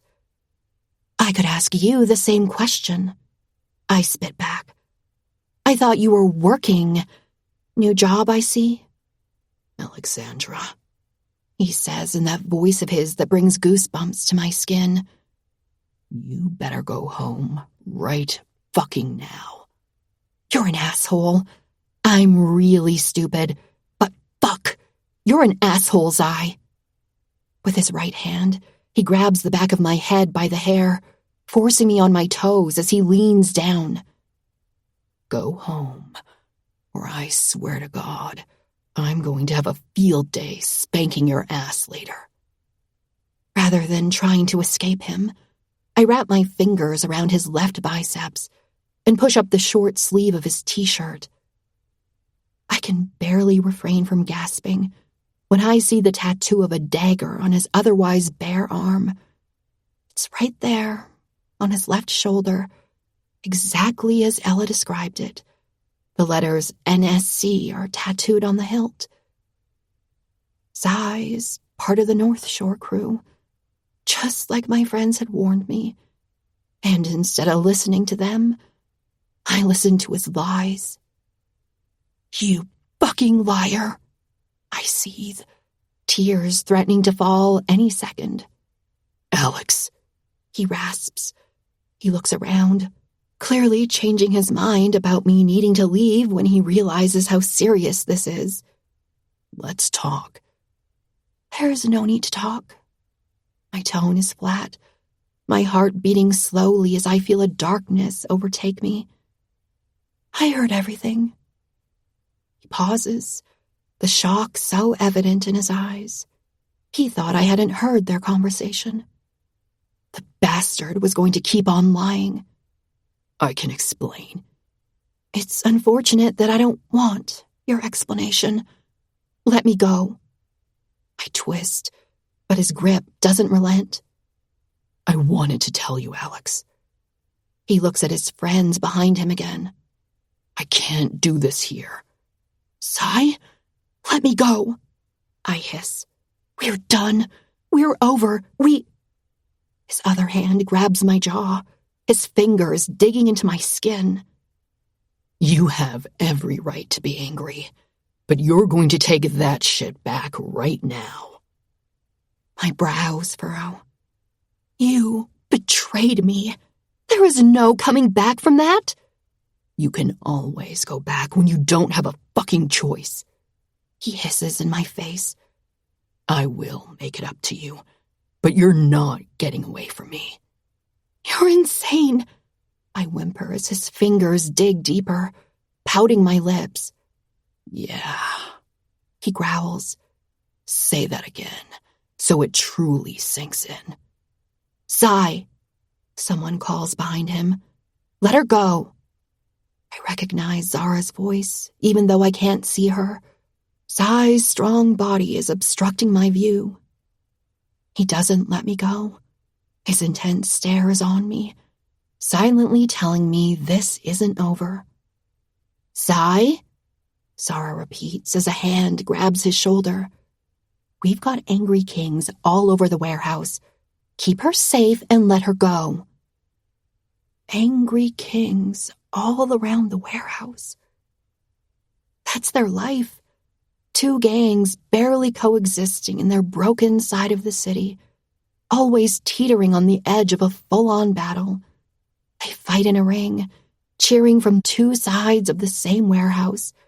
They plot silently to take the other crew down. They use innocent women to do their bidding. This man is so deep into the war between the Kings and NSC that my chest constricts at the realization that I never stood a chance. If it's between me or his gang, Sai will always choose them. He releases me, but just as I'm about to step to the side, his hand slams on the wall next to my face. I'm letting you go, he says low. but I'm not letting you go. Do you understand? I feel myself trembling. It's the need to cry, the betrayal. His words are clear. I can't escape him. Except he's wrong. I'm not letting him back into my life. Move your hand, I say with a coldness that brings goosebumps to my skin. Now.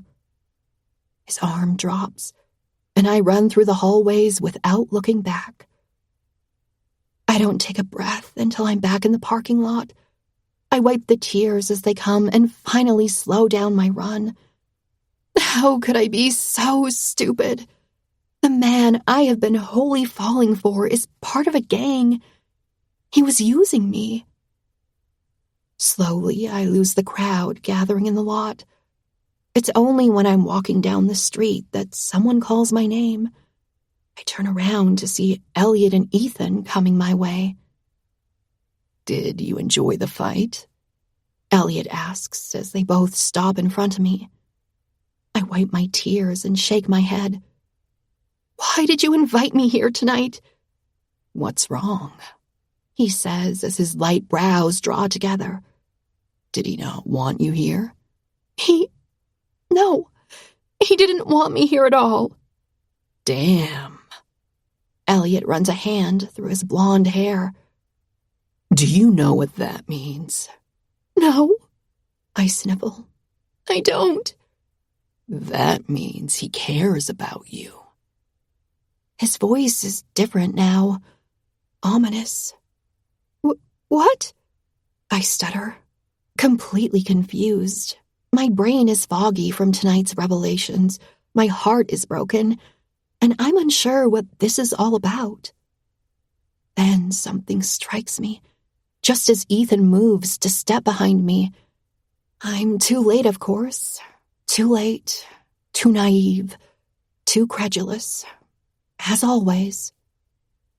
If only I'd remembered a few seconds before now that Zai's tattoo showed he belongs to NSC, and I know for a fact that Elliot and Ethan are King's crew, meaning they're total enemies. Elliot smiles brightly at me, like my realization is written on my face.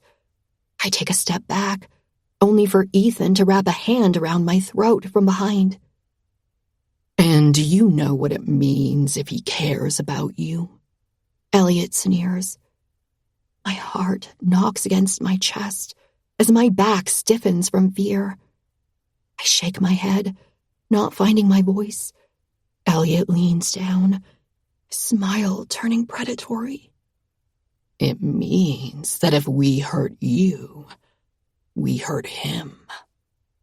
A whimper escapes me as he grabs a switchblade from his pocket, clicking it open. Please.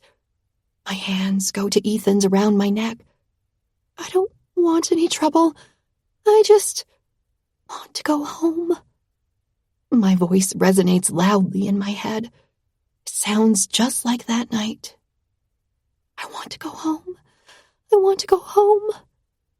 I squeeze my eyes shut, forcing myself to focus. He was using me. He doesn't care about me. I promise you this will lead nowhere. You're going to deliver a message from us. Elliot's voice is so hard now. His face lost the soft features I saw earlier today. Think you can do that?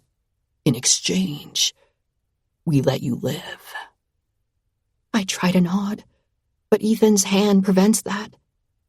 Yes, I squeak. You're going to tell him that we want the information he's been withholding from us, and that if he doesn't give it... He brings his knife to my cheek, the deadly end pressing against my skin. He's not pushing. He's not cutting me, but the fear is enough to make me whimper, and the message is clear. Does that sound like an easy message to relay? Elliot insists. My yes is barely audible because I don't dare take another breath. Good. Because if you don't, I'm afraid we'll have to hurt you real bad. We don't want that, do we? No, please. Ethan lowers his mouth to my ear. Don't fuck us over. We know where you live. Please, let me go home. I explode into a sob, feeling the ground tilt under me, dragging in a breath. The echo of my voice resonates everywhere as they finally let me go. I want to go home. My ears ring, and I feel the way I lose control over my limbs. They're shaking uncontrollably, spasming. The two disappear. I can sense they're not around anymore. It smells like smoke, like every time I'm thrown back to that night. I fall to the asphalt as I start to lose consciousness. No, not here. Not now. Alex! A voice calls out. A hand presses to my chest. Take deep breaths. Push against my hand. Another hand comes under my head. Breathe, baby. I'm here. But it's too late. Total blackout. Chapter 25. Alexandra. I fucked up. Convolk. My eyes flutter open. I turn around in bed, attempting to get more comfortable under the covers. My arm suddenly spasming makes everything that happened come back to me at once. I drag in a deep breath as I try to sit up, but my muscles refuse to cooperate. Don't. Zai's voice calls out softly. I startle when I notice him sitting on a chair next to me. I'm not in my bed, that much is clear. I think I'm in his bed, in his room. The light is low, coming from the hallway, and I can't really see much. It smells of him, his delicious cologne and the drying paint. I hate that despite knowing everything, it reassures me. He gets up and sits on the edge of the bed. Don't try to sit up, He repeats. You were still shaking less than a minute ago. What? I rasp. How long have I been out? Not long. I don't live far from the warehouse, so I drove you here quickly. I bring my hands to my face, hiding in them before raking my fingers through my hair. I need to go home. Alex, He scolds me. you need to rest. I don't want to sleep next to you. I snap. A whimper escapes me as my stomach and thighs contract. Ugh! I huff in pain. Damn it! You're still unwell. You can't go anywhere right now. Tears well in my eyes, and I look away. I want to leave. I don't know how realistic that demand is. I'm exhausted, my eyelids barely keeping open. No, He stands up. you're not leaving, and that's final. A cool command indicating that he's essentially keeping me hostage. I'm going to get you some water. The moment he exits the room, I force my body to sit up. I throw the covers over myself and sit on the edge of the bed. My heart drops when I realize I'm wearing one of Zai's shirts and boxers. What the hell? I murmur to myself. He wouldn't, right? He wouldn't take advantage of me like that. I told him PNES comes from trauma. He wouldn't. I pinch my lips, reliving the moment I pulled up his sleeve to uncover his tattoo. He's NSC. He's part of a gang. He used me. I still can't seem to process the news. He walks back into the room at my third attempt to get up. What are you doing? He strides to me, tucking me back in bed. I told you to stay here. Why am I wearing your clothes? I push the covers away as soon as he steps back. He drags them back on me. Because I wanted you comfortable. Liar, I hiss, pushing the covers off me again. You're a liar. Nothing you say can be trusted. Pushing my hands away, he pulls the covers over me. Stop the bratty behavior right now. I did this for you. Where are my clothes? I try to push the covers away yet again, but he holds on to them this time, and I don't have the strength to pull. They're in the wash. He barks. Then it softens again, like he regrets raising his voice at me. You wet yourself, okay? Now drop it. My mouth hangs open, shame engulfing me. This can't be real. My ears heat with embarrassment as my gaze drops. I release the sheet, not knowing what else to do. Look, it's no big deal, but I wasn't going to put you to bed in those clothes, so I showered you and put you in mine. Oh my God. I groan in embarrassment, letting myself slide down onto the mattress and hide under the covers. It's rare, but it's not the first time this has happened. Peach and Ella have had to deal with me multiple times. It's not something I can control, and my friends have never made me feel uncomfortable about it. But Zai, could this night have gone worse? My throat constricts, and I can feel fat tears rolling down my cheeks. Alex, He says softly as he uncovers my face. Don't worry about it. It's not the first time this has happened to someone close to me. There's no shame to have, I promise you. I shake my head and bury myself deeper in the pillows. His hand comes to my hair, caressing me, and he sighs. My dad used to have seizures from his cancer treatment. I'm the one who would take care of him. This is not a big deal to me. I take a deep breath and finally do what I should. Don't touch me, I hiss as I push his hand away. I sit up again, fighting the pain in my body. This time, I push the covers off me and get off the bed on the other side. I mean it, Zai. Stay away from me. I watch his jaw work as I round the bed to the door. One step to the side and he's blocking the doorway from me. No. No? I sputter. Have you gone completely crazy? He juts his chin, pointing at my naked legs. Leaving half naked? I don't care how I'm leaving, as long as I'm far away from your lying ass. I loathe you right now. Do you understand? I can live with that. You'll come around to understand that when I said I have 2 obsessions, and you are one of them, there was no going back from it. You said it yourself. Life is made of choices. You could have chosen Prince Charming, but you chose me. He leans down, making sure his face is right in front of mine, when he adds, I guess you chose wrong. I feel my nostrils flare as I try to calm myself. No such luck. I'm pissed. For the first time in my life, I'm fuming. So I slap him in the face. I use his shock and try and push past him, charging him like an NFL player and ignoring the pain spreading all over my body. He effortlessly catches me at the waist. My weight and height are nothing to him, and he lifts me off the floor. In one long stride, he's throwing me back on the bed. You're going to regret that, Cupcake. Don't fucking call me Cupcake! I screech. I roll off as he tries to grab my ankle and kick him in the shoulder.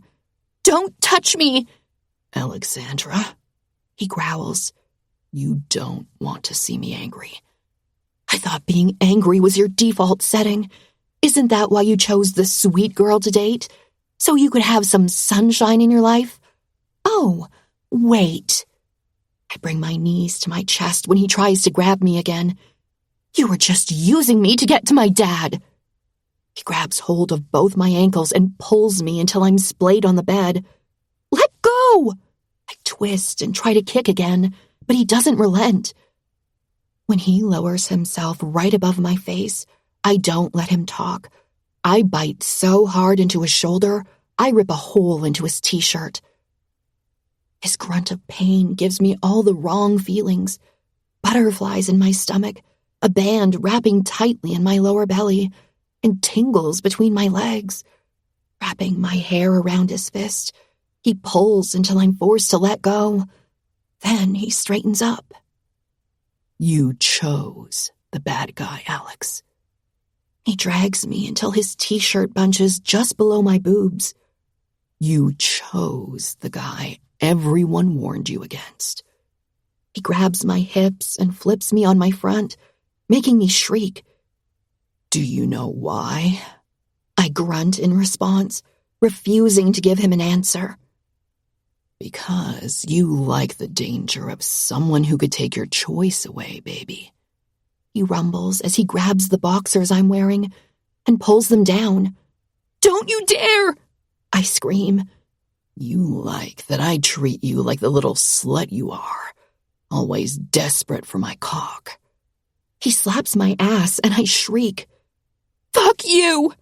What the hell did I get myself into when I started dating him? You chose the man who degrades and humiliates you because you love it. It's too bad for you I came with a no-return policy. He spreads my ass cheeks before slapping them again.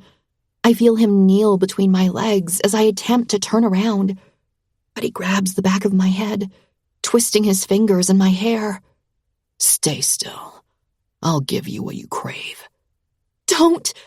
I panic. He presses harder, pushing my face into the mattress. I have bad news for you, Alex. He sneers behind me. You're so wet. I can see it in the dark. No, I deny, my words muffled by the mattress. I can feel the wetness between my legs, though I refuse to admit it. You're so mine, aren't you, baby? Your pussy knows it. Please, I whine. I need to be away from you. And I need to be inside you. I feel 2 fingers press against my entrance, pushing in and stretching me, and the moan escaping me doubles my anger. Of course this feels delicious when I should be mad.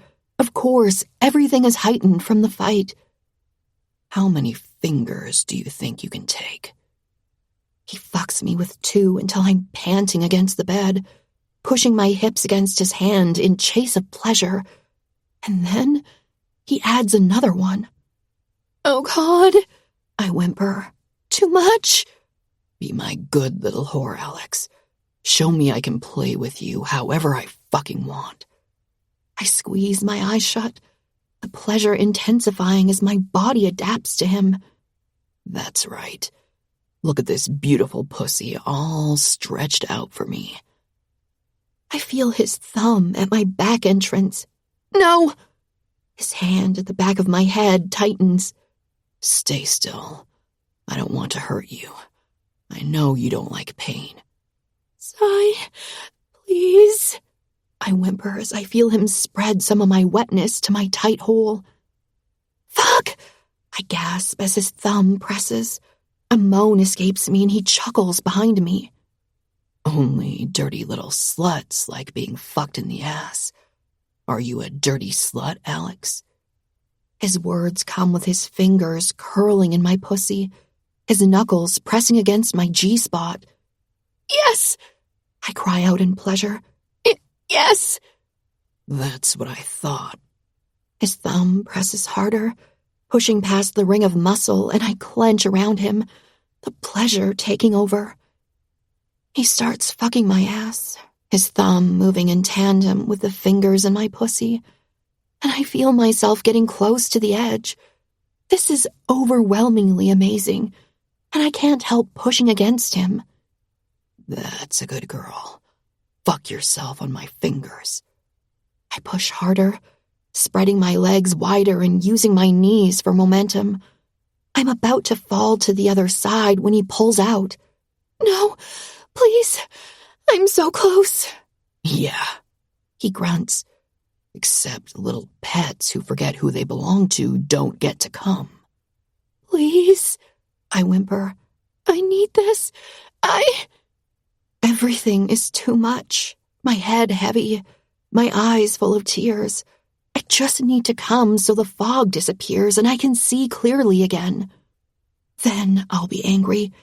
Then I'll leave. A slap on my ass brings me back. Stay with me. I hear the click of a plastic bottle before cold liquid spills over my ass. No, not there. You need me to fuck your beautiful cunt? His hand in my hair now caresses my cheek. Too bad this is a punishment. I feel the head of his cock against my tight hole, and anxiety envelops me. It's going to hurt.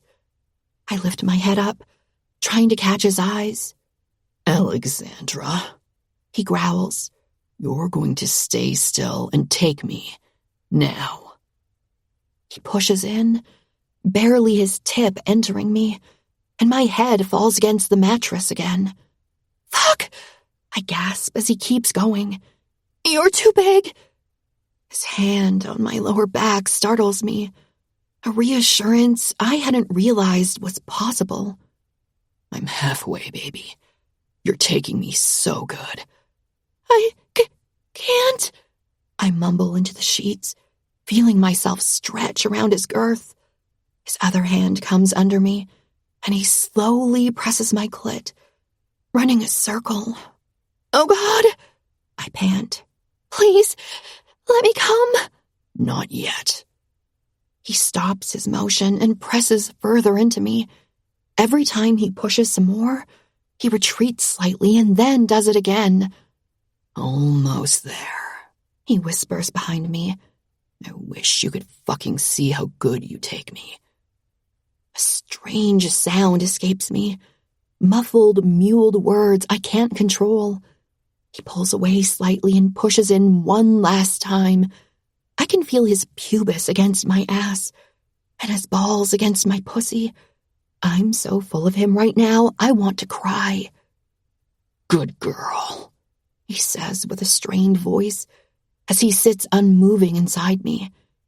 You did it, baby. You're taking all of me. Now stay still while I fuck you senseless. Moving away, he thrusts back in harshly, pushing me against the bed. I cry out at the pain, but it doesn't seem to stop him. Probably because he can feel my pussy getting wetter. I tremble under the violence of his thrusts. He plunges in and out with no mercy, and not a single thought for me. You're going to feel me for fucking days, he growls. You want to leave? You'll limp out of this fucking house with the memory of my cock driving into you. I gasp when his fingers come to my clit. He presses two to the sensitive bud. Tell me you're sorry. You lied, I moan, the pleasure escaping me contrasting with my accusation. Fuck, he grunts in anger, taking it out on my body. His movements accelerate, his fingers unrelenting on my clit, and before I come, his threatening voice pierces my ears. You're not leaving me, Alex. I explode, choking his dick as I feel my muscles tighten around him. He grunts as he comes inside me and keeps thrusting until he loses all his energy. It hurts just as much when he pulls out as when he pushed in. I whimper, splayed on the bed, and utterly exhausted. He falls on top of me, his weight crushing me as he rests on my back. You have to let me go, I rasp. I don't have to do anything. I can feel his rapid heartbeat against my back, but his voice is even as always. You can't sequester me forever. I'm sticky everywhere, sweaty, his cum dripping out of me. But I could have stayed like this for days had he not betrayed me. Now all I want is to be far away from him so I can think straight and mend my broken heart. He rolls off of me and stands up. Don't move, he throws my way as he heads for the bedroom door.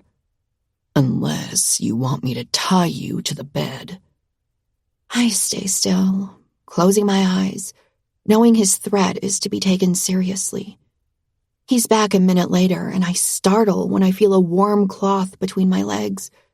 He takes his time cleaning me before throwing the cloth to the side and massaging my back.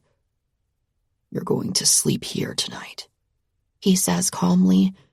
It's like none of tonight's events ever happened. Tomorrow. His hands knead my shoulders. We'll talk about it again. He helps me under the covers and slides in with me. Grabbing me by the waist, he spoons me from the back and talks low in my ear. I don't want to hurt you, Alex, he says matter-of-factly. But if I have to cuff you to this bed, I will. Do you understand? I squeeze my eyes shut, feeling the tears threatening to burst. I nod just as I wonder how I could ever have gotten myself into such a distressing situation. I blame myself for ever trusting a man from the North Shore, someone everyone warned me about. Tell me you understand, he says low. I just want to sleep and forget all about this. I understand, I sniffle. He can't keep me here forever, I tell myself on repeat, while I wait for him to fall asleep. I pretend to sleep too, until I feel his breathing evening out and his hold on me loosening. Even after that, I wait and wait and wait. I need to get out of here, but I'm so scared any movement will wake him. After what feels like hours, I shift, the slightest movement just to test the waters. He doesn't react, so I do it again. A bigger movement. On the third try, I manage to get out of his loose hold. I stand by the bed, the door on the other side of it. Making my way on the tips of my toes, I reach the ajar door. I push, biting my lower lip and wishing it doesn't make noise. The slightest squeak resonates in the room, and I freeze, hearing him take a deep breath. He shifts in bed. I squeeze my eyes shut, expecting him to see me any second now. Nothing. I open my eyes and watch him sprawled out on his front. He took his t-shirt off at some point, though I'm not sure when. Maybe I fell asleep while I was waiting. The last thing I remember is him sliding under the covers with his t-shirt and boxers on.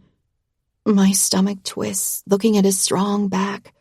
The muscles seem bulged, even in his sleep, as if he's got never-ending tension in his body. I hurry into the hallway and find my jeans drying in the bathroom. A wave of shame engulfs me at the knowledge he's the one who had to take care of me. The attack was awful, and he ensured I was home and safe. He washed me and put me to bed. He protected me. Stop it, Alex. He lied to you. He used you. My jeans are still damp, but I put them on anyway. I find my purse at the top of the washing machine and check that my phone is in it before heading back to the hallway. I have to walk past his room again, and I have a near heart attack when his voice comes out. Letting you leave this house doesn't mean I'm allowing you to break us up. With a hand on my chest, I turn to face him. He's sitting on his bed. In the dark, I can barely make out his form. He seems to have calmed down some if he's willing to let me leave. You lied to me, Zai. I watch him run a hand through his hair, even though I still can't make out his features. Uncaring, probably. Unimpressed. Apathetic. I didn't have a choice. His tone portrays no regret. It never relays anything. Tears well in my eyes. There's always a choice, I rasp. Alex, I fucked up. A beat. I know you don't believe me, but I'm sorry. I am deeply sorry. I tried. I wipe my eyes before the tears fall. When did it start? I squeeze my eyes shut and attempt to swallow the ball stuck in my throat. Heartbreak hurts. It really does. When did you start using me? Was it all planned? The parking lot that day? Did you have someone steal my car so you could rescue me? He shakes his head. My guys stole your car, but it had nothing to do with your dad. It was just an expensive car we could get a lot of money from. I sniffle, the rest of his plan becoming clear to me as my chest seems intent on imploding. But bringing it back to me was part of the plan. Seducing me was the plan. I tried to tell you. Listening, caring, and protecting me. That was all part of the plan. Oh God, saying it out loud is so much worse. It makes it so obvious that it was a lie, because why would someone care for me so profoundly? I gasp a breath, my heart squeezing in my swollen chest. It feels too tight in there. Alex, you made me feel special! I wail desperately. Tears fall as a sob shakes my body. I drive past the pain inside me only to add a few more whispered words. You said you wouldn't break my heart. Alex, please. He goes to stand up, but I put a hand in front of me. Don't come near me. I did it for my family. he says in a restrained voice. You don't know what it's like here. He rasps. The Kings are taking everything from us. All we have left is the little help we found. And they want something on your dad. I did it for NSC. They're everything to me. And I was just the plan. No. He grits. Fuck. He fists the sheet in frustration. I can see he wants to get up, but is respecting my wish to stay back. Yes, it started like that. But falling for you wasn't part of the plan. Developing a conscience, the ever-growing obsession, that wasn't part of the fucking plan. Something hits me now when it should have weeks ago. I want to slap myself for being so blinded by him to see it. You never become obsessed, do you, Zai? He shakes his head. I promise you I don't. Only twice. That's what you said. He nods slowly, probably understanding where I'm going. What's the other one? Alex. What's the other one? I rage. Me and what else? I hiss through gritted teeth. Taking back the North Shore. He mutters. The regret is so apparent in his voice. Who knew that would be the first real thing I would ever hear in his platonic tone? No more indifference. Only regret. It could have been love, but it's guilt. I feel my chin tremble. That's the problem, Zai. I take in a ragged breath. You can't have both. I step back to turn around, but his harsh voice stops me. You lied to me too. His explanation comes with accusation. I've seen enough injuries in my life to know those bruises on your body aren't from a fall, Alex. I feel my jaw moving from side to side, clenching as I look for something to say. I have nothing. I guess we're both liars. He accuses me. I guess it's a good thing we're breaking up then. I retort spitefully. I can't deny I lied. I can't be that kind of hypocrite. We're not breaking up. He growls. Get that idea out of your fucking head. Instead of giving in to his nonsense, I ask one last question. Was there anything else that you lied about? He hesitates. Tell me now, Zai. You owe me at least that. I can barely see him, but I notice a flash of his bright white teeth and how his tongue grazes the front top ones. It's that thing he does all the time. No, baby. You know everything. He slowly stands up and takes a step toward me, finally illuminated by the light. He stands like a god in front of the mere human I am. His beautiful chest moves slowly, inhaling the oxygen that fuels his lies. My eyes watch his abs carved in bronze. Everything in his physicality slaps you in the face with its perfection. Stay with me, Alex. His voice is a pleading rasp. And I know right at this moment that I can never trust this man again. If he weren't the epitome of immorality, he would have been my savior. I could have loved a broken hero, but I can't love a willful villain. Goodbye, Zai. I huff, disappointed. He couldn't even give me the dignity of ending things with the truth. The second I pass his front door, the tears are unstoppable. I hurry down the street, not even knowing which way to go. The sky is orange and gray, the sun barely lighting some clouds as it rises. I need to get home, and I don't know how. Panic grips my chest, icing my veins. I'm alone, all alone on the North Shore without Zai and his protection. He ruined us, and I'm left here on my own. knowing perfectly well the danger that puts me in. A car parks a few yards from Zai's house, and a girl I recognize steps out. His stepsister.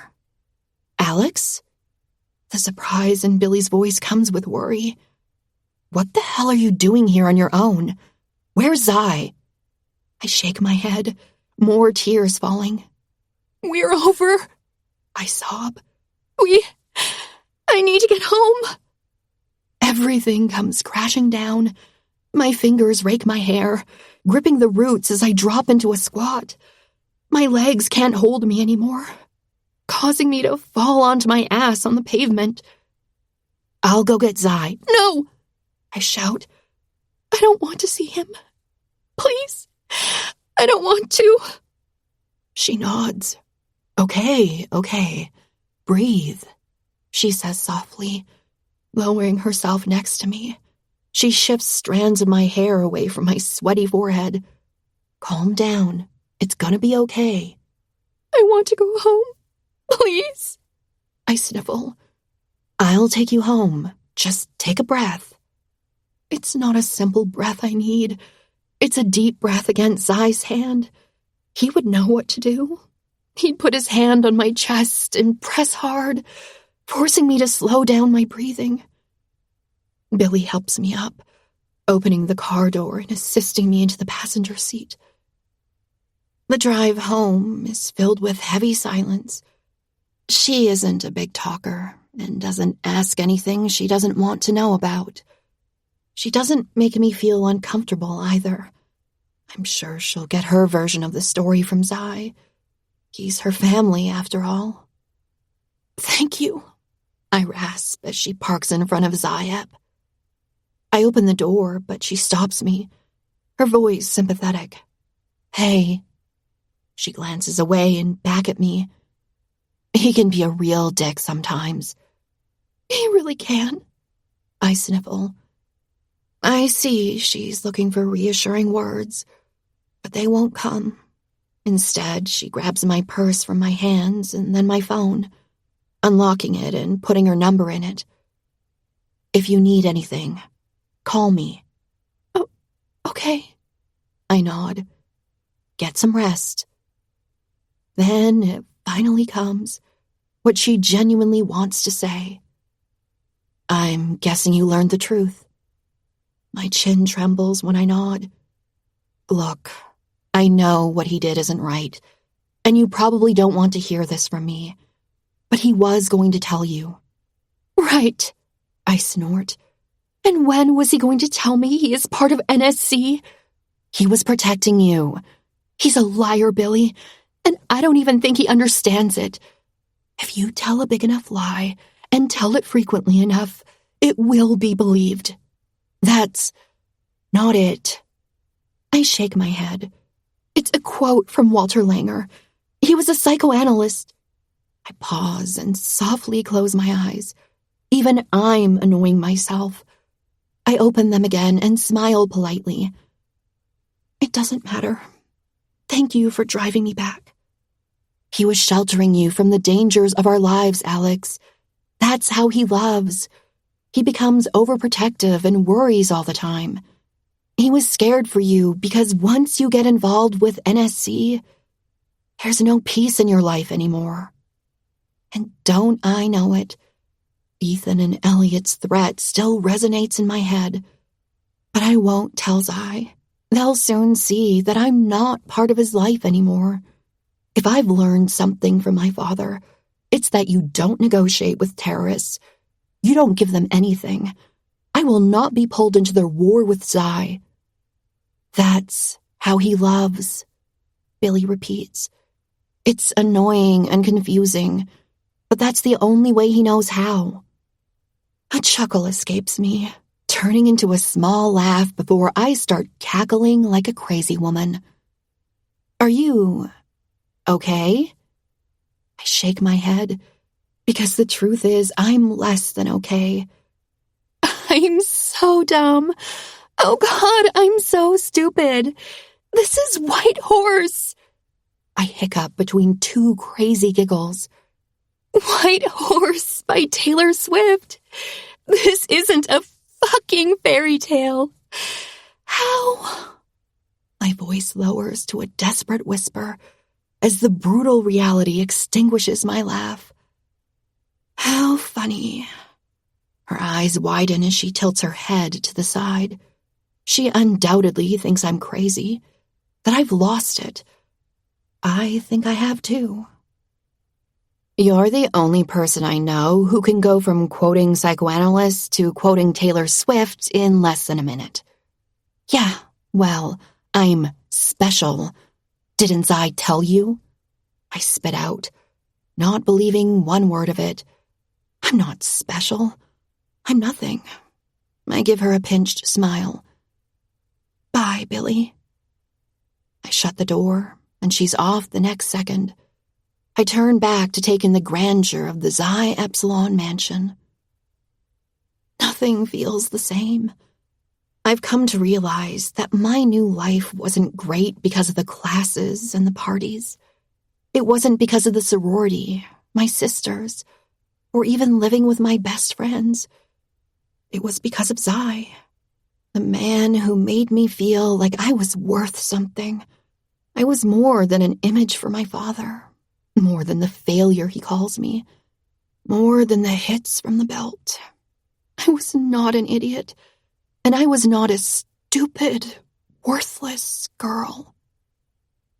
Now, I don't know what I am, but I need to figure it out soon. I can't be living through the men around me, waiting for them to tell me whether I'm significant or not. I will change that. It's a promise I make to myself. But it will have to start once I don't feel like someone grabbed my heart and stabbed through it 1,000,000 times before stomping on it. Chapter 26. Alexandra. Never break. Ethan Ross. Luga. Flames. Will you stop biting your nails? Ella whispers in front of me. I'm trying to focus here. Sorry, I mumble. My English literature notebook is open right before me, but my phone rests in the middle. I shouldn't be so focused on my phone when I'm meant to be working in the library. Except how am I meant to focus when all I can think about is Xi? He's been texting me non-stop over the last 3 weeks, since I found out about him using me. None of the texts I've received are reassuring. He said he would give me some time, but that we weren't over. He's been asking about my days. He's been checking that I'm eating well, staying hydrated, taking breaks. He's been wanting to know about the bruises. I didn't reply to any of those texts. He needs to know that we are over despite anything he might believe. He can't force me into a relationship with him. That's precisely what he thinks. But it needs willingness from both sides, and I'm not willing. No, I've got another idea in mind. My eyes go down to my phone again, and my stomach twists. The text he sent me last night is different. It scares me. Xi, with or without your agreement, I will be getting the info I need, Alex. You're better coming back to me while I'm still giving you a choice. He's got no shame.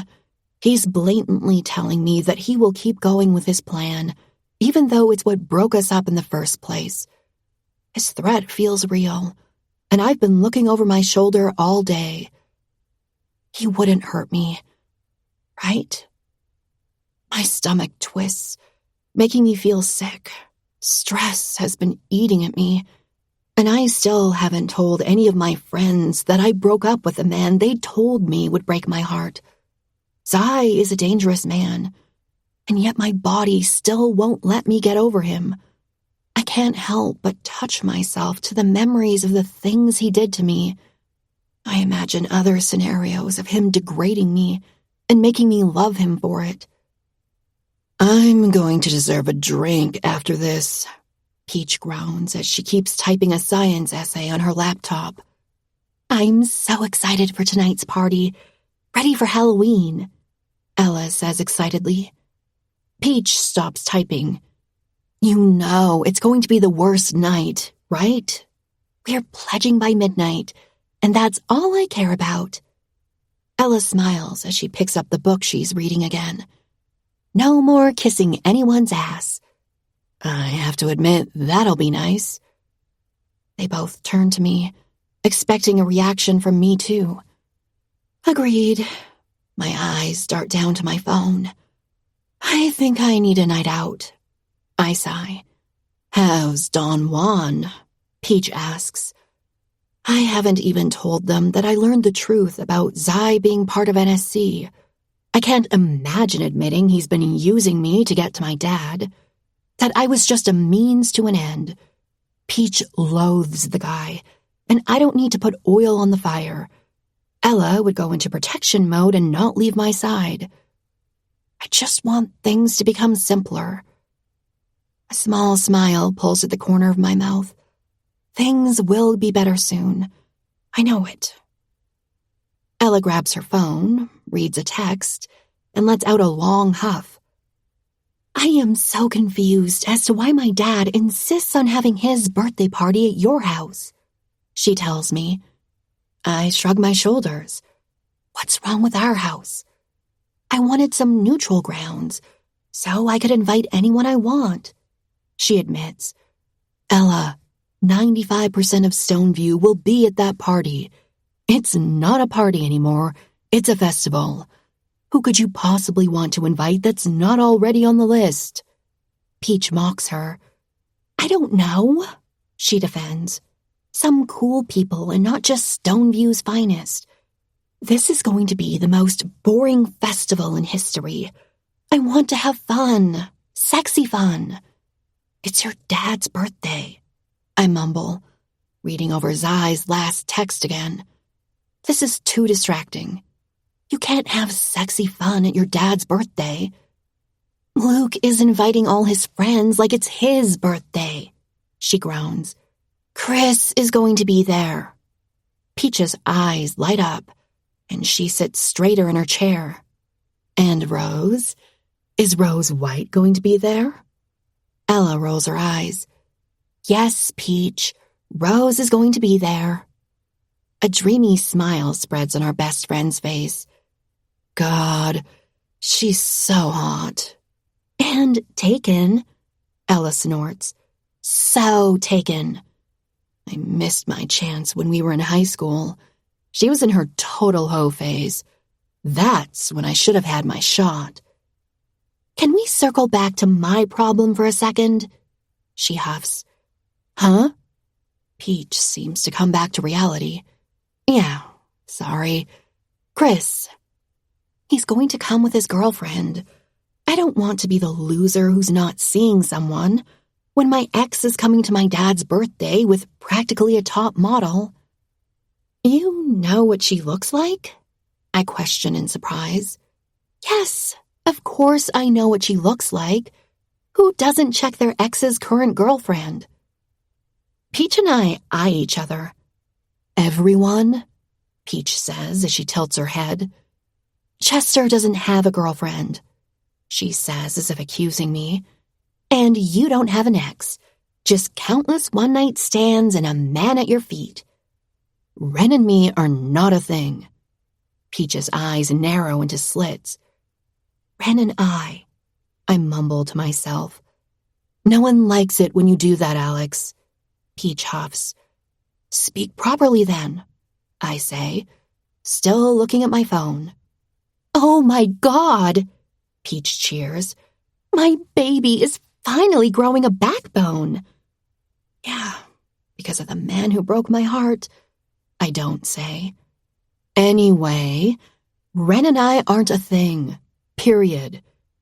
Or so you say, Ella jumps back in. But if I learn that you have seen his penis and not shared the juicy details with us, I'm going to be so mad, Peach. So mad. A man is a god, and we deserve to know what a god's penis looks like. Please stop saying the word penis, I groan. What's wrong with the word penis? It's weird. Peach agrees with me. Just stop saying it. Do you prefer cock? Yeah, Peach answers casually. My fingers come to press my temple. Nope, I beg you to just stop. Dick, Ella says in a fake sultry voice. Hard shaft, Peach adds, imitating her as they both stare at me from across the table. Ting-a-ling, the other squeaks as she tries to keep her giggles down. I hate you both, I whine as my head falls against my notebook. God, you're such a saint, Peach laughs. Are you sure you've seen Zai's love plunger? Love plunger? I choke as my head snaps back up.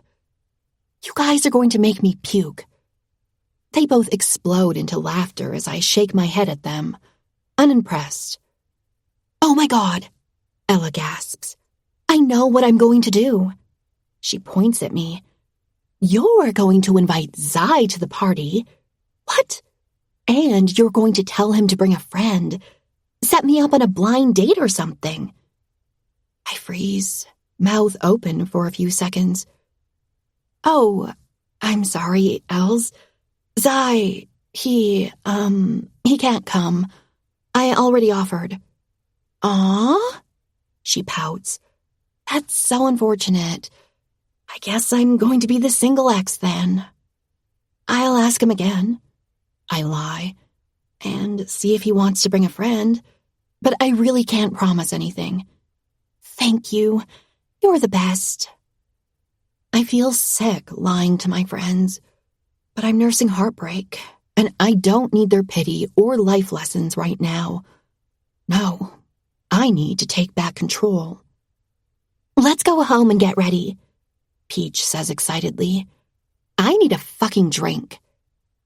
My two friends start packing their stuff, while I look at my untouched work.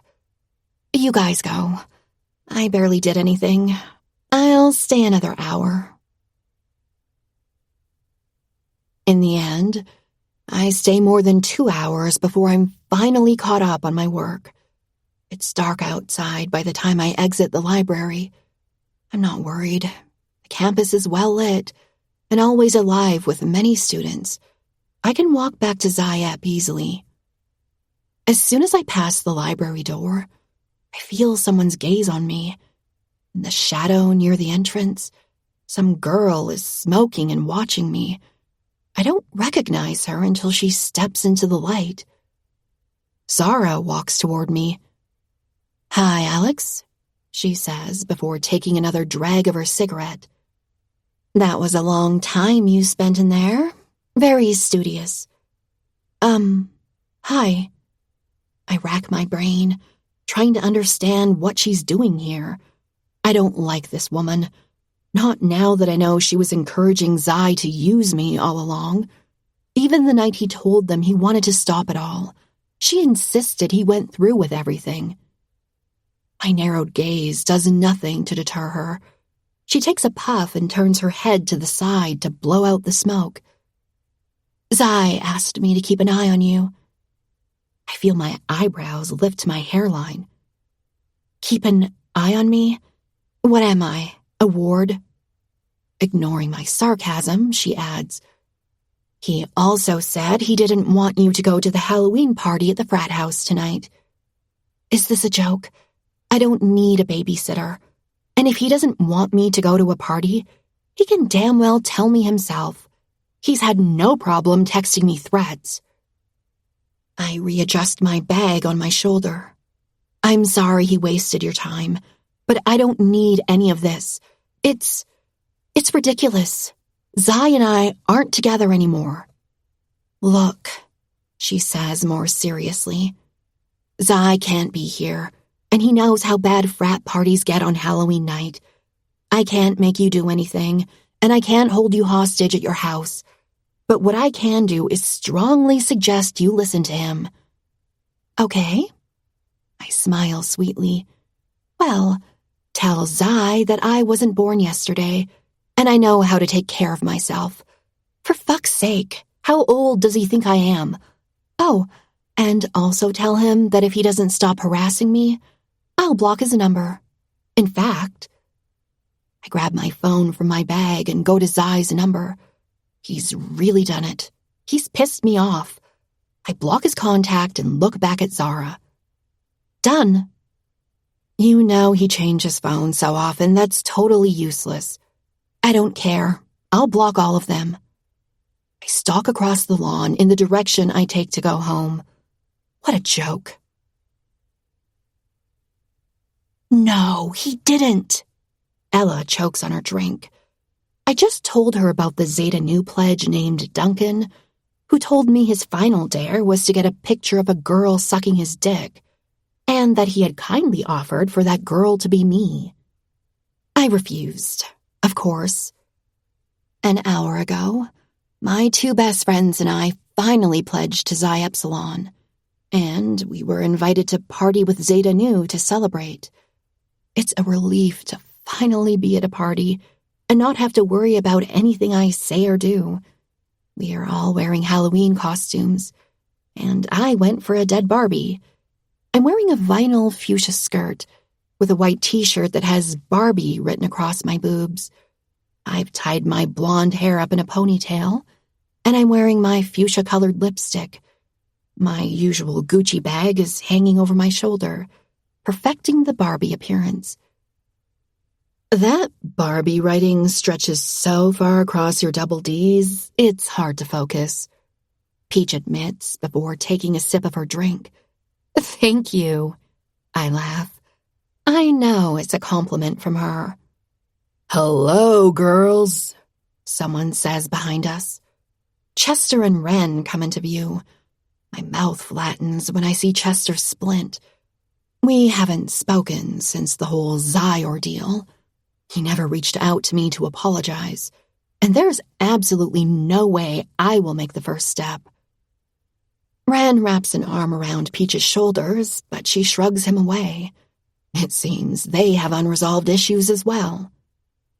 Guys, you're looking at 3 official Xi-Ep girls. Where's our congratulations? Ella cheers. Chester puts his drink in the air, and we all follow. To the 3 hottest Xi-Ep girls I've ever seen. He slurs. He downs his drink and looks around. I think I need another one. Damn, you're drunk, Peach says. He shrugs his shoulders. It's the last night of initiations. Gotta make the best of it. I heard every guy has a mission to accomplish tonight before you get to pledge. What's yours? Ella eyes the guys as she takes another sip, her curious stare making me giggle. It's Wren who answers. Sorry, we can't tell you.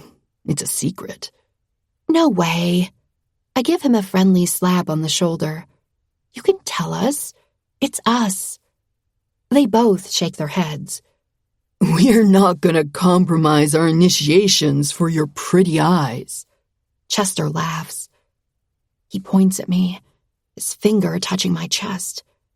I'm talking about you. Your pretty eyes. A hand comes to slap his away. Do you want another broken wrist? Peach scolds him. You guys are exes. Stop hitting on her. I smile at my friend, saying a silent thank you. I don't see her boyfriend anywhere. Chester shrugs. My drink suddenly tastes bitter. My boyfriend isn't my boyfriend anymore. The guy already almost killed you. You don't want to know what he'll do if he sees your hands on her again. Ella teases. Killed me. Right. He snorts. And what about my hands? What's he going to do if he's not here, huh? What if I put my hands like this? He presses both his palms against my chest, and I roll my eyes. I open my mouth to tell him to move them, except another voice comes from behind me. Then I break every single one of your fingers. I startle when I feel a possessive hand at the back of my neck. Looking up, I catch the dagger Zai is throwing at Chester. He's joking. I force a chuckle out of me and glance around at all my friends. No, I'm not. Alex, I need to talk to you. Privately. His indifferent tone reminds me of everything I hate about him. I force a smile, even as his tugging at the back of my neck doesn't leave me much choice anyway. I'll be back in a minute, I tell everyone as he hauls me away. She won't, he throws as we leave. Going through the entirety of the ground floor, he takes me down the stairs and into the basement. There's a gigantic game room that must be out of bounds tonight, because no one is here. He closes the door and locks it behind him before turning to me. I'm alone with Zai in a locked room. Instantly, the temperature of my body rises. I've spent every single night this week touching myself to the thought of the depraved things this man does to me. What did I say about the party, Alexandra? His voice takes that shade of darkness that makes my lower stomach flutter. Standing my ground, I cross my arms over my chest. Well, you didn't say anything. Apparently, you need a messenger to tell me not to go to a party. What the hell did you think? We're broken up, Zai. I have no reason to listen to you. I don't care what you want me to do or not. I told you to do something, and you refused. You know what happens after that. No! I stomp my foot. God, how old am I? He chuckles and licks his lower lip. Get on your knees. What? Uncrossing my arms, I take a step away from him. I told you to make the right choice while you still had one. The clock has stopped ticking, Alex. Game over. We're over. I think I already told you how I feel about that. Now get on your knees and start thinking of how you're going to apologize for disobeying. I want to see some tears with your sorries.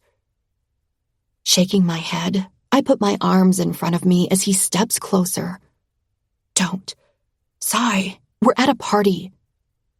He's wearing black jeans and a black t-shirt today, rather than his usual cargo pants. My eyes go to his belt as he unbuckles it. I notice he's still wearing the bracelet I made for him, which annoys me. What are you doing? I suggest cutting your losses and doing what you're told. He slides the belt out of its hoops and my eyes widen. Zai. My hips hit the pool table behind me, my bag falling off my shoulder as I freeze. The last thing I want right now is to end up on the table while he's advancing toward me with his belt. When he reaches me, his hand flies to my ponytail, wrapping it around his fist and forcing me to gaze up. His lips crash against mine, and my hands go to grab his t-shirt. He ravages my mouth with passion as our tongues tangle and my body relaxes into his hold. I feel his other hand around my neck, but I don't understand what he's doing until we separate, too taken by our embrace. I only realize what he did when he lets go of me, retreats back, and I'm forced to follow. What the? I choke when something tightens around my neck. Looking at his hand, I notice the end of his belt in it and follow the leather to my... Zai! I shriek as my hands go to my neck. He pulls again, and this time I fall to my knees. I'm going to kill you! I cough. It's too tight for me to slip my fingers underneath, and I panic when I see him take a step back again. Stop! I fall forward, catching myself with my palms. On your hands and knees for me again, baby. What a good girl. I look up, squinting at him. I hate you. God, I hate you right now. I love to finally see some fight in you. But I don't think that's how you should be apologizing for disobeying. Try again. He pulls, walking backward, and I'm forced to crawl after him. Stop moving! It's tight! I cough again. Crawl quicker then. Zai! I cry out, choking and in need of air. Stop! I get it! I'm sorry! I hate myself for apologizing right now, but he's not giving me much of a choice. Not nearly enough. He turns around, showing me the back of his legs as he pulls some more. The room is enormous. It's a game room with a pool table in the middle and multiple vintage arcade games. It's so gigantic it has its own bowling alley. Zai steps on it and I'm forced to crawl after him. Stop! I pant as I attempt to accelerate so I don't choke. Please, I'm sorry. I'm sorry for coming to the party. That's right you are. Keep going. He's not even looking at me as he walks the length of the mini bowling alley. I should have listened and stayed home. What about those texts you ignored for the past 3 fucking weeks? We're broken up. A quick yank and I cough. Fine, I'm sorry for that too. Please, stop. Getting to the end, he finally stops and turns around. His eyes are dark with anger, and his jaw clenched. I've been attending these parties for much longer than you have, Alex. I've been selling to rich kids for as long as I can remember. These parties aren't safe. I don't want you attending them when I'm not here. Is that clear? I nod as I try to sit back on my haunches, but he pulls harshly again, bringing me right back to my hands and knees. I said, is that clear? Yes. I drag in some much-needed air. Tell me how sorry you are for putting yourself in danger. I'm sorry for putting myself in danger, I mumble. Still holding the belt, he steps behind me and runs his hand against my tight fuchsia vinyl skirt. Do you often dress so sexy for parties without me? He growls as he pulls my skirt up into my waist. I wanted to flirt tonight. I wanted to get hit on by some guy who isn't Zai, but I can't tell him that. It's just a costume. Good, he approves, to my surprise. I want everyone to see what they can't have. He grabs my thong and pulls it all the way to my knees. Want to tell me why crawling for me in a leash makes you so wet? Squeezing my eyes closed, I bite my lower lip as I shake my head. He slaps my wet seam, making me moan in the process. Walking back in front of my head, he smiles down at me. You're such a dirty slut, Alex. He chuckles. Sit back on your knees. You're gonna give me some tears. I sit back, looking up at him as his hands come to rest on my thighs. He undoes his jeans and pulls out his cock. You get wet when I treat you like a bitch in heat. I get hard degrading you. We're meant for each other, baby. Why would you want to take that away from us? His tip comes to trace my lips, wet with pre-cum. When he retreats slightly, I don't control my tongue as it licks my lips. My eyes flutter shut, and a short moan escapes me, as if I just tasted a gourmet meal. My eyes widen when I realize what I've just done, and I look up only to see the corner of his lips tipping up. Open. I don't hesitate. My lips spread wide, and I push my tongue out as his cock slides inside my mouth. I wrap my lips around his shaft, my wetness doubling the second I taste him in my mouth. Instead of grabbing me by the hair to control my pace, he wraps the belt multiple times around his fist, shortening the leash. With more control around my neck, he pulls and releases, helping me find the rhythm he wants. You've been a bad girl, he rasps. Take me deep and show me how sorry you are. I press harder against him and swallow him. I don't know where the eagerness comes from, but I feel his cock hitting the back of my throat, and more pleasure pools between my legs. I moan around him, only cut short by him tightening the belt around my neck. He holds me tightly and pushes harder inside me. I wish I could say panic seizes me when he does so, but I'm only too happy to swallow him further. I relish in the spittle running down my mouth and onto my chin.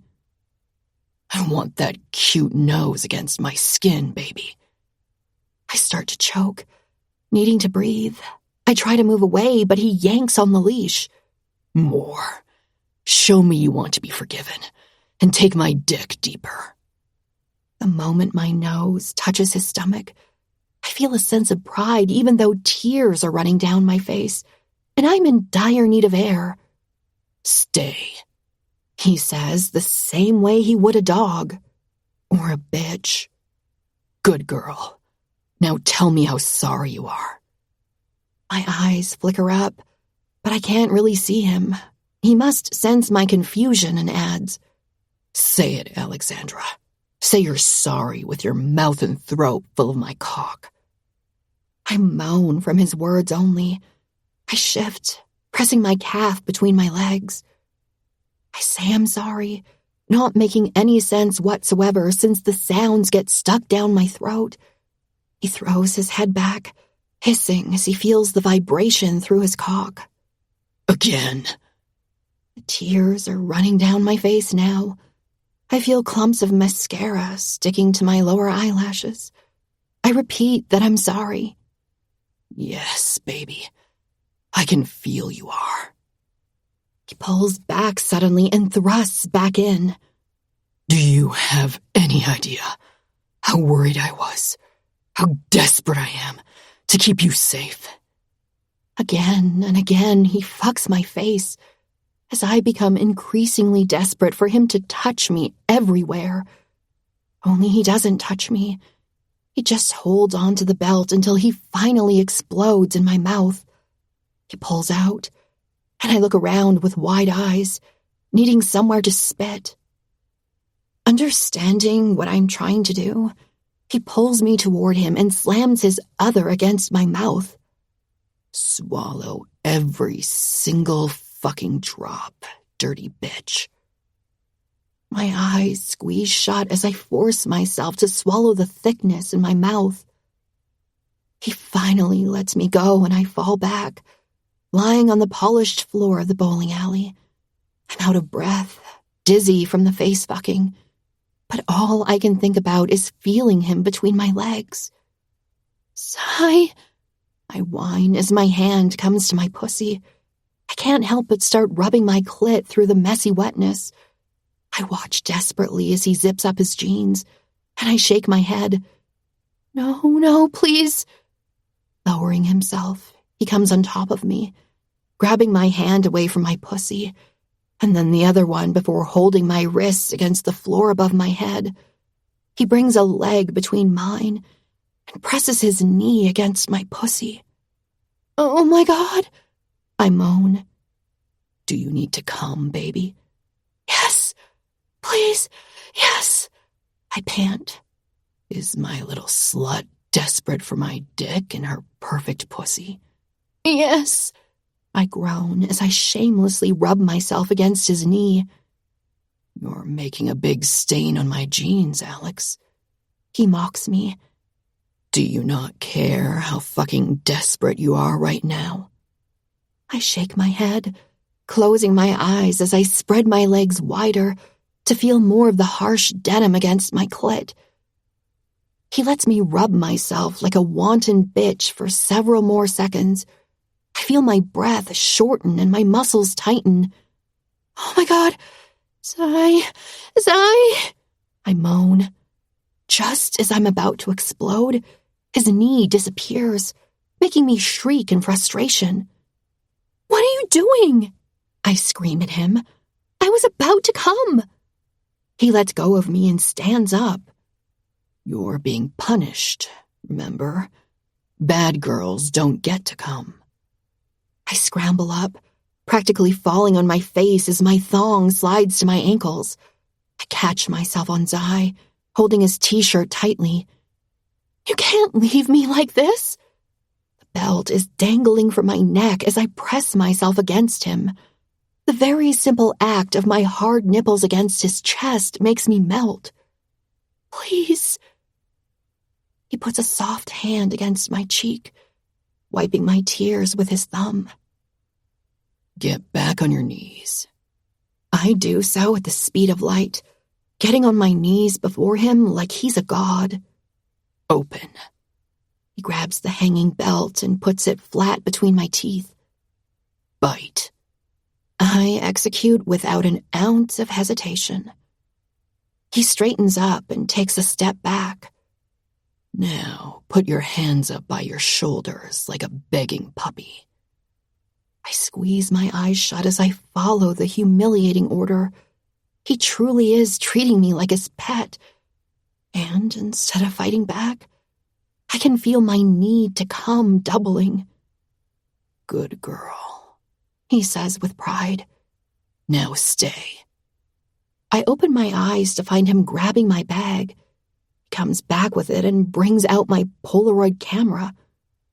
Don't move, he murmurs as he puts the camera to his right eye and takes a picture of me. It prints, and he starts shaking it. Fuck, you're so hot. He sighs as he looks at the picture of me. Sigh. I groan around the belt in my mouth. Please. He puts the picture in the pocket of his jeans, the camera back in my bag, and comes to stroke my head. You'll come when I say you come, Alex. And that's not now.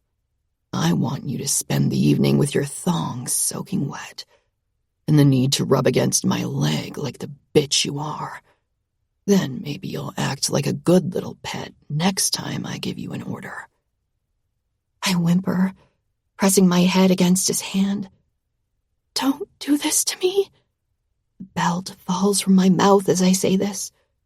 Please. He lowers on his haunches. This is what happens when you try to leave me, baby. I make you crawl back and beg. Try to say we're broken up again, and watch me make you do this in front of everyone next time. He wipes my hair away from my face. If I catch you touching yourself before I allow it, this punishment will feel like nothing. Understood? I nod, squeezing my eyes as tears of desperation fall down my cheeks. Good girl. He undoes the belt from around my neck. Sort yourself out. Your friends are waiting for you. Chapter 27. Zai. Satin Black. I am Jake Hill. Watching Alex squirm the whole fucking night is the best thing this year so far. Every now and then she throws me desperate looks that she alternates with a threatening gaze. She's got the most gorgeous eyes I've ever seen. It takes all of me not to give in and bend her over the kitchen counter right now. But I can't because I'm trying to teach her a fucking lesson. I can't believe she came to this party after I warned her not to.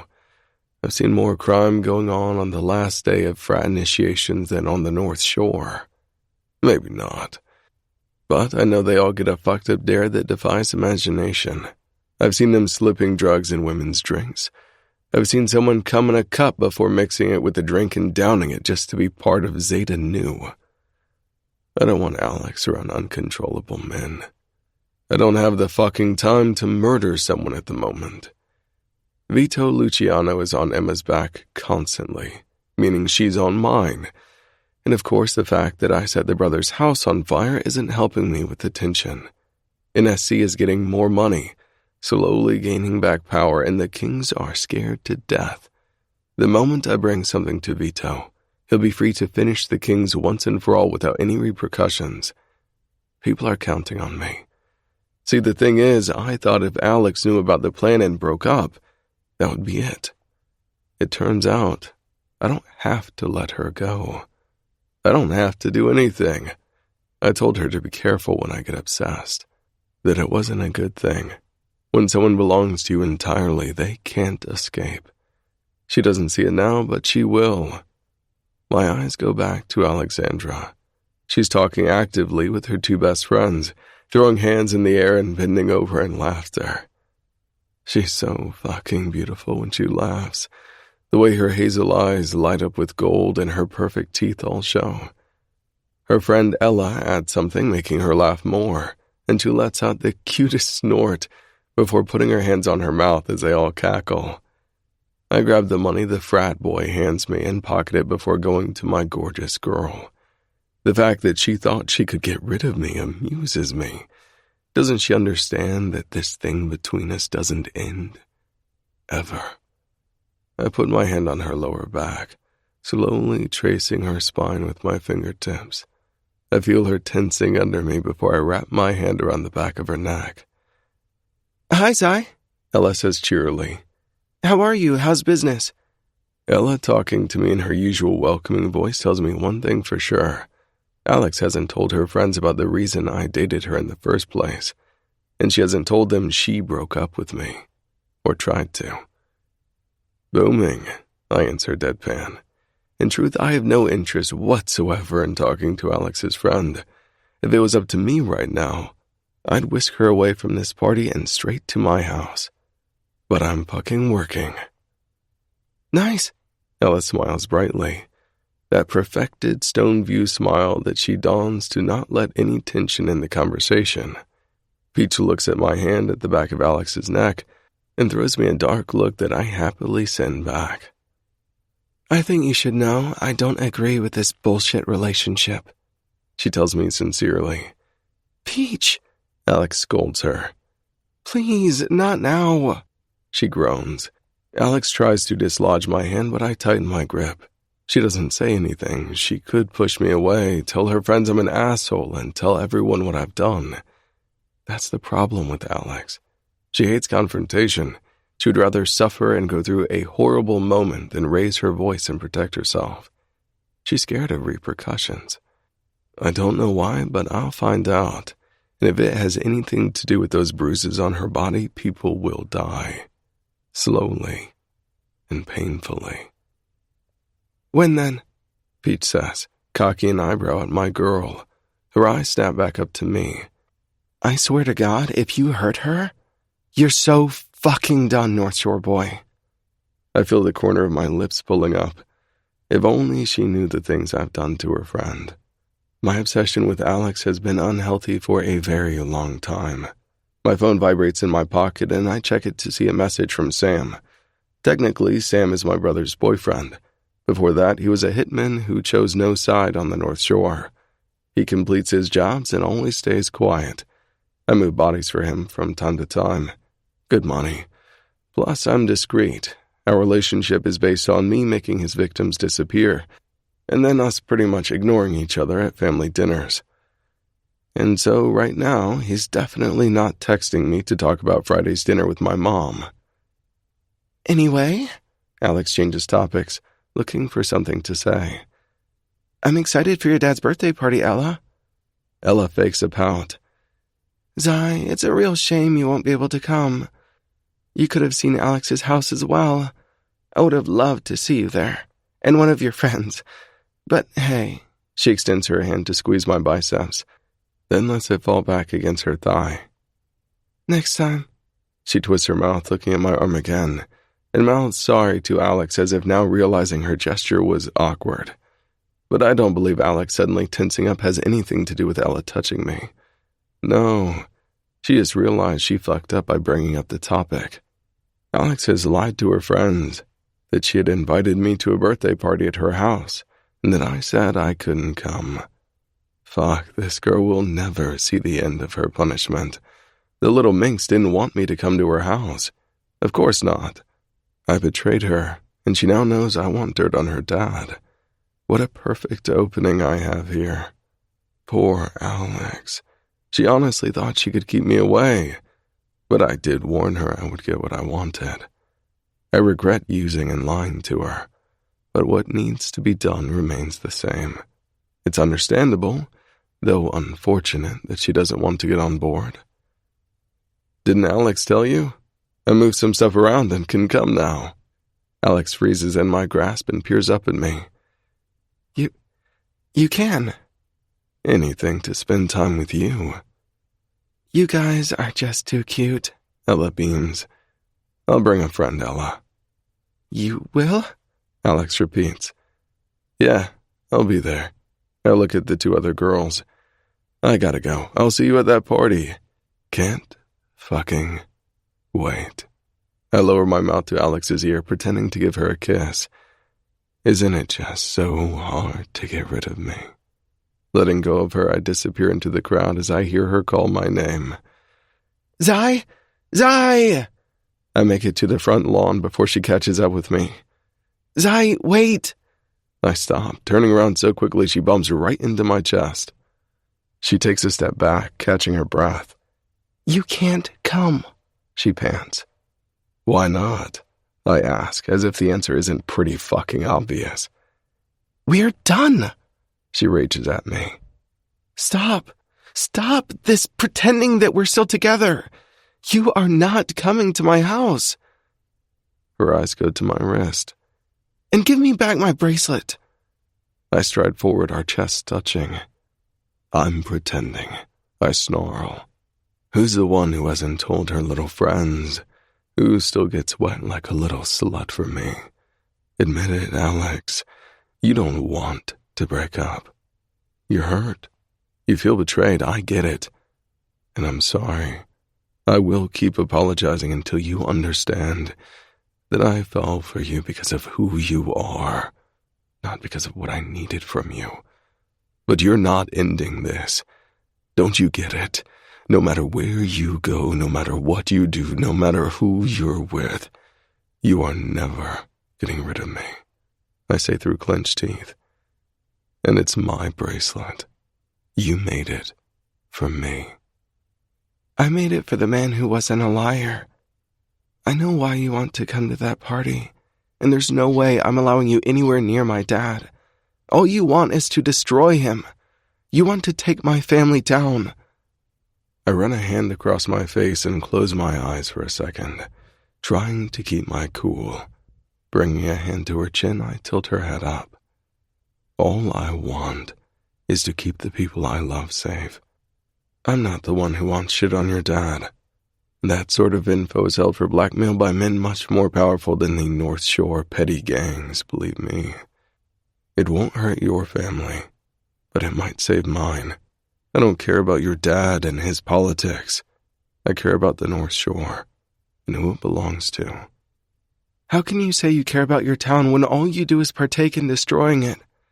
Instead of trying to take it back from the kings just so you can instill more terror, try to make a change for once. Her words hurt more than anything else she's thrown my way since you learned about everything. Probably because they're true. You don't know shit about what goes on our side of the river. Don't tell me what I should or shouldn't do about it. From where you stand, in your Stoneview castle, we're not even in your field of vision. Oral Kolnai was a political theorist and philosopher. Not now, Alex, I groan. He said... My tongue darts to the front of my teeth before I attempt to cut her off again. I don't want to hear your random facts. A lie. I fucking love her random facts, but this is getting too much. There's only so long I can spend without going to my knees and begging her to take me back. It is bad enough to persevere in barbarism. It is worse to relapse into it. But worst of all is to consciously seek it out. My phone vibrates, and I know Sam's getting impatient. I have to go, I tell her. I'll be at that birthday party whether you want me there or not. I turn around, but her sharp tone stops me. And then what? You show up? You try your best to find something on my dad? Which I'm sure won't be too hard. He is a politician after all. And then? Once you've destroyed my family, we elope into the sunset. Do you really think I will ever forgive you? We're not breaking up. I repeat for the millionth time this week. Then I hope you enjoy having a girlfriend who hates you. I can change that. Not if you keep hurting me. My tongue grazes my two front teeth as I try to collect myself. I won't be hurting you again, I rasp. Just have the tiniest faith in me, for fuck's sake. She snorts and glances away. Liar. My phone vibrates again, clearly a call this time. I have to go, I murmur. Of course, she rasps. Make sure you don't have a conversation with me for too long if you don't like what I say. And you're the one who tells me to confront my problems rather than retreat.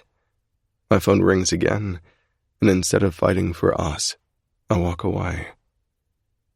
What? I snap as I make my way to my car. Can you write down an address? Sam's monotone voice asks me over the phone. From where I'm parked, I can see Alex wiping tears and turning around. She crosses the front lawn and disappears to the side of the house. I'm a fucking coward. I leave her so I can take care of other people's problems, because I can't face mine. I'm so hell-bent on giving Vito what he wants that I'm letting down the woman of my dreams and only apologizing about it. Apologies are not enough, I should know that. I have to make a choice.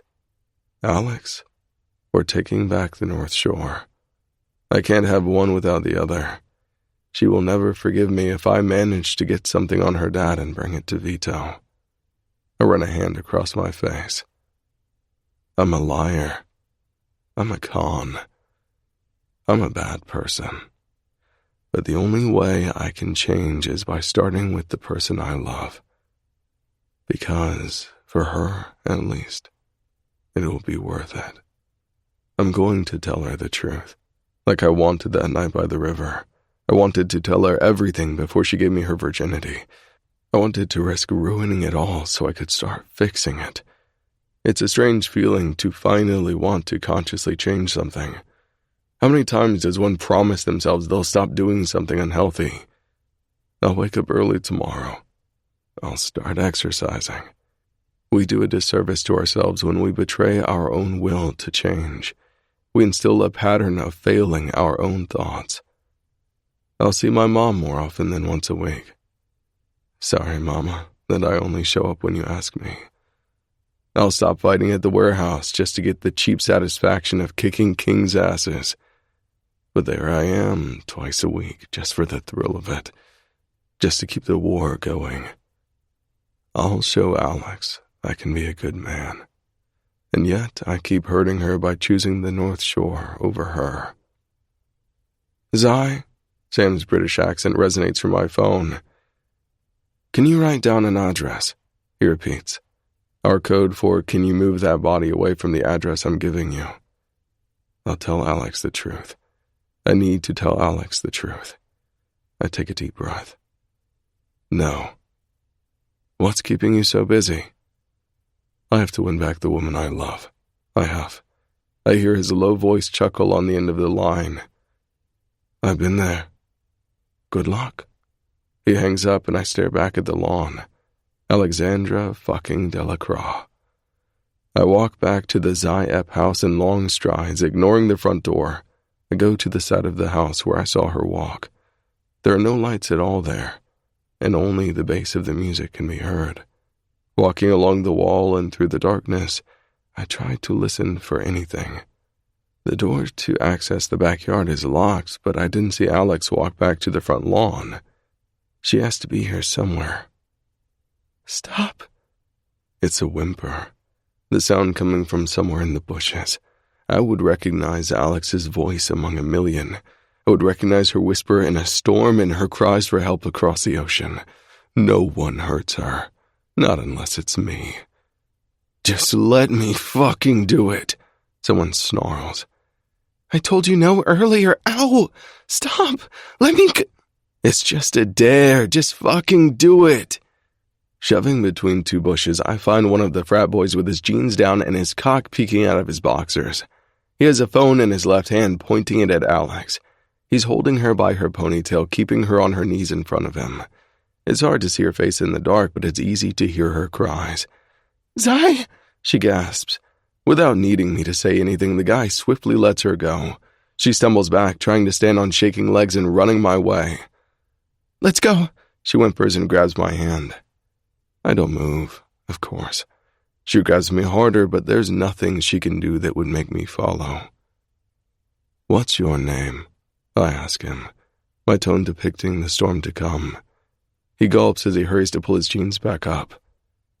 "Duncan?" I nod. "Well, Duncan." I walk toward him, watching him tremble as he attempts to widen his stance and make himself look bigger.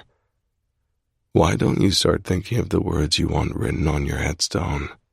I'll make sure to let your family know." Before he can react, I jump him. Holding the back of his head, I grab the phone in his hand. "Help!" he screams. "Do you want to film my girl giving you a blowjob, Duncan?" I seethe. "I didn't. It's just a dare," he cries out. "Zai, stop!" "Too fucking nice, Alex," I snarl.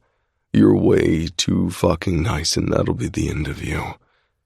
"Please, I don't want you to get in trouble." Of course, that's the only problem.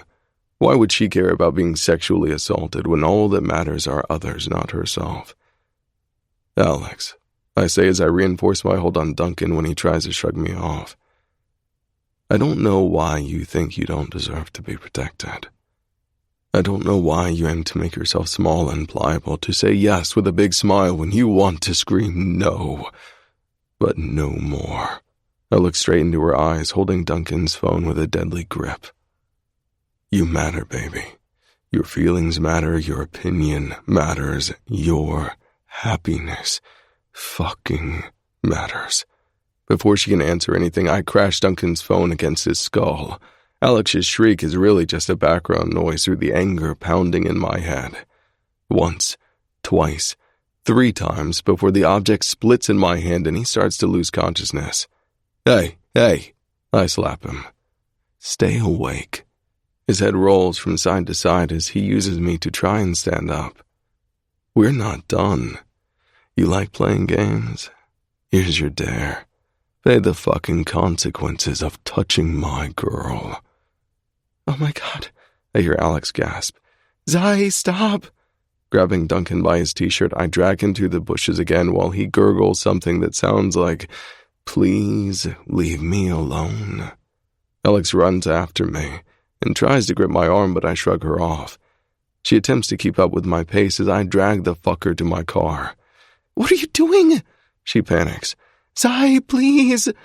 Her breathing accelerates as she jogs after me. "Don't hurt him." Too late. "Don't hurt him anymore. He could sue you." "Dead men can't sue, Cupcake." "What?" she squeaks. No. I open the bed of my truck and throw him inside. He groans and tries to sit back up just as I close the tailgate. Alex is looking around us, checking if anyone is witnessing my current kidnapping. "Stop this," she hisses. "Taking matters into your own hands could get you in a lot of trouble. Prison being one of them." I flip around, grab her jaw tightly, and bring her closer. "Listen to me," I seethe. "I didn't kill Chester because you said it was nothing. I don't know who gave you these bruises, so I'm being good about it. I think all in all, I've been pretty fucking lenient." I take a deep breath, begging my brain not to flip a switch and kill everyone in my way. "But here and now, I'm swearing to God, Alex, that this piece of shit is not surviving the night." "You can't do that," she shouts at me. "You don't take justice into your own hands on the South Bank, Zai. I mean it." "Then I guess it's a good thing Duncan will be sentenced on the North Shore." I let her go and walk back to the front of my truck. She's right next to me the moment I sit down, right in her place in the passenger seat. "Don't do this.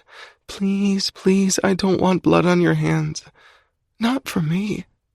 I start the car and turn to her, adrenaline and fury running through my veins. "Alexandra," I say softly. In the dark of the night, Her hazel eyes look black. All I can see is her fuchsia lipstick and her porcelain skin.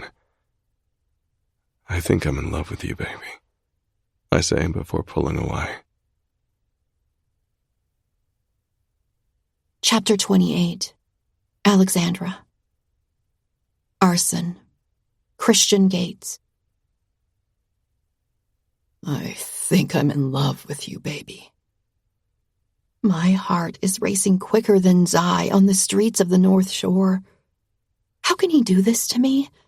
How can he tell me the words I've been dying to hear, while at the same time kidnapping a man? He could have told me when we were together instead of lying. He could have told me when I found out instead of keeping me hostage in his room. He could have told me he loved me instead of forbidding me to attend a party. God, I hate that he was right about this party, that he was right in trying to protect me. I wish you told me before, I rasp. Before all of this. I have. No, you've not. I fight back.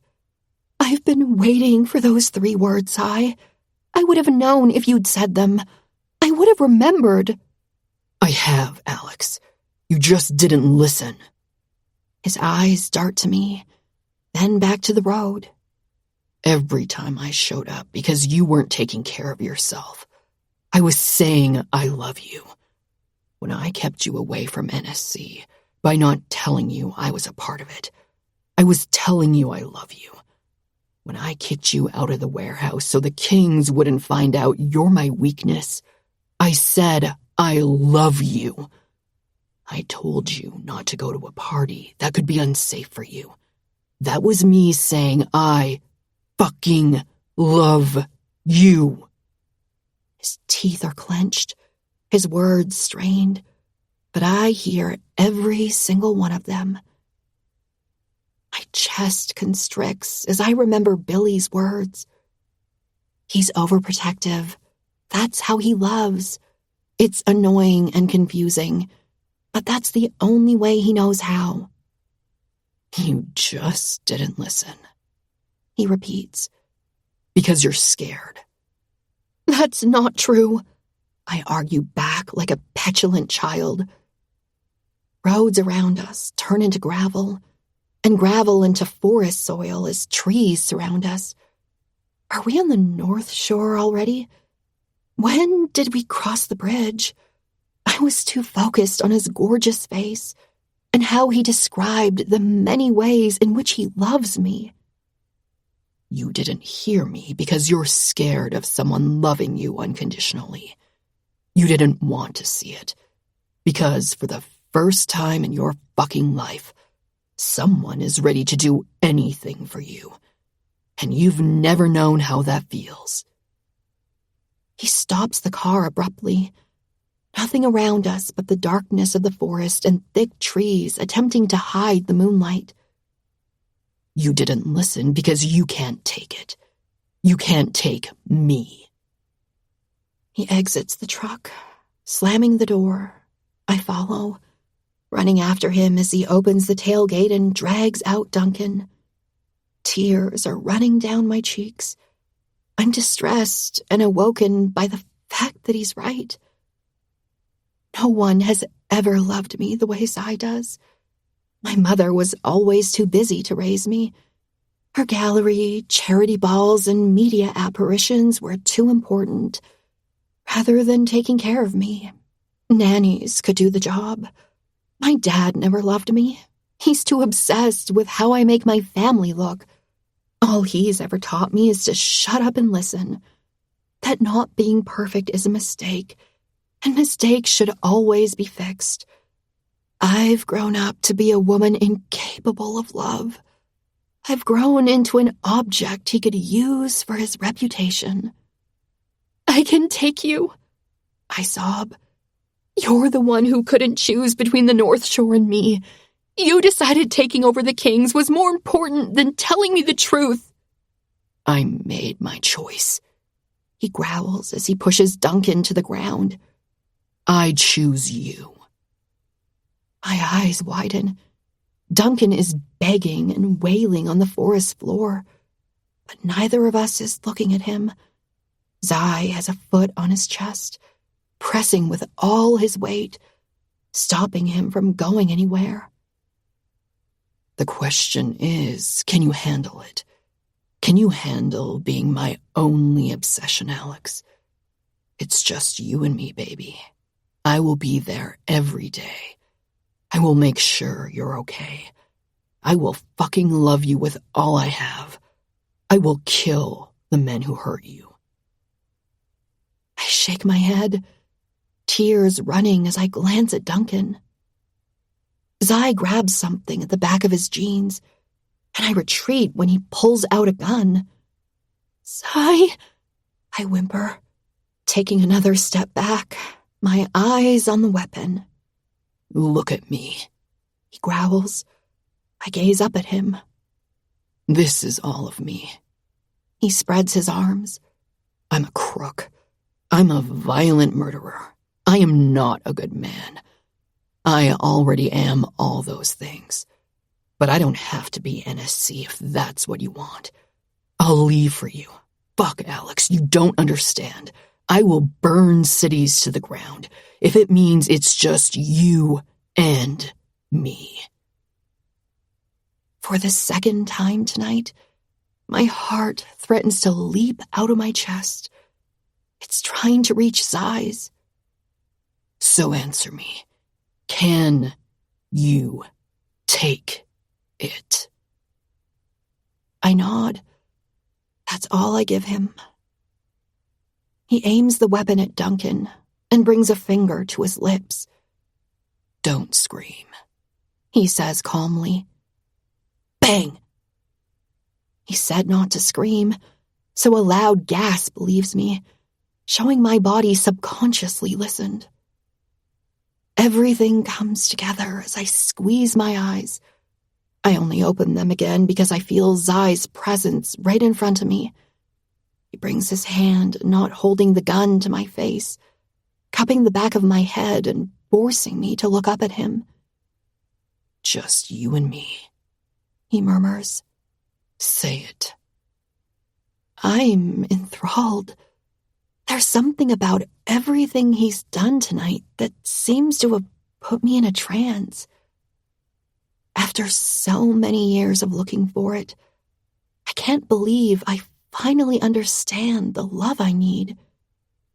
The crazy kind, the toxic kind that poisons your veins and makes you feel like your thoughts don't belong to you anymore. The love that drives you insane in the most satisfying way possible. It's just you and me, I rasp. Good girl. His gravelly voice has barely reached my ears when his lips crash on mine. He kisses me like there's no tomorrow. His hand at the back of my head, the other at my back, the threat of his warm gun against my skin. My toes push me closer to him, my heart melting. Nothing else exists in a world where Zai kisses me like this. For someone who's always wanted to feel special, wanted, this kiss portrays everything I've ever dreamed of. The possession in it is one that promises he meant his words. Just me and him. Zai is never letting me go. We are both out of breath when we pull away. It reminds me of our first kiss. Back then, too, it hadn't stopped abruptly. We had slowed down, taking our time to separate, never wanting to let the other one go. He rests his forehead on mine, and a short, relieved laugh escapes him. Stop laughing, I sniffle. I'm in love. You just killed someone. My most justified kill ever. No. I pinch my lips. I don't want to hear that you killed other people. His hand slides in my hair at the side of my head. I feel his warm palm against my cold ear. I would kill another 100 for you, Alex. He pulls away and goes to his truck. Coming back with a canister of gasoline, he pours some on Duncan's dead body. Why am I not panicking anymore? There is a corpse lying less than 20 feet away from me. The man I'm desperately in love with is a murderer. He's crossed the line so far over that I'm forced to teeter on the edge of it myself. Love, such a pure, simple feeling, driving you to the most senseless actions. Zai reaches into his jeans and comes up with a pack of cigarettes. He pulls one with his lips only and shoves the rest of the pack back in his pocket. He searches his jeans again, front and back. His hoodie is next before his head falls back. Ah, fuck. He huffs around the cigarette before looking up again. In the dark of the night, I can see the moonlight illuminating his beautiful bronze skin. His profile is one of a god, a square jaw covered with a 5 o'clock shadow, plump, dark lips. His nostrils flare as he frowns his bushy eyebrows. His long lashes fan out on his cheeks when he closes his eyes and inhales deeply. I sense him trying to calm himself down, his shoulders rising to the rhythm of his deep breathing. His Adam's apple bobs up and down as he swallows with his cigarette between his lips. He doesn't have a lighter, the one he meant to use to set the dead man on fire. Reaching into the fuchsia Gucci purse strapped across my body, I unzip it and slide my hand inside, feeling for the plastic little pink lighter I know belongs to Zai. I press the pad of my thumb against the spark wheel and roll it backward. Just like him, I ground myself as I inhale cold air into my lungs, taking time to process the decision I'm about to make. What says I love you more than sacrificing my life and freedom for you? I would take the most significant risk and be an accomplice in your crimes.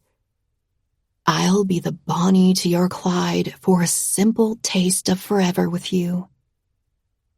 Taking the lighter out, I close the distance between us.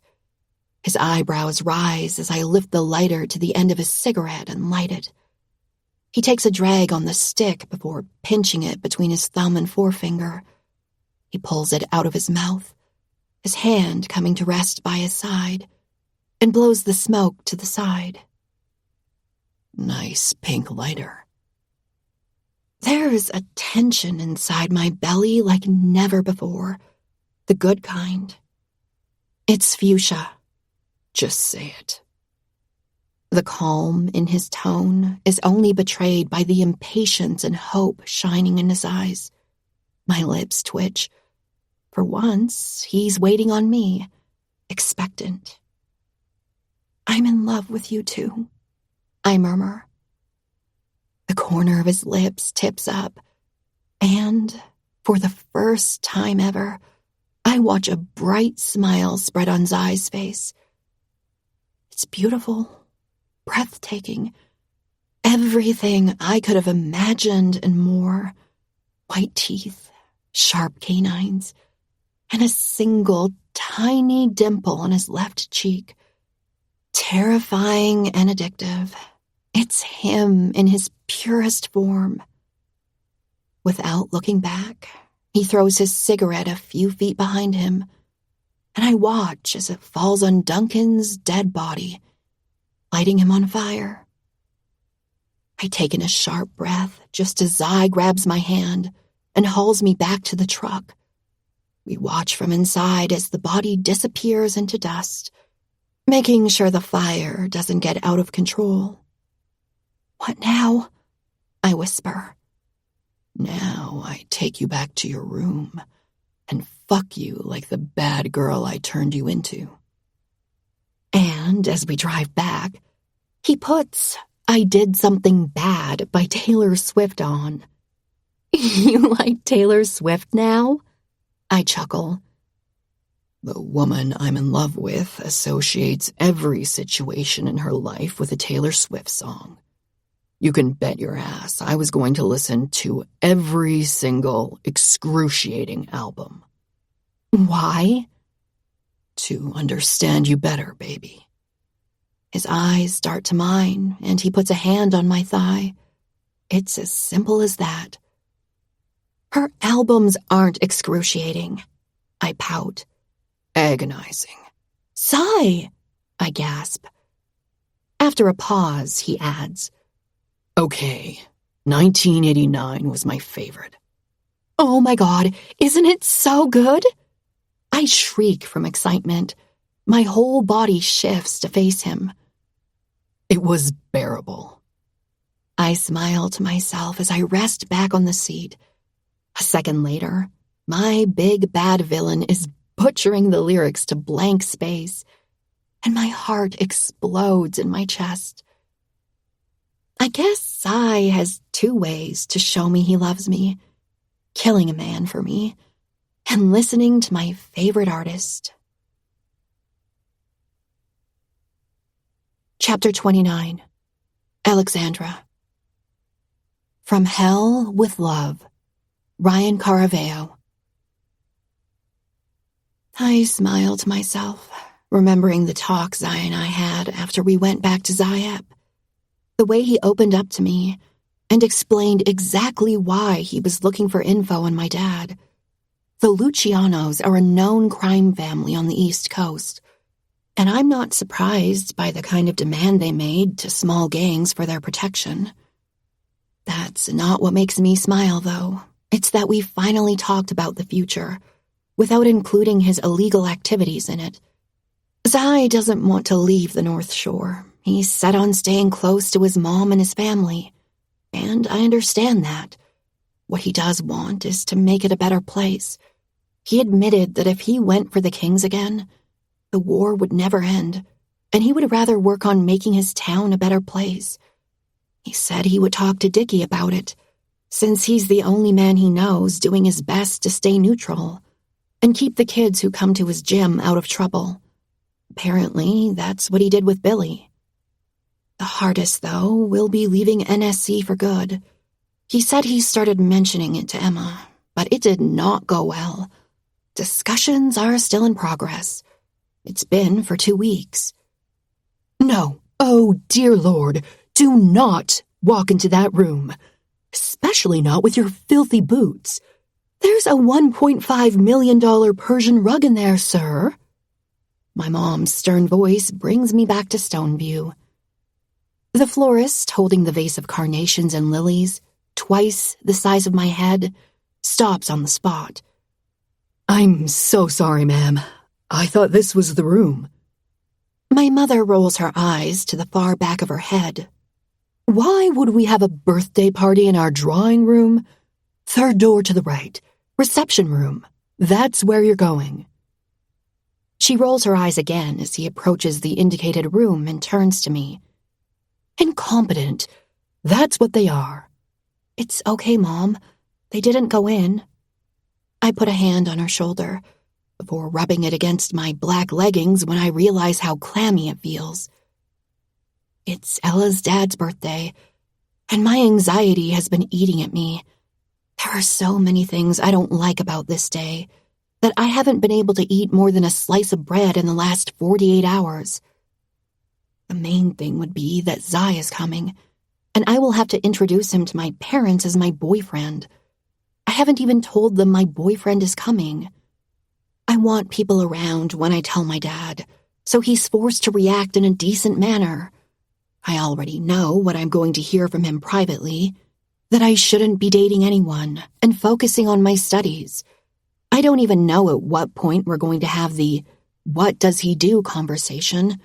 And even worse, what do his parents do? Stand up straight, Alex. My dad's voice startles me, and my shoulders pull back automatically as I elongate my spine. Sorry, I murmur. My mom smiles brightly at my dad. I am so happy we can all be here for Gerald's birthday. My dad nods, his eyes on his phone. Wonderful, he mumbles. I don't like Ella's father. Neither does Ella. He's a shady man who always makes me and my friends uncomfortable. You ladies should get ready, my dad says as he heads for his office. Guests will be here in 2 hours. My mother claps her hands, excited for another social event where she will be the center of attention. Everyone wants to be friends with the billionaire heiress of a renowned French artist. Alex, my dad says, still looking at his phone. I had Lydia put your clothes on your bed. Don't go too heavy on the makeup. Some people from my party are going to be here. Wonderful. None of that bright pink lipstick you wear. Makes you look like a cheap whore. I recoil slightly when he says that, and turn to my mom to check if she heard it. She pretends she didn't. Like every time my dad insults me. It's fuchsia, I mumble as I head for the grand staircase into my room. When my dad walks into my room to check if I'm presentable for the party, I feel a cold sweat running down my spine. I bought the same bracelet he had gotten me, minus the tracker. If he checked my credit card statement, he'd have seen it. But he still hasn't said anything. I'm wearing my new bracelet now since Zai cut off the other one. I usually keep the one with the tracker in my bag and wear the fake one. He observes me like a hawk does his prey, ready to pounce at any time. I try my hardest not to tremble under a stare, not to break and admit everything. My father can try to hurt me tonight, but it will be the last time he does so. When he can't find anything to say about my outfit, my hair, or my makeup, he goes for my body, for things I can't control. You look a little pale. Of course I do. I'm terrified he will discover what I did.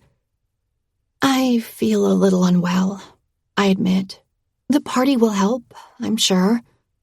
Your boobs are too big. We should think of a breast reduction before people start thinking they're all you're about. I gulp. Would he really? He ignores my reaction and keeps going. 1 glass of champagne tonight, and that's it. Show me how you smile. I lick my dry lips. The pale pink lipstick tastes bitter. When I plaster my perfected Stoneview smile to my face, his falls. Dear God, he huffs. You look like some trafficker is trying to get you through the border. What is wrong with you, Alexandra? I'm sorry, I murmur meekly, but I don't think people will be bothered about the way I smut. When he slaps me, I clench my teeth instead of crying out. You know how I feel about you saying but to me. There are no buts. I say something, you listen. Period. I take a calming breath. Can't mark you before the party. People would know. Of course, I'm sorry. You're always sorry, Alex. His threatening step makes me retreat. Can't you just do better? Can't you at least try to make me proud? With all the time, energy, and money I spend on you, can't you be thankful? I do try. My throat is so taut, I can barely hear my own voice. Try harder, because it's exhausting to have a disappointment as a daughter. He turns around to leave my bedroom, but before he crosses the doorway, I call out, Dad? What now? He sighs as he peers back at me. My chin trembles, my voice thick with fear and hope. Do you love me? I need to know. How can someone be so cruel and still love you? Can that same person who breaks you on a daily basis feel something other than hatred? Is that behavior normal from a father? What did I do? Why am I not enough? What mistakes have I made for him to think so little of me? Don't be ridiculous, Alexandra. He scoffs. You're my daughter. He leaves me with those words. managing to avoid answering my question. I believe that, had he said those 3 simple words, I might have been stupid enough to forgive him for all the hurt. Except he didn't. And I think that's what seals our fates. I just wanted to be enough. Half an hour later, chauffeurs are dropping off guests in expensive dresses and suits as they round the fountain in our driveway. Some are driving their luxurious cars and handing them off to the valets we hired. Guests are filing inside our house, giving invitations to the security guards at the door. My dad, my mom, and I are standing by our front door, greeting everyone. My cheeks hurt from the fake smile on my face, and my ears ring from my mother's high-pitched voice every time she says, "I'm so glad you could make it," while my dad gives firm handshakes. I simply stand between them, my hands clasped at my front and nodding, smiling, saying thank you when I'm told how wonderful I look. My dad has me wearing a dusty pink dress with a tight satin bodice and a mesh skirt that spans out all the way to my ankles. The spaghetti straps hold the sweetheart neckline close to my chest, so there is no chance of an accident like one of my boobs popping out. You know, so it calms his fear of people thinking that's all I'm about. God, I hate him. I hate my father. But I smile to myself. It'll all be over soon. Ella hugs me while her parents say hello to mine and laughs in my ear. I hadn't seen you dressed in a daughter of a senator outfit since we started at SFU, and it's so hilariously not you. I know, I snort in her ear. Alexandra Delacroix without any fuchsia just feels wrong. It is wrong, I giggle. We separate, and I say a vague hello to her dad. His way of looking at women makes me deeply uncomfortable. It makes me believe that the accusations against him might actually be true. That's not something we ever discuss with Ella. She prefers to brush it off, and not even utter an opinion about it. "Where's Lucas?" my mother asks Gerald's wife. "His plane doesn't land until later," his dad explains. "Has Baker's Cafe been keeping him busy in LA?" My dad inquires. "Of course it has. It was about time he proved he has what it takes to handle a real business." Ella gives me a look, annoyed at her dad's words and defensive of her older brother. If Luke comes later, he'll probably show up with his friends, and I'm slightly excited to see Jake White again. The king of Stoneview Prep will undoubtedly be as beautiful as ever, and I don't know one girl in our school who wasn't completely in love with him.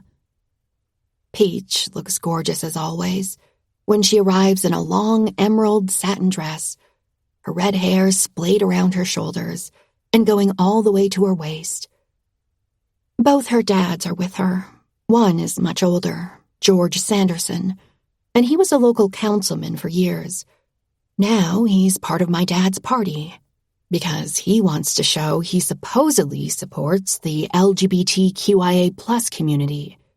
Her other dad is George Minacci, a famous Italian actor who made it in Hollywood in the early 2000s. He retired when he married George, and they decided to have a child. "Penelope," my mother beams at my friend as she takes her in her arms. "You look as wonderful as ever." "Thank you, Mrs. Delacroix."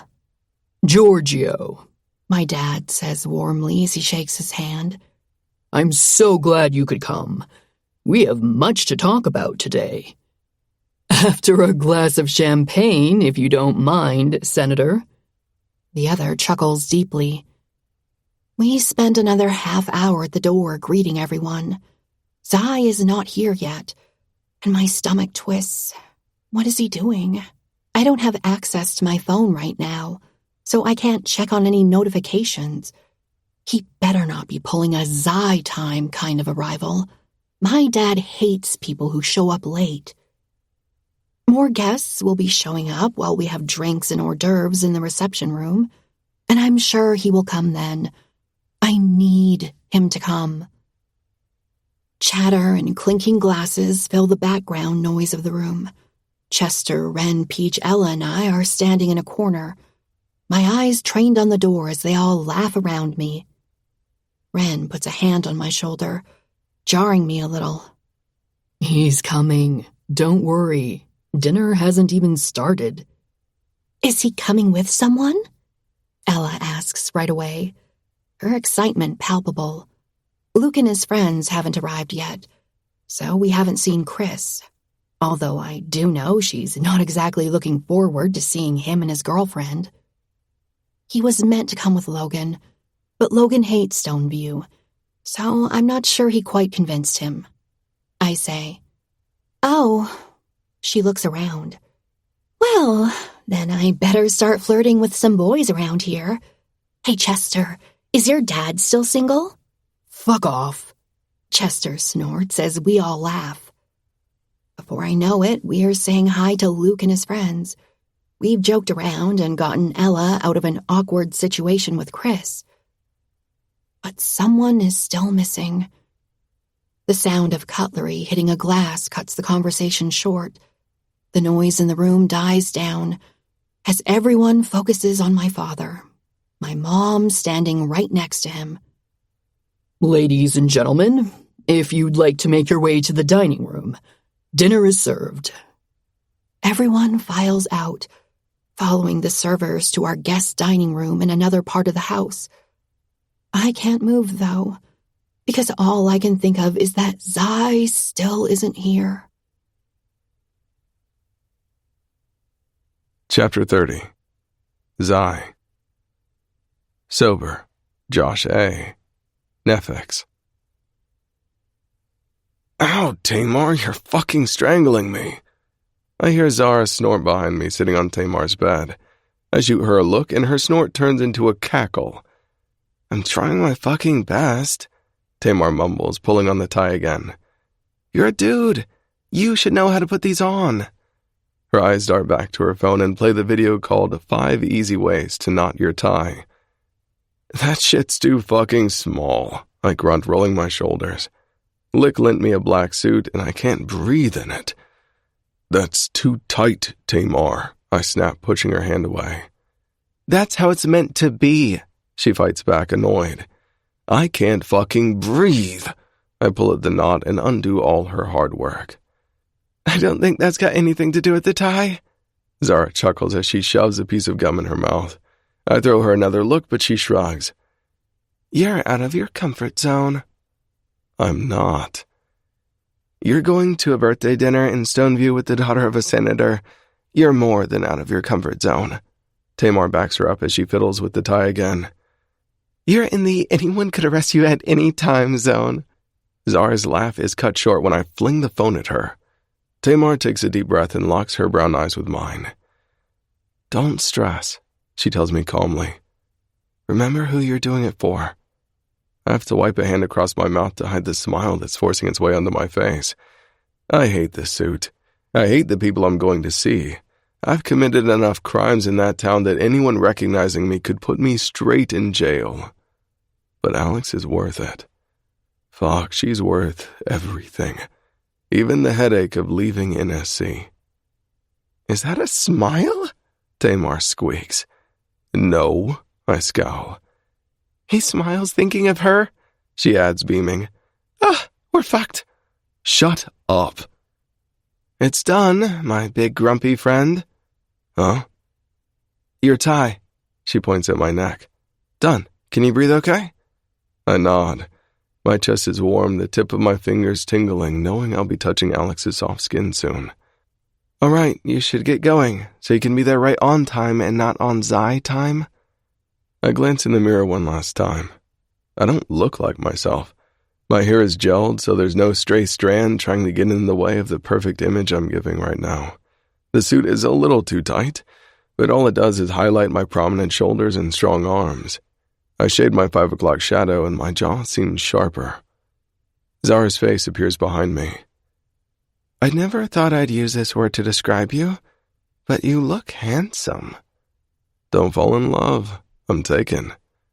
Boo-hoo, the man whore is taken. Zai, go. Tamar jumps back in. We head to the front door and Zara leaves with me. I'll walk with you. My car is parked near yours. Tamar Street is the definition of overpopulated, and we both had to park down a nearby quiet road. Have fun, Zai. Tamar smiles. Use protection? Okay, I'm out. I close the door in her face and start walking with Zara. It's really fucking weird that you're going to a birthday party in Stoneview. Most of the people you'll see there buy from us. I shrug. I'm only going there so Alex can tell her parents we're together. I'm never showing up at that house again after that. She takes a deep breath as we turn onto another street. So, you're really not going to get us that police protection? The disappointment in her voice tugs at my protective nature. I would do anything for my family. Just not that. I can't jeopardize my relationship with Alex anymore. I'm in love, and I don't care if it makes me a less ruthless man. It took the sweetest woman around for me to realize there are other ways to protect the North Shore, and I want to be part of the change. Emma will discuss with the Lucianos, and they'll figure out something else. She nods to herself. I trust you. I know things will turn out fine. Plus, I'll be the boss when it comes to drugs now. Every single dealer will be eating from the palm of my hand, especially Jack. He'll hate that I dominate him in bed and on the streets. I can't wait. I tried to give her a forced laugh, but a glint of anxiety weighs in my stomach. A lot of people relied on me. They trusted me to keep NSC safe and to keep the money running. My truck comes into view and we stop by it to finish our conversation. Do me a favor? Zara smiles as she looks up at me, but I see the truth in her eyes. Have fun tonight. Leave the North Shore problems on the North Shore, okay? She squeezes my biceps to reassure me, but it's right there. I'll see you tomorrow. Get in. You'll be late. She's disappointed. I watch her walk away and get into my truck. For once in my fucking life, I will be right on time if I leave now. I start the car and send a quick text telling Alex I'm on my way as I pull onto the road. Looking around, I focus, knowing that this is a road that's adjacent to King's territory. They've been taking over our streets more and more, and I always have to keep an eye out. I throw a quick glance at Zara's car as I drive past her, and my heart drops to my stomach. "Fuck!" I hiss, braking harshly. "Motherfuckers!" Ethan and Elliot have cornered her by her car.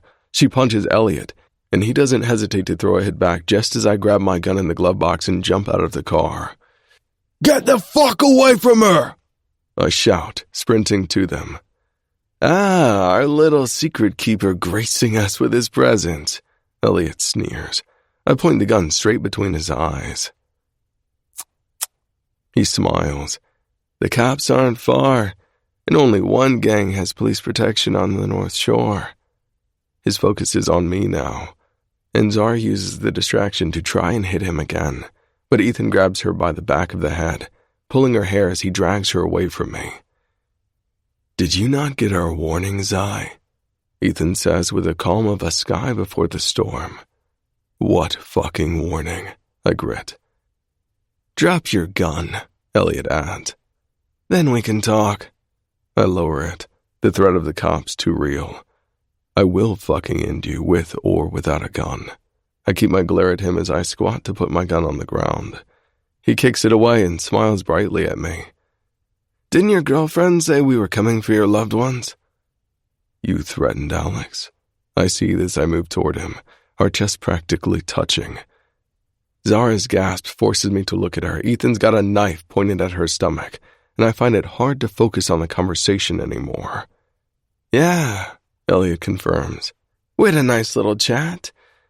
Told her she should let you know she's next on the list if you don't start telling us what we want to know." "Next?" I ask, confused. These two love playing games, and I'm not in the mood for it. "Yeah, we're ticking off the first one today." A whimper drags my eyes away from him again, and my heart stops altogether. "No!" I scream as I push Elliot out of the way. I manage to catch Ethan on the nose just as he takes a step back. I'm on him the next second, red flooding my vision as I focus on him, refusing to look at Zara as I sense her body crashing to the ground. Fuck you! I hiss between clenched teeth. My fist hits his face on repeat. I only stop to grab his knife and throw it further down the road. I feel Elliot grabbing me from the back, but there's no stopping me as I rain punches on his brother. Sigh. A whimper drags me out of my trance, and the next second I lose focus. Elliot hits me at the back of the head. I groan as I'm thrown off Ethan. His brother helps him up and turns to me when they start walking away. Next one is Alex, he shouts. Give us what we want. I'm on Zara right away, kneeling next to her. She's holding bloody hands to her stomach. Sigh, she murmurs, her face draining of blood, her lips paling rapidly. Her eyes dart down to her stomach. Shit. No. I press one hand on top of hers as I grab my phone with the other. Keep pressing. I'm calling Emma. It's gonna be okay. I sit behind her on the floor and drag her between my legs so I can sit her up and rest her against my chest. She shakes her head. I don't feel so good. Don't worry. Emma doesn't pick up, so I try again. Don't worry, I repeat. Fuck. Sigh, she rasps. I think I'm fucking dying. You're not dying, I snap, refusing to listen to her. Emma has stitched me up before, and I was in a worse situation than you. You're going to make it. It's going to be okay. The more I say it, the more she'll believe it too. Her eyelids start dropping just as Emma picks up. Fuck, I growl. Open your fucking eyes. I can see her forcing her eyes open. Zai? A small smile tips at the corner of her mouth as she shakes her head. I hide cash in P.O. Box 405 on the South Bank. The keys are in the floorboard under my bed. Shut up, I hiss. Shut up, you're not dying on me. I hold the phone between my ear and my shoulders. I press both my hands on hers to make sure we're pushing hard enough on the wound. Emma, I bark into the phone. I need you to come to Maple Street right next to Tamar's. We're just after the junction with Twin Oaks. Please give the money to my mom, Zara murmurs, her voice gone. She'll need it. What's going on? Emma asks as I hear her moving around. Zara, I start. She's been stabbed. Her eyes close again. No. Emma, hurry, I can feel the moment it's over. Her mouth opens slightly and a rush of air comes out, like her soul is leaving her body. A beat later, the lines of worry and pain painting her features disappear as her entire body relaxes. Zai? Emma asks. I hear her car start, but my phone falls to the ground in a clatter I barely hear as I grab my best friend and pull her to me. No, I choke. I hold her in my arms as a tremble takes over me. Zara, baby, talk to me. I know she won't. I know she's gone, and I know the last memory I will ever have of her is the disappointment I heard in her voice when I told her I wouldn't protect NSC anymore. I kiss the top of her head over and over again, her blood soaking my shirt and her body so heavy in my arms. A scream rips through the air and my muscles tense. Emma must have called Tamar since we're so close to her house. Zara! She falls on her knees next to us, her hands hovering over her body and not touching her as if scared to hurt her. I'm calling an ambulance, she panics. Something we never do on the North Shore. We can't afford it, and we don't want to answer for our crimes. We don't like adding to the gang-on-gang violence data they love to use against us. Still holding Zara to my chest, I put a hand on Tamar's phone and shake my head. It's too late, I rasp. My throat is so tight I can barely breathe. Something presses on my chest as I hold her body close. The weight of guilt, the pain, the heartbreak, something. I realize I'm rocking back and forth as if lulling her to sleep. A wail explodes from Tamar and she hugs us. I don't know how long we stay like this. The 3 childhood best friends who never spent a day without each other. The insufferable trio who always remained on the wrong side of the law. By the time Emma gets here, Tamar and I are sitting a little further away. We laid Zara on the floor and covered her with my jacket. I'm holding my other friend in my arms as she cries on my shoulder. Her tears are never-ending, every single one of them adding to the weight on my shoulder. The head of NSC looks around before her eyes fall on Zara's dead body. Blood is all around her, turning the sidewalk crimson, a stain that will linger for months to come. Far away, the thunder roars as if God heard our pain. It's not as loud as the scream that got stuck in my throat the moment I heard my best friend's last breath. I can still hear it echoing in my head, imprisoned in my body. Emma lets herself be sad for a total of 2 seconds. I see her gaze go to Zara, her lip twitch and her eyes harden again when she's looking back at us. This woman is ruthless. Who? The brothers, I say, low. Nudging Tamar, I get up and help her follow. She clings to me as I walk to Emma, avoiding looking at Zara. What did they want?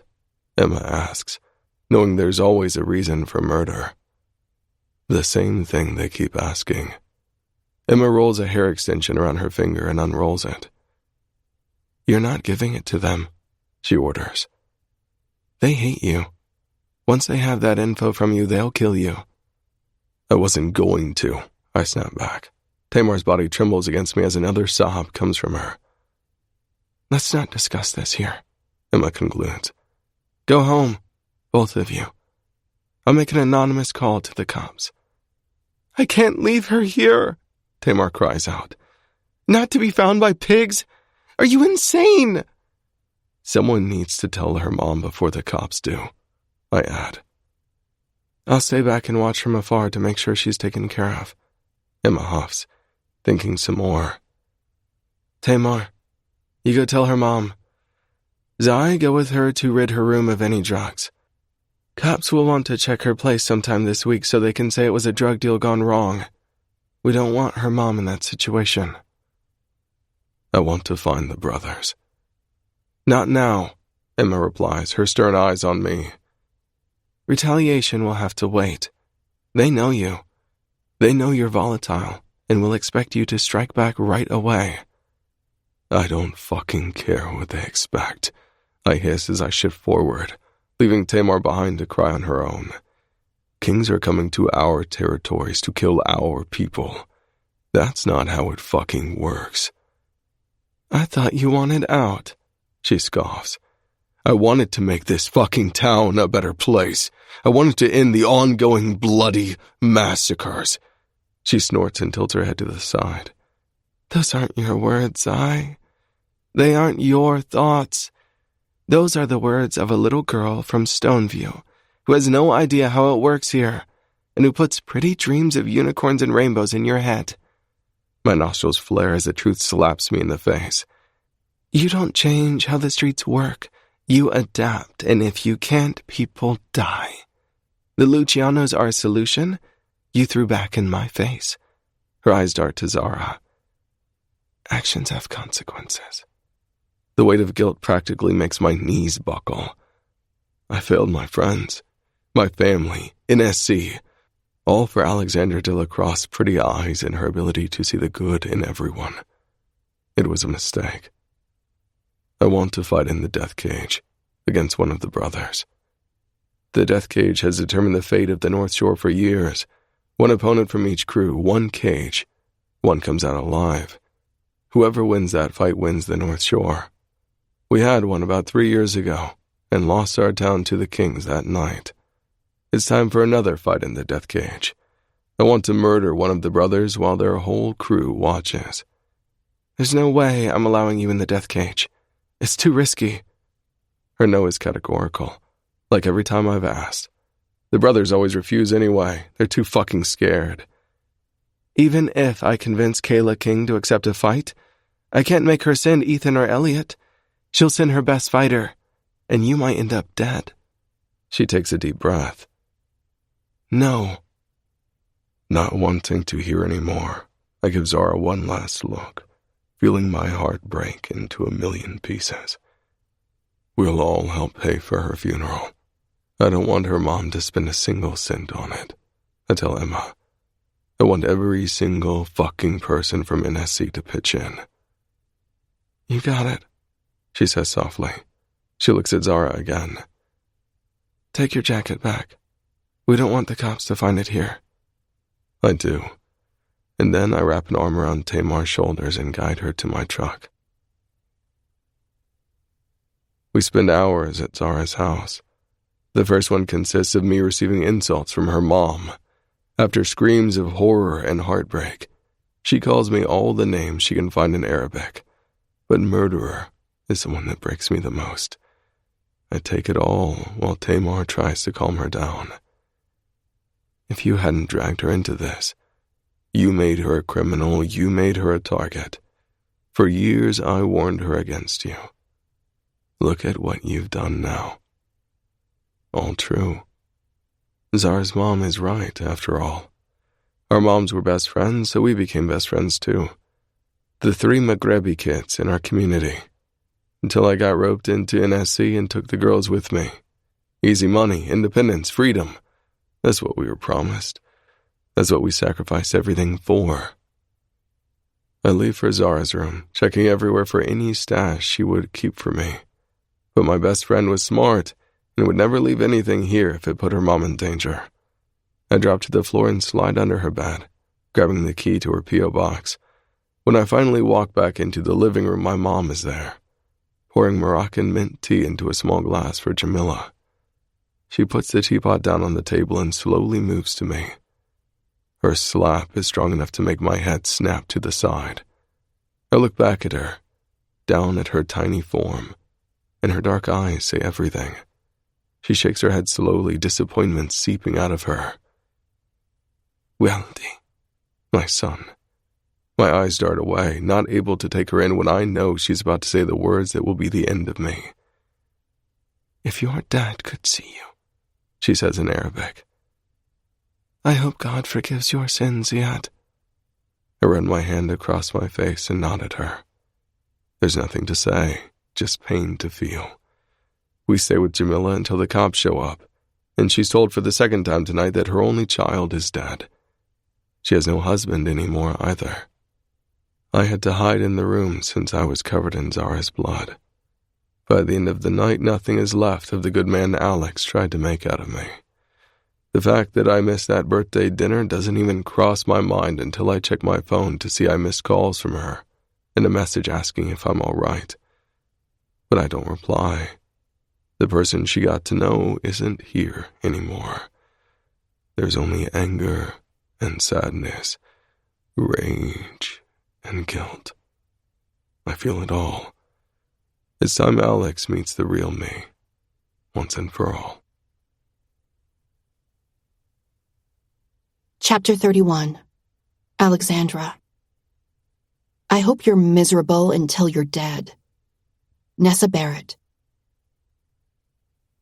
I twist and turn in bed, half asleep. I'm vaguely aware it's the middle of the night, yet I've been in that state for hours now. First, I couldn't sleep since I was worried about Zai. I couldn't stop thinking something terribly wrong happened. He hasn't answered any of my calls or texts, and there's nothing I can do. When I started accepting that I would just have to wait for tomorrow, my body was too anxious to fall asleep. I hadn't realized how much being back in my old room would affect me. After my birthday, I spent countless nights eyes wide open, expecting someone to break in at any point. I thought if my kidnapper hadn't been arrested, he would come back for me and finish the job. My only reassurance was that I hadn't seen his face or the faces of his accomplices, and that they should believe I wasn't a threat to them to begin with. Still, I was terrified, kept awake by one seizure after the other. My parents even had a private nurse sleep in the room next to mine to care for me. They would never do it themselves. Dad confined me in my room for weeks. too afraid I would do something socially unacceptable if I were to be let outside, ultimately making things worse. This place became my prison, even more so because I couldn't get him out of my mind. Why couldn't he be someone I've come to hate for the right reasons? Them being that he kidnapped me, assaulted me, and traumatized me forever. Instead, I hated him because he stirred my dormant desires to life, showing my dirty secrets could turn real. He made me hate myself for the awakening he put me through. I was changed forever, knowing no one would ever make me feel the way that man did ever again. Except Zai, the crazy man who decided that he and I would be forever, and that I didn't have a say in it. Having someone turn completely crazy with obsession for me, isn't that what I've been looking for? I'm disappointed that Zai didn't show up tonight. I had plans for us, but I finally fall asleep knowing that I can go back to him tomorrow, that he keeps me safe, that his love is what keeps me strong right now, and that one night in here on my own means nothing when I can be safely back in his arms in only a few hours. Nothing specific awakens me. Probably the same fear and anxiety that hindered me from falling asleep. There's no noise, no movement, nothing touching me. And yet, when my eyes sluggishly open, heavy from sleep, I gasp at seeing a tall form standing at the foot of my bed. My blood freezes as I jolt into a sitting position and plaster myself against the expensive cushioned headboard behind me. Only I don't scream, because deep down, I recognize him. Zai is just standing there, observing me. I sleep with a small light on now, and the warm glow illuminates his body. My stomach churns when I take him in. He's wearing a black suit, his hands in the pocket of his slacks. His black jacket is ripped at the shoulders, like it was too small and he did a sudden movement with his arms. His tie is undone, hanging over a white button-down covered in blood. Covered in blood. It's drenched in it. He's bleeding, and that's the only alarm ringing in my head right now. Oh my God, Zai! I whisper in panic. My instinct is to push my duvet off and throw my legs over the bed so I can run to him. Except the moment I grasp the covers, his husky voice reaches my ear. Don't move. It's a low, threatening rasp, the kind that stops me instantly. I've never heard his voice like this. Zai is moody, obviously. He can never spare a smile, and everyone gets on his nerves. But me, I'm special, and I know it. It's what made me fall in love with him in the first place. How he has always been different with me. The effort, the protection he bestowed over me, even during the times he protects me from himself. Are you okay? You're bleeding, I whisper with concern. Not my blood. Whose? I gasp. Why didn't you tell me the brothers threatened you? A silence falls over us, only disrupted by the sound of me working to swallow the sand in my throat. After we broke up, I deemed Ethan and Elliot's threat void. Since we got back together, I completely forgot about it. His threatening form slowly walks to the side of my bed, getting closer to me. My window is now behind him, the light of the moon casting his face in shadow. A shiver crosses my body, a scene too similar to the night of my birthday. Can we turn the light on? I murmur. This is making me feel uncomfortable. Why didn't you tell me? He says through gritted teeth. Because you should never negotiate with terrorists. I say with a confidence I didn't know I had. If there's one thing I know, it's that you don't give in to threats. If I told you, you would have done something about it. And I didn't want you in more danger with them than you already seemed to me. They talked to me, and I made the decision that they wouldn't get to us. What is it they even want? Ignoring my question, he leans over me, pressing a hand on the mattress by my hip. My eyes dart down to it and back up at him. You thought they wouldn't get to us? He sneers. I gulp, nodding and understanding I must have been very wrong about that decision. Of course, they'll never get to you, Cupcake. You live in your pretty castle, and you had your North Shore Knight protecting you. They would never get to you because your daddy would shield you. Build a fort with stacks of dollar bills if he had to. Stop, I rasp, feeling tears spring in my eyes and attempting to swallow them down. Talk to me and tell me what happened. I'll accept my mistakes and make it right, but don't put up walls between us. His other hand comes under the cover, wrapping around my thigh. They didn't get to you, Alex, but they got to us. In a sudden movement, he pulls on my leg, dragging me down until I'm lying on my back and gasping at the violence of his gesture. He grabs both my wrists before I can react, pushing them above my head as I twist.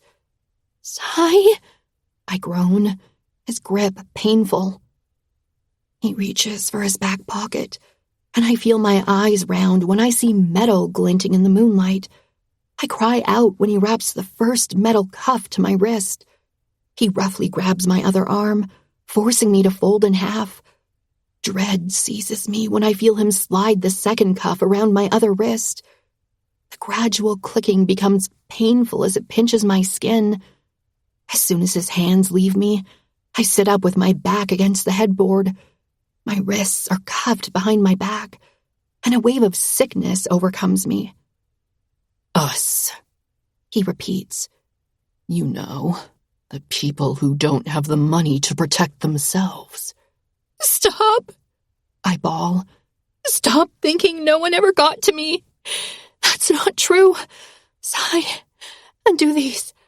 I'm panicking. I wheeze. With what happened here? He cuts me off with a cold voice. Yes, that. The silence is back, only measured by the beat of my heart pulsing in my ears. It's hammering in my head, ready to explode. You're scaring me, I admit in a barely audible whisper.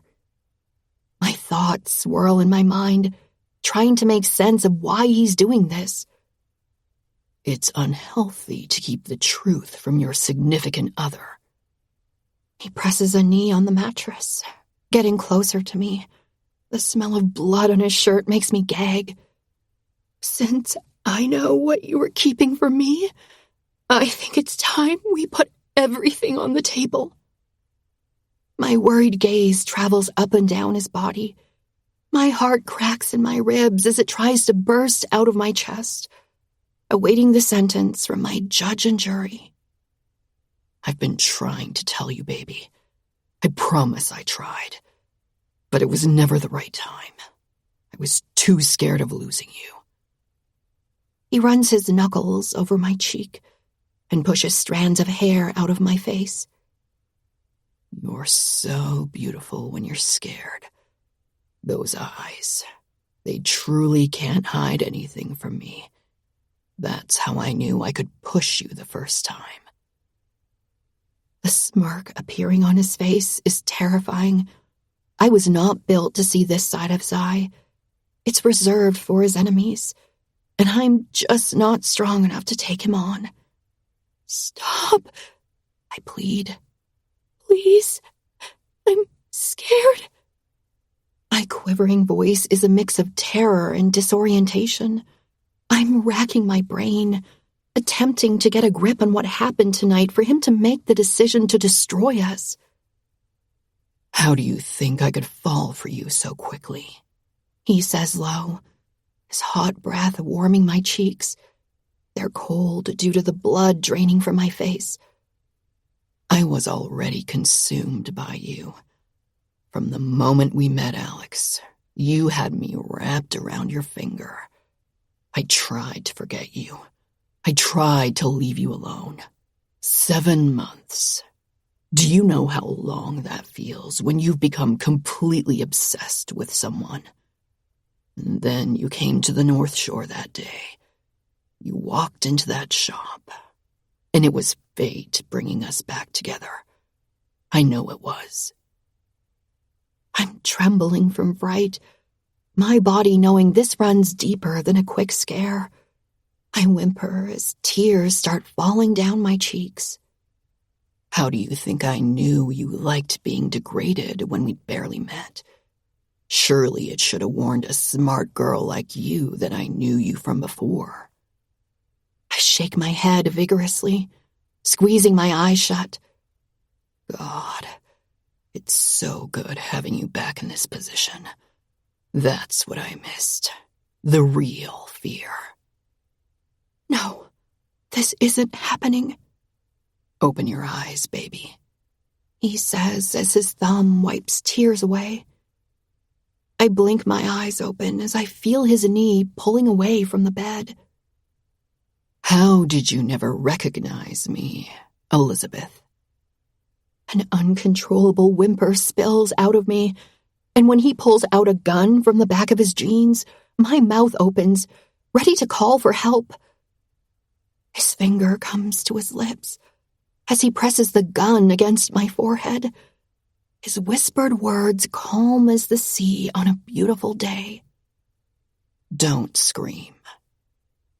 He's in the exact same position as that fateful night, except now I finally see my aggressor clearly. It's the face of the man I love. Chapter 32. Zai. Young, in love, and depressed AF. Call me Charisma. Why? She sobs. The tears on her face should break my heart, but it's already in pieces from my best friend's death. I did a lot of thinking before coming to Alex's house tonight, and I've reached 2 definite conclusions. Had she warned me about the brother's threat, I would have been more vigilant. I would have watched my back, been more aware they were coming for the people I love. The second thing that came to light was that Alex and I were never meant to last. We're not just different. We live in separate realities. I can't keep going with the lies. I can't keep living a life worried about what repercussions my actions will have on her well-being. There is no protecting Alex if she's with me. She will always be in danger. She wants me to leave behind a life that's entirely who I am. Brutal and deadly. A life where people I care about could be gone the next day. Revenge never stops. Violence is endless. It was nice to dream about what else I could do for a while. But every dream must stop when it turns into a nightmare. You have to force yourself to wake up and face what life really is. A game of survival. And that's why. I'm about to explain that to her when she speaks again, her words taking me by surprise. Why did you tell me? Her trembling voice racks my chest, pinching at my heart. You could have kept it from me. Forever. I could have loved you till death, had you just kept it to yourself. What about after death, baby? When we have no choice but to drop our masks and reveal our secrets. She ignores my question, shaking her head as she sniffles. Her nose twitches, the cutest fucking thing known to man. What then? I insist. You have to know who you're dealing with before I take you to hell with me. You're the only one going to hell, she hisses. I smile warmly at her. For someone who's been wanting nothing but to see me smile, I know she finds no reassurance in it now. Heaven is overrated, cupcake. You'd hate it. I used the gun to smear the tears on her face and watch her flinch. I told you because you need to know who I am. If you choose to love me after that, that's your responsibility. You putting yourself at risk. Life is made of choices, right? Her beautiful hazel eyes blink up at me. Don't say this to me, she whispers. No one could love another knowing what you've done. Weirdly, there's more guilt in her voice than shock. Almost like she has been loving me knowing what I've done. I lean closer to her, making sure we're facing each other entirely. I know, Elizabeth. That's the whole point. We're going to move on from each other and return to our lives from before we started dating. Extinguish that love, baby. I spent 7 months trying to get Alexandra Delacroix out of my head. 7 months forcing myself to never contact her. Never go back to the scene of the crime, never try to get back into her life. What if I contacted her and she ran to the police? I couldn't act on my obsession from that night, or run to her and tell her about the powerful connection I felt running between us. And then she walked into that shop, coming straight to me like a gift from God. When she didn't recognize me, I knew I was never letting her go again, until I realized being with me meant she could simply die any day. I moved my gun down her chest. It slides easily against the silk camisole she's wearing. I let it disappear under the covers until I'm able to press it against the silk covering her pussy. She gasps, the sound beautiful. I almost told you several times. I wanted you to know who I really was. I wanted you to love me despite it, to make things right. I stare deep into her eyes. But there's no going back from that. I pause, not sure what I expect from her, probably to contradict me.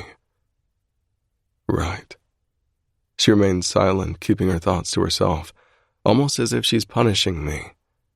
And not for having committed the unspeakable, but for voicing what I've done to her. I press the barrel harder.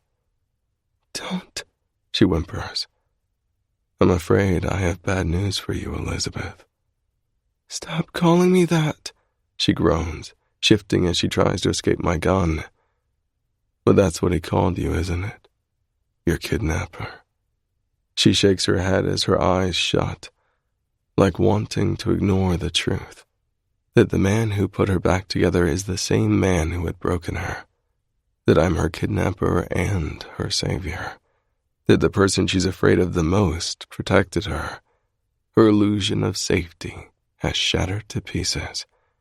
I rub the gun between her legs and watch as she bites her lower lip, attempting to suppress a soft moan. I know your secret, Elizabeth. I know your body. I knew it when I took you from your home and made you come against your will. I knew it when I drove you back to the safety of your room that night after your party. I knew it when I leashed you with my belt. How did you expect me to stay away when I was fully aware of our compatibility, even when you didn't know who I was? You love being degraded. You love the humiliation of being forced to do debasing acts. And fuck, baby, do I love degrading you. Pulling my weapon away from her burning core, I use my other hand to rip her shorts off. She cries out when I grab her hips and move her so she's lying right in front of me, her ass on the edge of the bed. Should I check how wet you are for me? She shakes her head, pulling at the cuffs. They're crushed between her lower back and the mattress now. Why are you asking? She spits at me.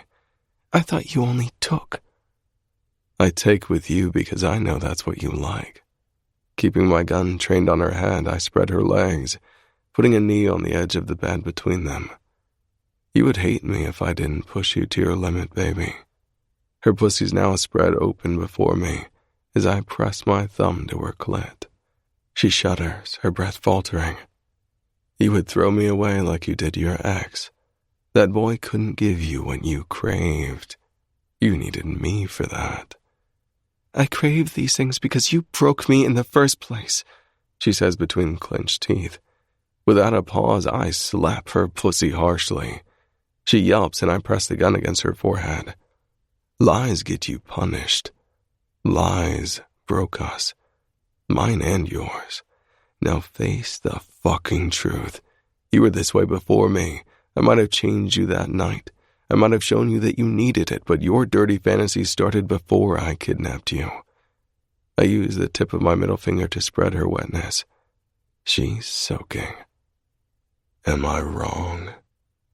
I press inside slowly until she can't hold back her moan. No, she whispers. That's right. Now stay quiet while I fuck you like the little whore you are. Then we'll deal with the rest. Zai, she gasps as I push a second finger inside her. She lifts her head despite me pressing a deadly weapon against her skull. Her eyes shine with fire and death. We're over, she hisses through gritted teeth. Fuck you. All I can do is grin in response. My beautiful princess is finally showing her teeth. My pretty flower has grown thorns, and I couldn't be more satisfied. I'm so proud of you, I tell her softly. But slowly I drag the gun from her forehead, down her damp cheeks, and press it against her flattened lips. Now say sorry for disrespecting your owner. I can read the resounding fuck you in her expression, except she can't say it, or she risks me slipping the barrel of my gun into her mouth. I curl my fingers inside her dripping pussy, pressing against her G-spot as I move in and out of her. Her small gasp gives me access, and I push gradually inside. The fear is so evident on her face, even as she narrows her eyes in hatred. She moans when I quicken my movements, thrusting my fingers roughly and making her thighs shake. Say sorry, baby. Be my good little pet and beg your owner for forgiveness. It only takes a few more seconds for her to moan a loud sorry as her eyes roll to the back of her head. That's my good girl. I pull out of her, relishing the way she mews in desperation around the gun. I cup her sex and move the gun inside her mouth, forcing her to suck on it. Who does this belong to, Alex? I rasp, the tips of my fingers grazing her entrance. You, she sputters around the barrel. I own all of you, baby, don't I? She nods, and as she hears the sound of me undoing my slack, she presses her pussy against my hand. Please. The muffled sound is music to my ears. I know we're over. I know there's nothing left of us. But how can I accept it when her entire being matches mine like we were made for each other? Everything that is her belongs to me. Your body is mine, I grunt, pressing the tip of my dick to her entrance. She nods, her eyes squeezing shut as I start to push. Your soul is mine. From the moment I took you from this exact bed, you became mine. I slowly move inside her, her wetness welcoming me, and her body shuddering under me. You were mine when you came to the hand of your kidnapper. The first thrust shifts her body up, sliding on the mattress as she groans around the gun. Her chest is heaving. Sweat is dampening her throat. I trace my fingers around her hard nipples through the silky fabric covering them. One after the other, I watch her writhe under me, moving her pelvis to try and fuck herself on my dick. I'm deep inside her still. Your heart belongs to me, baby, and mine to yours. It did the moment I walked back into that burning house.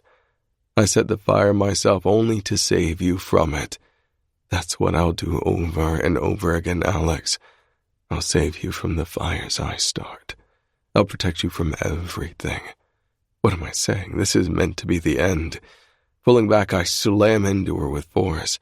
She moans, and I start moving my hips in tandem with the gun in her mouth. Suck on my gun like it's my dick, baby. And she does. Because there was no one else in this world that matches my brand of crazy like Alexandra Elizabeth Delacroix. For every single curveball I throw at her, she throws it back tenfold, matching my insanity with her need for darkness. I watch her head move around my gun and pull it back, only for her tongue to swirl around it and for her to take it back into her mouth again. Fuck, I pant, my thrusts become merciless. You're the most beautiful woman I've ever seen. I push harder inside her, grabbing her legs and wrapping them around my hips. She pushes back against me, moving in rhythm together with me. My heart is racing, not from the fucking, but from knowing that this is the last time I'll have her this close to me. The last time I can allow myself to love Alex fully and let her love me in return. I shove the gun further into her mouth. Swallow, I order roughly. Her eyes light up with lust, and I pinch one of her nipples as I increase my pace. She comes around my dick as she attempts to swallow the barrel of my gun. Her pussy tightens around me, sending waves of pleasure through my entire body and forcing me to explode inside her. There's a long silence as we both catch our breaths. Then I pull the gun away from her mouth. I just want to fall onto her trembling body. I want to hold her close and caress her hair. But she already knows what I'm here for. I'm guessing you want me to take you to my dad's office now, she pants. I pull out and grab her shorts, putting them back on her. Yes. Get up, I say roughly as I grab her by the upper arm and hoist her up. She whimpers from the violence of my gesture, her knees buckling as I finally get her to stand. I hold her, gazing down at her. Her eyes flutter shut, and she takes a deep breath. When she opens them again, there's something in them I've never seen before, and I can't pinpoint what it is. You're heartless, she rasps. And yet you love me. Tell me what that says about you. She doesn't deny it, and we both accept it as the irrational yet straightforward truth. Come on, I say softly. Don't make this harder on either of us. I help her walk to her bedroom door, and once in the hallway, she guides me down the stairs, my grip on her arm gentle but firm. Downstairs, Tamar is waiting for us. She's not the kind of girl who would often come and commit crimes with me, but I brought her tonight in case I need to breach through some computer security to get what I need. Tamar looks at Alex and then at me, her worried eyes forcing me to toughen up. Alex, she whispers. Are you all right? She's fine, I grunt in answer. There's no space for feelings right now. There's a light shining under the door to her father's office, a straight line illuminating the three of us in the darkness of the house. He's up, Alex panics, shuffling back into me. That doesn't change anything. I put a hand on the back of her neck, guilt threatening to rip me apart. I'm in love with this woman, and yet I've been the source of her grief from the moment we met. I put the gun to her temple. Zai, Tamar hisses quietly. What are you doing? My head snaps toward hers. I need you to trust and listen to me, Tam. To Alex, I whisper, I'm only doing this to scare him. I won't hurt you. I promise that on my life. You've already hurt me beyond repair, is her only answer. I take the pain, knowing I deserve it. I open the office door and put my hand back on her neck. I take a deep breath as her dad's head lifts from his laptop. Senator Delacroix. Every single emotion running through my body mere moments ago. Everything Alex can make me feel is gone. I'm cold as a stone, as dead as the lives of the people I cut short. What the hell is that? Shut up. I cut him off in a harsh tone. It would be a shame for your daughter to take a bullet to the head just to protect your pride. Tamar closes the door behind me as I keep Alex in front of me. I feel her shaking, but I'm sure she's not crying. No, I finally fucking did it. I made her as dead on the inside as me. She spent weeks attempting to light up my soul with her bright light. Instead, I snuffed out the flame inside her. Killed it with my own brand of darkness. How ironic for someone they accuse of being an arsonist. Sit over there, Senator, I say, pointing at the sofa with my chin. I nudge Alex, forcing her to sit there too. Tamar locks the door to the office and keeps the key with her. I'm going to have a look around. You two stay put. I don't bother tying up Delacroix. His phone is on the desk, so he's got no one to contact, and he can't go anywhere. He's not strong enough to take me, and there's also the threat of his daughter's life. So I'm safe. Plus, Tamar is keeping an eye on them. It takes me less than a minute to find the safe he keeps hidden under the wood flooring. I've robbed enough houses to know where to find money and secrets. Code, I say simply. I don't want to be here any longer than necessary. Not because of the risk of getting caught, but because I can't take the betrayal on Alex's face. Every time my eyes dart to hers, my heart bleeds. I swallow past my taut throat, my patience thinning by the second. The fucking code, Senator, I repeat, before I blow your daughter's brains out. It's a bitch to clean off, trust me on that. The glare he gives his daughter bothers me.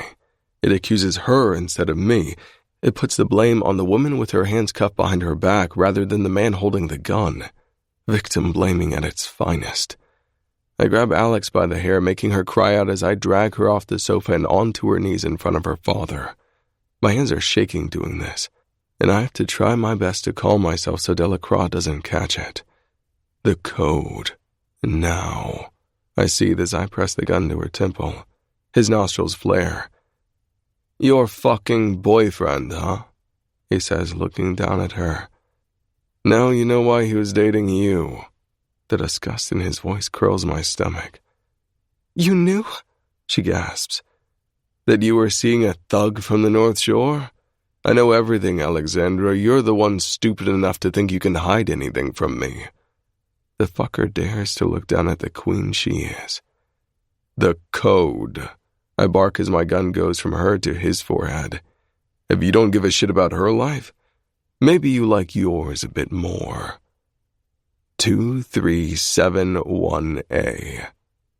Attaboy. I kneel by the safe and open it. All that's inside is a burner phone. I grab it, but it's locked. The man clearly only uses this for things he doesn't want anyone to know about. Murder, maybe. That would be useful. What is that doing here? Delacroix grunts. He plays the shocked part well. Let's do this again, I huff. Password. I don't have it, he says right away. Don't bullshit me. That phone shouldn't even be here. My security guard keeps it and the password from me. For instances like this, I can't give a password I don't know. He doesn't stay at night. A beat before he adds, It looks like we're stuck. Do you think you're talking to the fucking rookie gangster of the year? I growl. I give the phone to Tamar. Be quick. She pulls her laptop out of her backpack and sits at his desk. I stand behind her, watching her work while she starts attempting to breach the security barrier. We're both focused on the laptop screen when the sound of a slap and Alex's whimper forces Tamar's fingers to freeze on the keyboard. Glancing up, I see Alex on the floor, her cheek red and her eyes brimming with tears. You disgust me. Her dad hisses with fury, now standing up in front of her. I knew I was safe from him. I hadn't realized Alex was the one who wasn't. I'm sorry, she whimpers as he towers over her. She curls onto herself, attempting to make herself smaller in front of him. Your mistakes are going to ruin my entire career, Alexandra. He might as well shoot you because I'm going to kill you myself otherwise. I spend so much time on you. What for? So you could turn into the biggest disappointment of my life? You don't want to find out what happens when you're not useful to me anymore. Am I fucking hallucinating right now? Dad, I'm sorry. You fucked a man who is going to destroy everything I worked so hard for. You let him use you, take you for a fool. Did you honestly think anyone could love you? You, he barks. I can see his cum running down your leg. Girls who can't be ladies are put with the whores, Alexandra. Is that what you want? For me to throw you out and give you to my friends, who'll show you what it's like to be used like a dirty slut? I stride to him as he rears his hand back to hit her again. Grabbing his wrist, I stop him. He turns around, scowling at me as Alex whimpers from fear. Mr. Delacroix, I drawl with a deadly calmness. Hit her once, and we'll call it an unfortunate mistake. Hit her again, and I'll set your house on fire with you in it. I lean in slightly, since he's much shorter than me. And that's if I'm feeling kind. He tries to jerk his arm from my grasp, but doesn't compare to my strength. Not even a little bit. Alex, he rages. I swear to God, you better call this thug off or else. I must warn you, I growl. I can only take so many threats to my woman's life before I start losing my shit. I grab his tie. That's a nice tie you have here. It would be a shame to end up hung by it.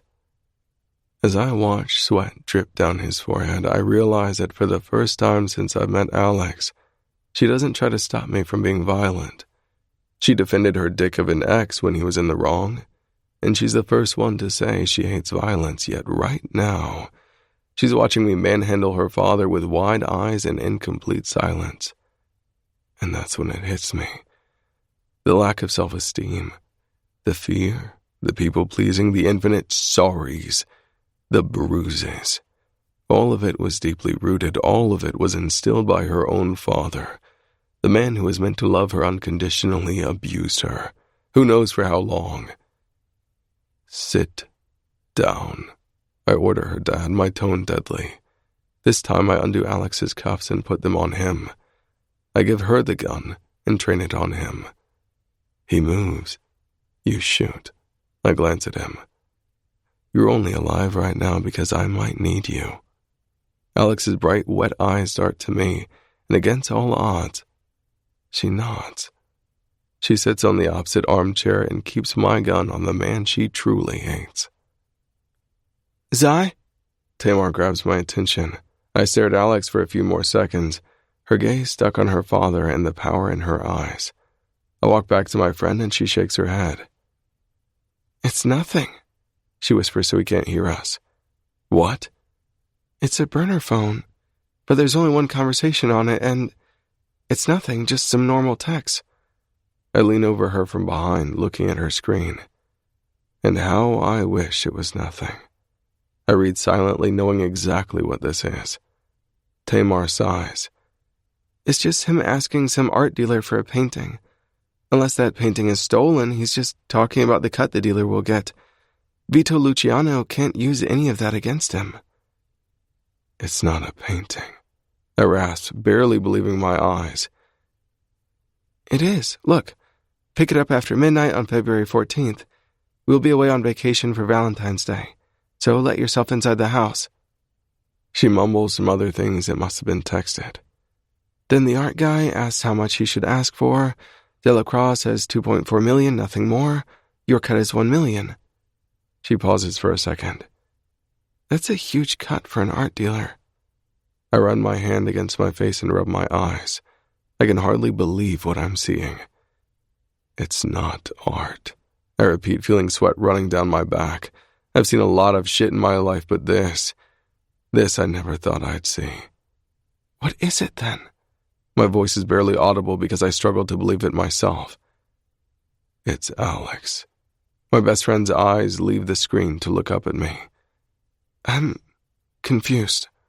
I straighten up, feeling the room tilt from the shock. I round the desk, standing in front of it with Tamar behind me and our hostages in front of me. You motherfucker orchestrated the kidnapping of your own daughter. Tamar gasps as Alex turns to me, pale as a ghost. What? Delacroix doesn't say anything. Dad? He's out of his mind, he replies casually. Why would he do that? Alex asks me, utterly confused. For sympathy. So people would talk about it. Career boost. Who fucking knows what else? Tamar jumps back in. This doesn't make sense. How could you know him asking to pick up a painting means walk into my house and take my daughter? Because I'm the one he hired. The silence stretches for so long I have to take a look at Tamar to make sure she's still alive. My best friend stares at me with wide eyes. She never knew what I'd done. Please? Tell me you didn't spend Valentine's Day kidnapping a young girl. She was 18. And then dated her. None of this was planned. In February, it meant $1 million for NSC. Obviously, 9 months later, she means something else to me. I can't. Zai, you're not a kidnapper. I cock my eyebrow at her. I've kidnapped and tortured many men, and she knows it. I mean, of innocent people, she hisses. What the hell went through your head? We were desperate. Who is with you? What did you do with the money? Logan, his brother, and Racer. I never got the money because the cops got to the house. I now know it was Delacroix who sent them after us, since he was tracking his daughter. The fucker never intended on giving us any money. He just wanted to show the world he could rescue her. He wanted some publicity. Delacroix looks at me and back at his daughter. He's lying, he tells her, the lie slipping through his teeth like a snake through the grass. In a swift movement, I grab the gun back from Alex and press it against her dad's forehead. Don't call me a liar. I've come clean to your daughter about my mistakes. It's time you do the same. Tell her. Dad? Alex whimpers. Please? I don't want you to die. Tell me the truth. His panicked eyes dart from her to me multiple times. People's opinion was that I wasn't a family man, that I was incapable of love. They thought I was cold toward you and your mother. I needed to gain their trust back. I needed to show I would do anything for my daughter. When Alex talks again, she's right next to me. There are no tears on her face. She's not shaking anymore. That's right. Her voice is low, controlled. So, you sent Zai and his crew to kidnap me and hold me for ransom. Her tone freezes me to the bone. It's like nothing I've heard from her before. It's like that glint I saw in her eyes earlier. So lethal. You let me stay in a filthy house with a dangerous man who assaulted me. You let him torture me until it had been long enough for people to see you cry about your daughter. And then you came to get me back. If people knew how you took care of me afterward, that you wouldn't even look at me, that you locked me in the same room I was taken from while I was having panic attacks about that night. You let me cry until I passed out. You only got a nurse when you walked into my bedroom one morning and thought I was dead. You let my trauma get worse. You let it turn into PNES. You let me die on the inside. You're a slut who came when her attacker fingered her, he roars. That's not my daughter. The shock makes me take a step back. He watched the whole video. I did, she says almost proudly. She fake pouts and presses her tits together with her upper arms. He was just so good at it, Daddy. You disgusting whore. He spits at her feet, and I press the gun harder against his forehead. Do that again, and I will make you lick it off the floor. He'll do it, Dad. Alex chuckles. It's so cold. Zai is a bad man. And it's my turn to be on the receiving end of her sharp tongue. You and your friends took the role so seriously, didn't you? Such good actors. Pretending you didn't know whose house you were in. Pretending it was a simple home invasion, so I would do everything you said. I lick my lips, racking my brain. What is she doing? Her hard eyes narrow when she insists. Am I right?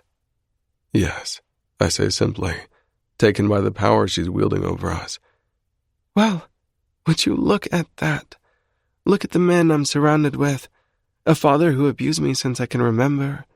The only thing he taught me was how to hide bruises with makeup. And a boyfriend who lied to me all along about being the man who had traumatized me. She looks at Tamar, her cute little smile back on her face. Except it's as fake as they come. No wonder a woman loses her mind, eh? Alex, I say tentatively, are you okay? Her behavior is not her. She's not herself. There is a pause before she hisses. Of course I'm not fucking okay. This woman scares me. This woman sounds powerful and in control. It's a new version of Alex. I think I love it. My thoughts are cut short by her dad bursting into laughter, a genuine maniacal-sounding laugh. Poor boy. Don't you see what she's done? My brows furrow. I look at him, and when I look back at Alex, the confusion dissipates. She's smiling at me like the devil would to a sinner's soul he's about to snatch. It's eerie and oh so fucking sexy. She orchestrated this whole night. Her dad keeps on laughing. What a little cunt you are, Alex. And I finally understand. I understand that my beautiful girlfriend has been playing me. She duped me into thinking I was in control tonight when she was the mastermind. I felt it in her room earlier, but I didn't trust my gut. I didn't believe my sweet Alexandra could turn against all of us. You could have kept it from me. Forever. I could have loved you till death had you just kept it to yourself. How long have you known? I ask her calmly. Chapter 33. Zai. Mastermind. Taylor Swift. Alex was not surprised when I told her the truth. She didn't want to hear it because she wanted to keep us in a bubble of ignorance. She never wanted me to confirm something she already knew. No one could love another, knowing what you've done. She hates herself that she does. She kept it to herself and carried on loving me despite knowing. How long? I repeat. Since the night I found out you were part of NSC. I shake my head, hardly believing what I'm hearing. She was aware all this time. She told me she loved me, and she already knew. Since the night at the warehouse. How? My eyes, my voice, did you finally remember? She shakes her head. Trauma is a bitch. I never recognized your eyes or your voice, because so many things about that night are unclear. Although maybe that's why I always thought your eyes were so mesmerizing, or why I felt so comfortable with you. Perhaps subconsciously, I knew you were the one who had changed my life. I have to physically swallow the information she's giving me. If not that, then how? I insist. You have a tell. Do you know that? I feel my eyebrows lifting. My hand is sweaty around the gun, my arm starting to shake from holding it out. Every time you lie, her tongue darts to her two front teeth, and I recognize it as exactly what I do. Do you remember when I asked you if there was anything else you'd lied about? Like it was yesterday. She was trying to break up with me. Her tongue grazes her teeth again as she repeats the lie I told her. No, baby. You know everything. I close my eyes, hating myself. Opening them again, I watch helplessly as she grabs a fistful of my t-shirt. And then I saw them. She lifts it to show my lower abdomen. The 3 scars. The only thing I remembered about the monster who had kidnapped me. My eyes flick down and I lick my lips. I made sure to never take my shirt off in front of Alex. I didn't want to do it until I was ready to tell her everything. But the night she learned about NSC, I was too focused on not losing her. I didn't realize I was topless when she left. I didn't realize she saw the scars. Flashes hit me so hard I sway. I'm excited for your dad's birthday party, Ella. Alex is the one who brought up the topic of Gerald Baker's birthday party. She pretended it was an accident, that it slipped.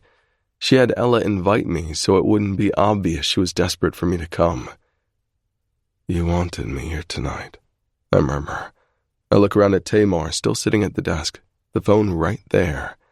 Delacroix was shocked when he saw it in the safe. You're the one who put the phone in the safe. This morning? Her devilish smirk is magnificent. She's just standing there, right next to me, her gorgeous blonde hair disheveled, her cheeks red and her hairline damp from sweat. Still, everything is in her hazel eyes. They can never hide anything from me. She is so beautifully powerful at this moment. You knew.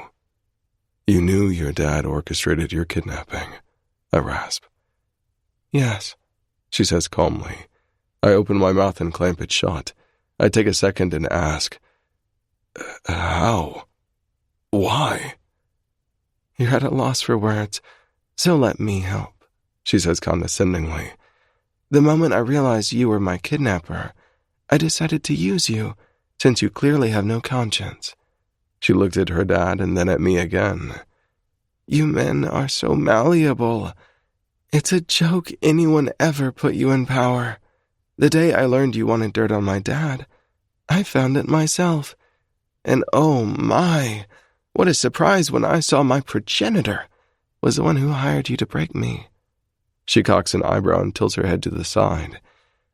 Do you understand your role now? When I blink at her, she laughs mockingly. Let me make it simple for you two. One of you has abused me my entire life, and one of you is a violent criminal. Here I am, in the middle, used by both of you. All I had to do was get you, she looks at me pointedly, in the same room as him. She nudges her head toward her dad. To witness what he does to me. We were broken up because you're a dick, so it would have sounded suspicious if I suddenly invited you, didn't it? I played the broken-hearted girl part for a few weeks, so it'd sink in. So you'd become more obsessed than ever, holding onto any branch I offer, even if it's a twig. I brought up the birthday party, and look at that. Zai is desperate to come. She puts her hands to her cheek, pretending to be an actress playing a dramatic role. Oh no, please don't come. You checked if I was going to work late tonight, her dad murmurs to himself. Her sharp eyes turn to him. Well, yes. Initially, I was going to bring Zai to your office after the party and announce that we were together. Then I was going to slowly watch you lose your shit. Her mouth twists, showing that it didn't work out as planned. But then he didn't show up. My hopes died until he broke into my room in the middle of the night again. I could see something was wrong. Something had changed. And the poor boy admitted everything to me. So I immediately reminded him why he was using me in the first place. I'm guessing you want me to take you to my dad's office now. She manipulated me just like I did her. The result was the same. She shrugs her shoulders. We were all alone in the office. Then I had to get you to hit me, which isn't hard, is it, Dad?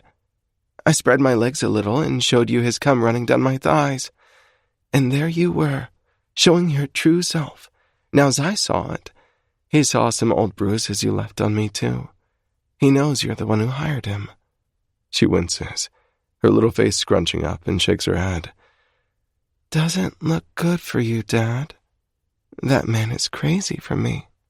She turns to me, vulnerability shining in her eyes. Imagine falling in love with the person who broke you, she whispers. Imagine being able to get past it and hating yourself for it while at the same time finding it impossible to stop that awful flow of true love you feel slithering through your veins.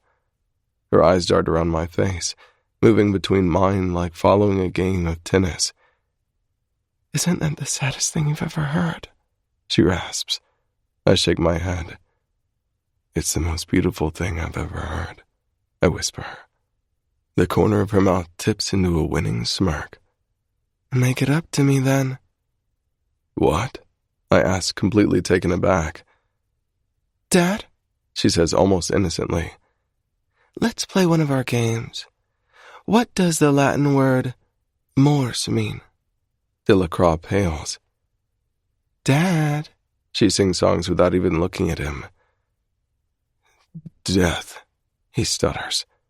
Her gaze goes to the gun and back to me, her voice lethal. That man has made every single second of my life a living hell. Now pull that trigger and avenge me. My heart explodes, beating so loudly in my ears I can barely hear Tamar's voice behind me. Zai, don't. Alex's eyes narrow on Tamar, ready to annihilate anyone who dares stand in her way. He's a senator. Do not kill that man. Listen to your friend, Delacroix blurts out. Except my eyes are on Alex. You did all this so I would kill your dad, I ask, completely incredulous. Yes, because it turns out I'm too weak to do it myself. She flutters her eyelashes at me. I'm just a woman after all. Tamar stands up suddenly, the clattering sound of the chair falling behind her resonating in the room.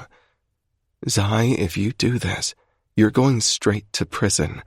For life. It wouldn't be the first man you kill for me. I would be careful if I were you, though. Think about the cleanup, or Tamar's right. Your years in prison will be long and painful. Her smug smile gets to me, her controlling tone wrapping around me. I'm a sucker for this woman's power, ready to fall at her feet like a knight offering his protection to a queen. She glances at her father one last time. I just want it to be enough, you know? For a second, her innocence and vulnerability ring through the room again. I just want it to be enough. And she's back on me. Do it. Her order is soft even as her eyes are sharp, their knives digging into me and killing my resolve. I would do anything for her. I stare deep into her eyes, seeing her love stronger than it's ever been. And I pull the trigger. Bang. Chapter 34. Alexandra. The heart wants what it wants. Selena Gomez. It's not ugly. Zai pulled away from his head and shot his chest instead. Right in the heart. He was looking straight at me when he did it. My dad's body falls back against the sofa he's sitting on, and it's only when I see the blood seeping from his chest onto his expensive rug that I realize what I did. Oh my God, I gasp. The smell of burnt powder and blood makes me gag. You did it. He grabs the back of my neck and forces me to look up at him. You didn't have to put all this elaborate plan in place. He growls. You could have just asked. I smile at him. Pride feels so warm in my body. It makes me tingle. It turns me on. What would be the fun in that? I sneer. It's not so nice to be used by the person you love, is it? To be oblivious to the control they have over you. He shakes his head, and I smile to myself. I can still fit a Taylor Swift song to my situation. I'm on my vigilante shit right now, and people are paying for their mistakes. Alex, I love you. I'm desperately in love with you. I would do anything for you. And you have. Now we're even. Now I don't feel like a stupid girl who got used. You two are completely insane. Tamar's voice is a shocked, choked sound. We turn to her. It's called love. I chuckle. Just our version of it. He's going to get arrested. She snaps. Tamar, he says, his hands now holding my waist tightly. There's a strong desire in his eyes.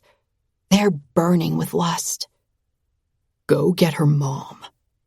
Despite her disagreement, Tamar runs out of the room. The second she's gone, his lips crash on mine, his tongue pushing inside my mouth, and everything inside me explodes. My knees buckle, but he's holding me up. My hands are shaking when they come to grab his t-shirt. I can't breathe, but who needs air when you're being kissed that way? It's soul-shattering, so poignant I can feel his fist around my heart, forcing it to pump warm blood through my veins. When he pulls away, he murmurs, I've never been so proud of you in my life. Only when I sniffle do I notice the tears raining down my cheeks. I love you, Alex. He breathes out as he pulls me to his chest. I love you with everything I am. Squeezing my eyes shut and forcing drops to fall from the corner of my eyes, I nod, acknowledging his words. And despite not wanting it, despite wishing for everything and anything but that heartbreaking feeling, I rasp, I love you too. Good girl. He sighs with relief. It's as if there would have been no point in all this if I couldn't have added that I still loved him.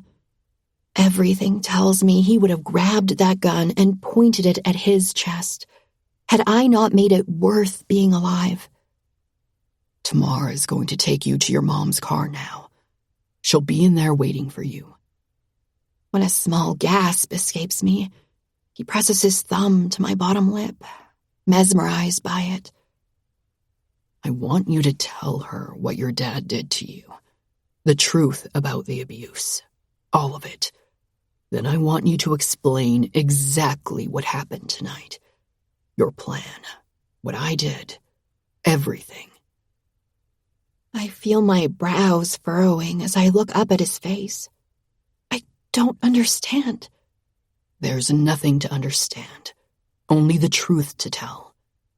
But what about you? Don't worry about me.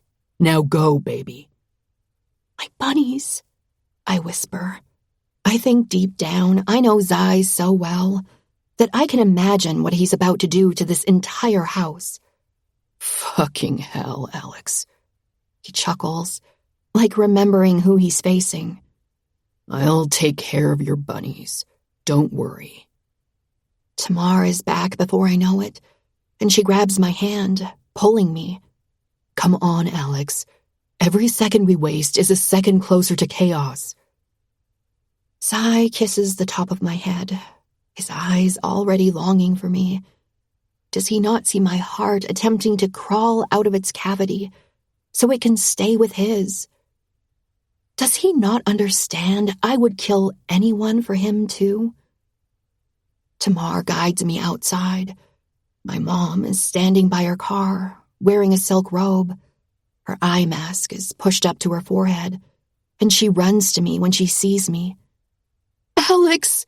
she cries out, her hands coming to rest on either side of my face. She checks my face and the rest of my body. I'm shaking and must look pale because she asks, "Are you all right, sweetie?" "I'm okay." I nod sternly. "Get in the car."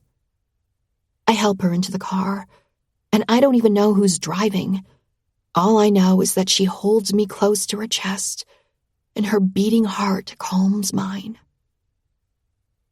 I don't know where we're driving to, but I do know she's holding my hand, and that's all that matters right now.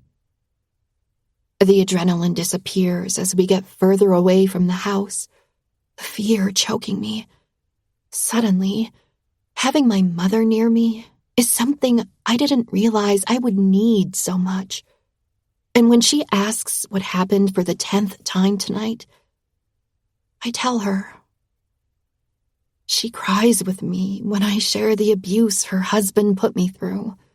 I see the guilt in her eyes when she realizes the extent of the things she didn't see. And when I tell her my own dad had orchestrated my kidnapping to benefit his reputation and win the sympathy of the public, I feel her heart fissuring. "I should have known," she rasps. "How?" I snort. "He was so good at making me terrified of telling anyone."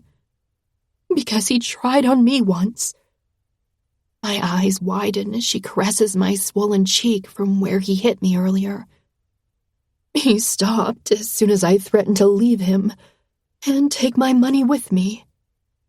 Of course, my dad's entire career, hell, his entire life, relied on my mother being a billionaire with a famous name.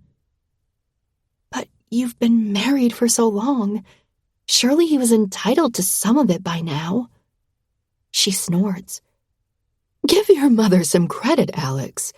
I'm not such a fool that I would marry a man as power-angry as him without a prenup." My mouth falls open.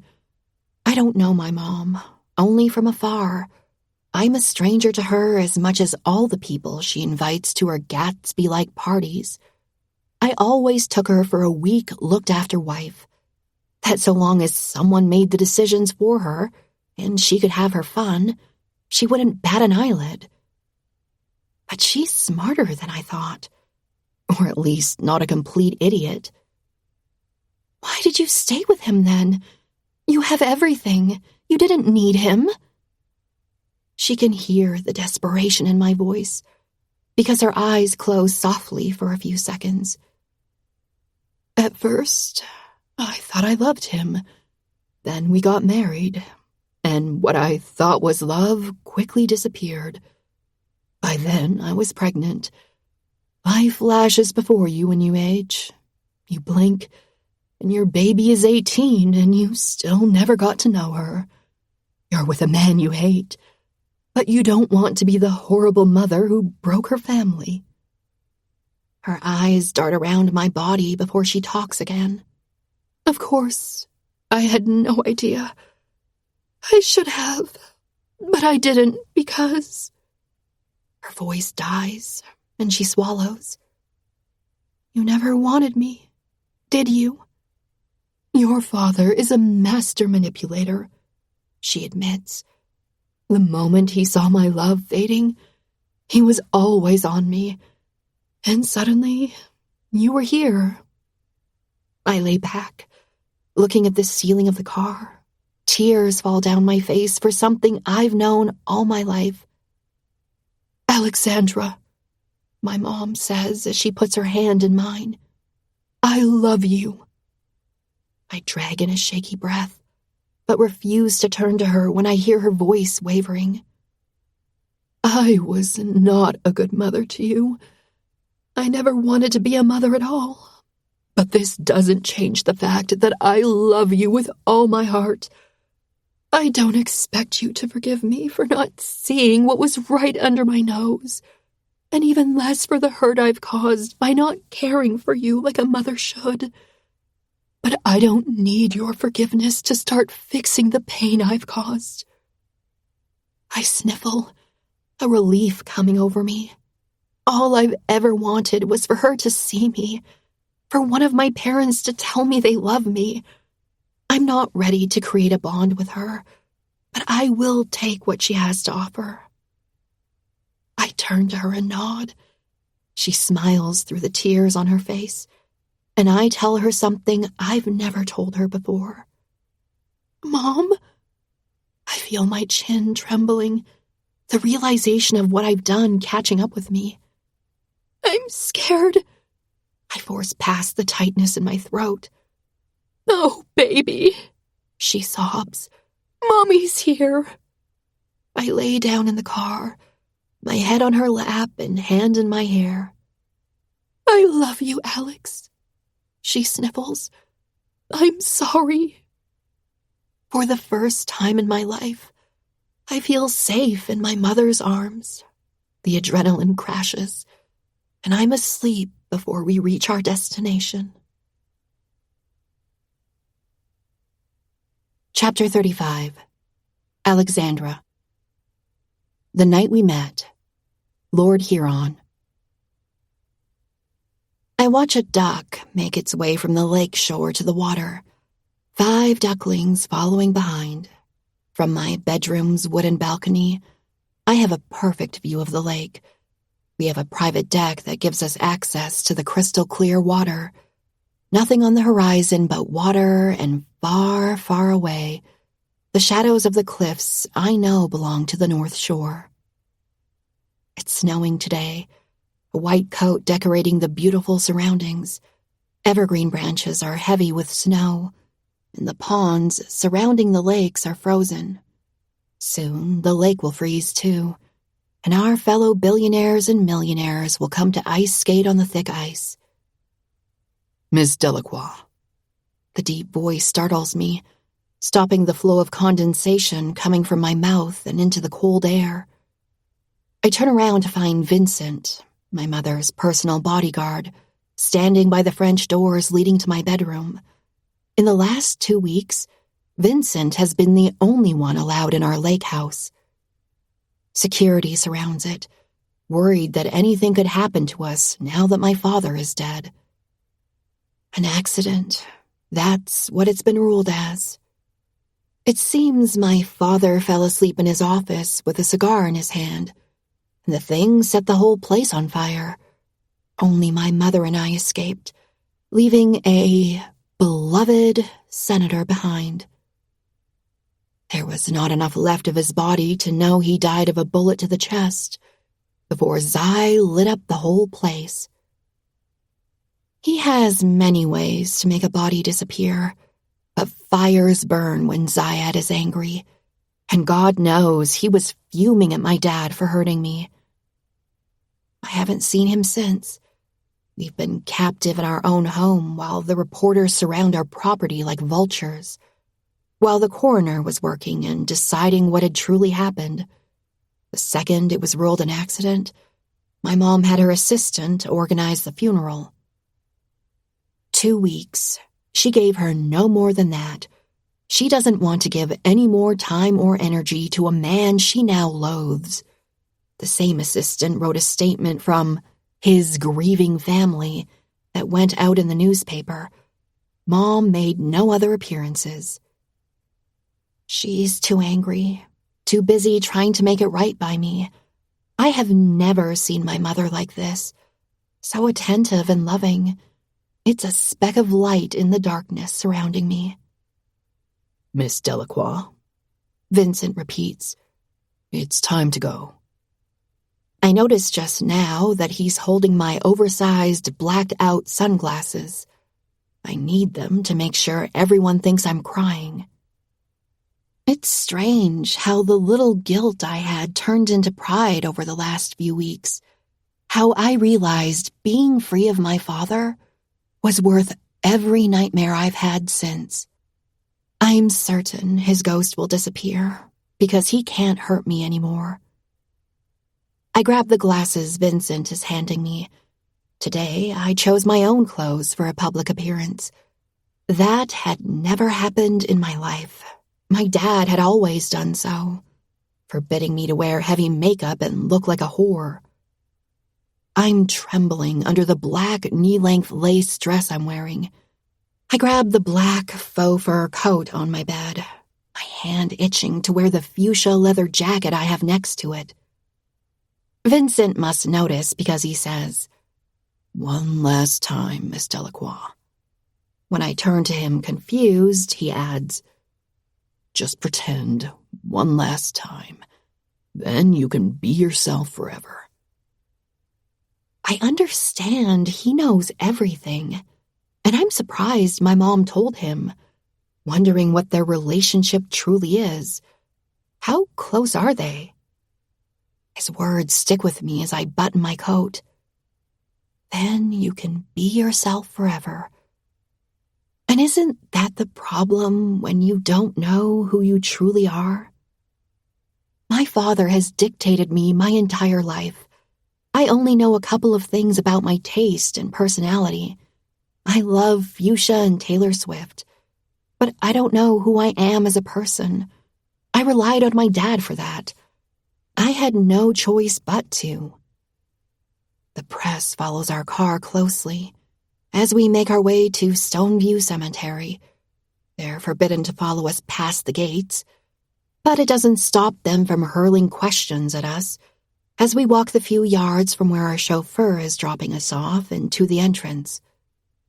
Miss Delacroix, is it true you took drugs in college? My mom holds me closer, slipping an "ignore them" in my ear. Mrs. Delacroix, you seem awfully close to your bodyguard. Did your husband confront you about it?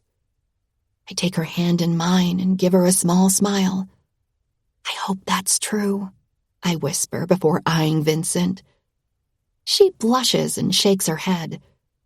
Don't be silly. Miss Delacroix, Miss Delacroix. When I don't respond, the man insists. Elizabeth. I freeze at that name. He jumps on that. Is it true you're dating a gang member from the North Shore of Silver Falls? I don't know. Is it? I haven't heard from Zai in the 2 weeks following my dad's death. I didn't message him since he changes numbers so often. I knew he wouldn't receive it after such a huge event. Vincent nudges me, silently telling me to keep going until we're safe behind the gates. I nod at Elle and Peach as we walk past the rows and rows of seats. They're sitting in the middle with their parents. Her brother Luke is here too. So are Christopher Murray and his parents. It's a small town, and most of us know each other. Camila is sitting near the front with the Diaz family. Her mother was one of my father's many attorneys. His funeral lasts forever. Speeches after speeches about how good of a man and a fair politician he was. The national anthem, a flag folded on his casket. And finally, after forever standing, sitting, and standing again in the snow, under the umbrella Vincent is holding above my mother and me, he is put to rest. I have never felt so relieved in my life, because nothing would have stopped him but death. If for a bullet in his chest, he would have tormented me forever. I would have never lived. I would have only been an extension of him. Everything comes to me at once. The fact that I hate knee and ankle-length dresses, that tulle is a horrible material, itchy and too innocent-looking, that I love short skirts and dancing. Finally, it hits me in the chest that I hate politics and the classes that come with it, that I love using the word thing when I can't describe something. Lightning strikes me when I understand how much I want to be closer to my mom, even though we barely have anything in common. I want to hear about her love for art and stick my fingers in the gooey paint. I want to jump in a puddle and soil my dress. I want to scream at the top of my lungs that sometimes I'm a lady, and often I'm a whore for the man I love. I want to find Zai and tell him how much I love him. That when I'm ready again, when I've found the woman I truly am, I will be ready to love him fully. Tears fall down my cheeks, and I hope everyone thinks it's for my dad, because no one gets to understand how free I suddenly feel. This is for me only. We go through rounds and rounds of condolences, hugs, and formal handshakes. It's never ending, and I've never been a good actress. I hope everyone takes my silence and indifference as shock and grief. It's only when a man in an all-black suit comes to shake my mother's hand that my attention comes back to the present. "Fleur," he says low. Everything about him screams criminal in the most elegant way possible. His hard face doesn't have an ounce of empathy, and his black eyes start to mine before returning to my mother. He's with a tall woman in a midnight blue suit. Her hands are crossed behind her back, and her green eyes dart everywhere. So aware of everything around us, she must be dizzy. She has long red hair, like Peach. But, unlike my best friend, there's nothing friendly about her. "I apologize," he says to my mom, "that it ended this way." No condolences, only an apology heavy with meaning. My mother shakes her head, the shadow of a smile twitching at the corner of her mouth. "The result is more or less the same." He eyes me again. "Minus innocence," he adds in a murmur, his eyes stuck on me. "Thank you for coming." She cuts the conversation short. "I'll be in touch." It's only when everyone is gone and we're crossing the cemetery that I ask, "Who was that?" She doesn't need me to tell her who I mean. "His name is Vito Luciano. He's an old friend of mine." Everything is instinctively clear in my head. No need to use your brain when your gut tells you the truth. "Mom, did you "Ask the head of a criminal family to find dirt on your dad? Because I wanted to ruin his career?" She pauses, clearly checking my reaction. When she deems she can trust me, she continues. "Yes, as I told you before, I hated the man. I promise you on my life, I had no idea how Vito was proceeding about it. Shocked, I swallow heavily. Zai was asked to kidnap the daughter of a senator by the man himself. That girl was me. My mother asked a mafia man for info on my dad. Vito asked Zai, and Zai used me. We've come full circle to the insanity of the lives we live, the intricate bonds between the billionaires of Stoneview and the crime families around us. Zai and me, we're just pawns in bigger games. Why? I ask, with a strength I've come to understand is a new part of me. I wanted to divorce him. He didn't. Your father was a master manipulator, and there was only one way out. I waited until you went to college, thinking I could keep you out of it. I was wrong, and I'm sorry. I give her a tight-lipped smile. I forgive you, Mom. I would have done anything to get rid of him, too. In fact, I have. We have our whole lives for you to forgive me, truly. For everything. She wraps an arm around my shoulders and walks me toward the gates. Just like in the movies, I notice a tall, dark shadow leaning on a tree at the back. Too far to have heard anything from the funeral. Close enough to keep an eye on me. Zai looks handsome in a black suit. It doesn't fit who he is, but he is beautiful nonetheless. His arms are crossed over his chest, strong muscles threatening to crack the seam of the suit jacket. He must be freezing without a coat. I'll meet you at the car, I tell my mother. Her eyes follow my gaze, and she nods. I take my time walking to Zai, delaying the inevitable. Hey, I finally say, facing the giant in front of me. Hey. His voice is the same as it always is, devoid of emotions. They seem to be stuck in his eyes, swirling with the different shades of brown. Tiger's eye stone. The first thing that comes to mind is fixing my mistakes. Something unfixable. I'm sorry about Zara. His sad eyes meet mine. That's the last thing he was expecting. Billy told me, and I want you to know that had I known, had I been able to grasp how dangerous it was to withhold information from you, I wouldn't have. You were right. It's not my world, and I knew nothing. I'm sorry you felt you failed her. I don't think you did. When his confusion starts being clear on his face, I add, I think you live in a place torn by a war you can't control, and you can't save everyone around you. He takes a deep breath, his eyes dampening. When he swallows, the tears disappear without having a chance to fall. How have you been? I ask. I should be the one asking you that question. He chuckles dryly. Do it then. I snap a little too hard. I can see he likes it, the determination in my voice. How have you been? Better than I thought, I admit.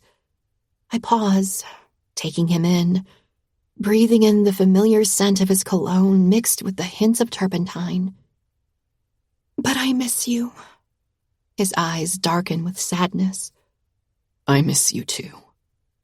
Another heavy pause, during which he pushes off the tree and takes my hands. Alex, he rasps. I want you to know that I've officially left NSC.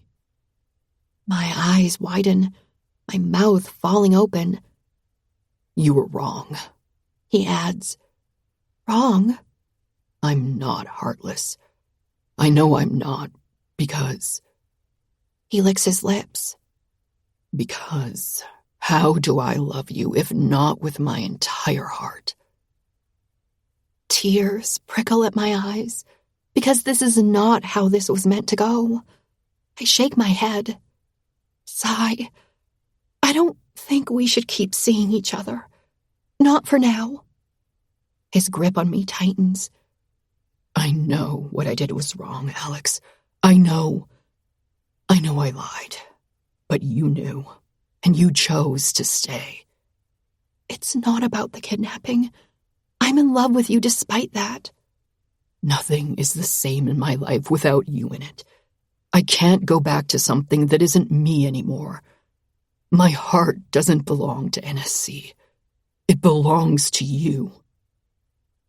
Running a hand through his hair, he looks away and back at me, grabbing my hand again, holding both in his gigantic palms. He puts one against his chest and takes a deep breath.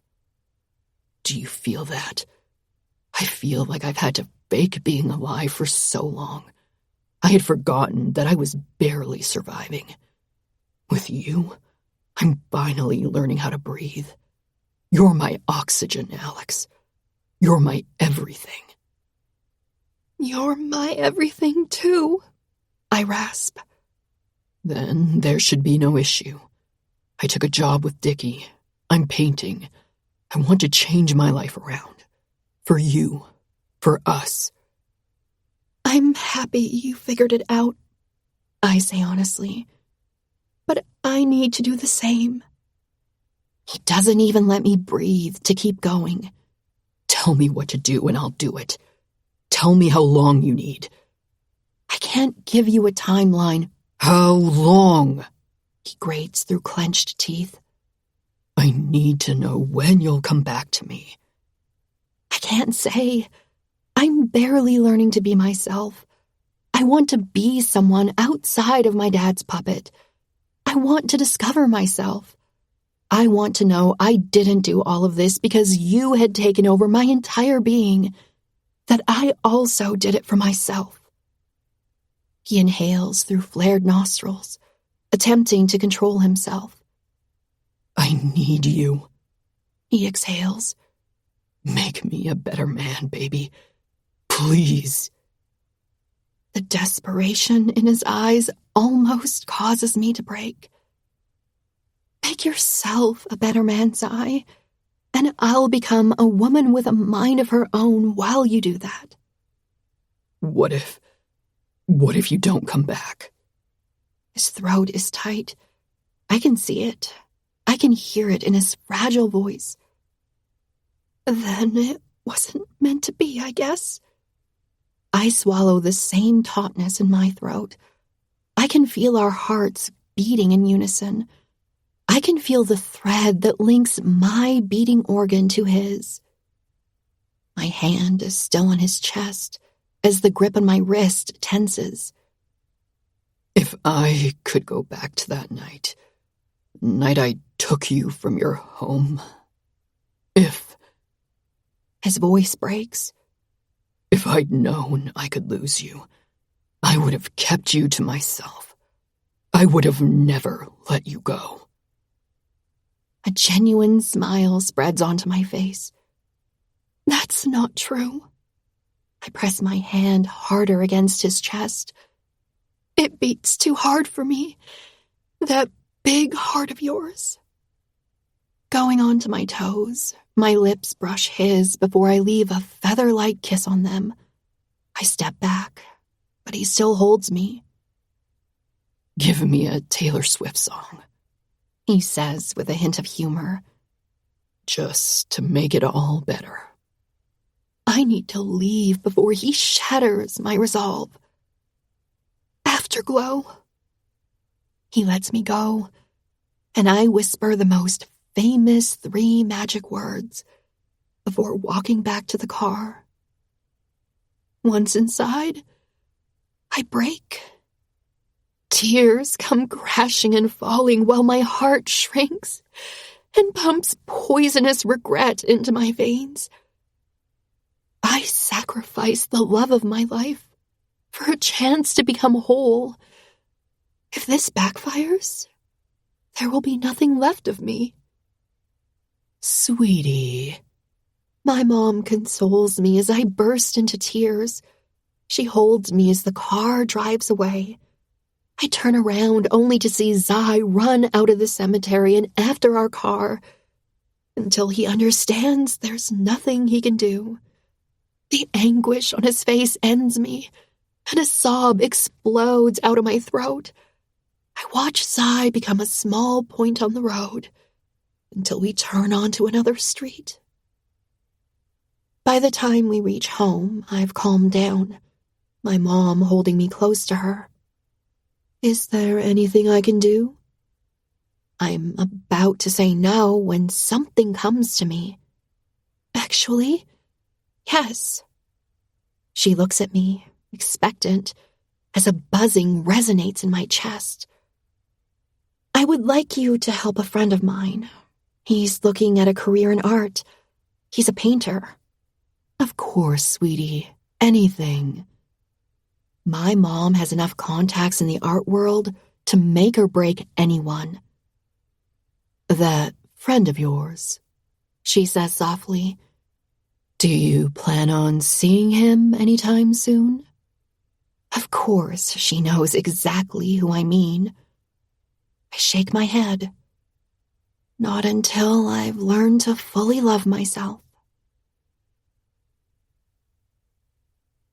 Epilogue. Alexandra. Miss Americana and the Heartbreak Prince. Taylor Swift. 3 months later. Happy birthday! Ella screams as she runs into the lake house. I suffocate in her arms, the fuchsia balloons she's holding bumping against my head. Behind her, Peach walks in carrying a huge white frosted cake. If it's not chocolate, I'll kick you out, I announce as Ella lets me go. Chocolate with vanilla frosting. Boring like your ass. She laughs. I turn around and slap my ass. This ass is anything but boring. Fine, you win. Your ass is great. Happy birthday, bitch. Peach cheers. Is your mom here? Ella asks politely. Kitchen, come. I take the cake from Peach and lead them to the kitchen. We like being by the lake, so we stayed. Mom is using the insurance money to rebuild the old house, but she doesn't want to live in it anyway, so she's going to sell it. She's been enjoying our extended retreat at the lake, especially since Vincent is keeping us company. Hi, girls. Mom greets them. I'm so glad you're here to celebrate Alex. Can you believe my baby is turning 19? I roll my eyes, pretending to be annoyed. She's so focused on her studies, we barely see her anymore. Peach pouts. Us turning up here was the only solution. Since changing my major from politics to early childhood education, I've loved my studies so much that I always have my nose in a book. My friends are used to seeing me study all the time, but not enjoying myself, so they try not to distract me. During the Christmas break last year, Zayap sent us to volunteer with children from vulnerable backgrounds. I was at a community center on the North Shore, spending the holidays helping kids with their homework and organizing activities for them. That's when I fell in love with the job. I found my true calling spending time with those little babies and took the initiative to change my major as soon as I returned to SFU. My mom fully supported me, and I'm now on my way to becoming an elementary school teacher. You're so dramatic, I tell Peach. If I was dramatic, would I be here today? No, I would be mad at you. There's a short pause, and they all look at me, clearly expecting something from me. What? I ask, clueless. When they see I'm completely lost, Ella says, if I were to Peach. Damn, I didn't even hear it. I chuckle as I brush it to the side. Can we open my presents? Lunch first, maybe? My mom suggests. Fine. I let out an exaggerated sigh that makes them laugh. It's only my mom, my two best friends, and me at home. And Vincent, of course, who's always near my mother. He lurks in the kitchen doorway, watching her with heart-shaped eyes. The most unprofessional bodyguard I've ever met. We enjoy our lunch together, eat cake, and open presents. Ella got me a Tiffany's bracelet that should definitely be gifted to a partner rather than a friend. But I accept it with joy. Peach got me a gigantic vibrating dildo, since I don't get out of the house nearly enough to find Dick. My cheeks flush as my mom explodes in laughter. She's not exactly wrong, she snorts. You should come to some Zayat parties, Peach insists. It's so much better now that the older sisters respect us. I shake my head. No, thank you. I left Zayat the first week of January, when we got back to college. I've come to know myself better, and I'm not a party girl. I'm not a sorority babe who enjoys alcohol and men. I respect my best friends for staying and forging solid friendships with the sisters. But I've discovered I am indeed a stay-at-home with a good book kind of girl. Especially now that I get to enjoy whatever book I want, rather than the ones my dad forced me to read. My mom and I have been enjoying buddy reading sexy romances, and I've discovered a new passion.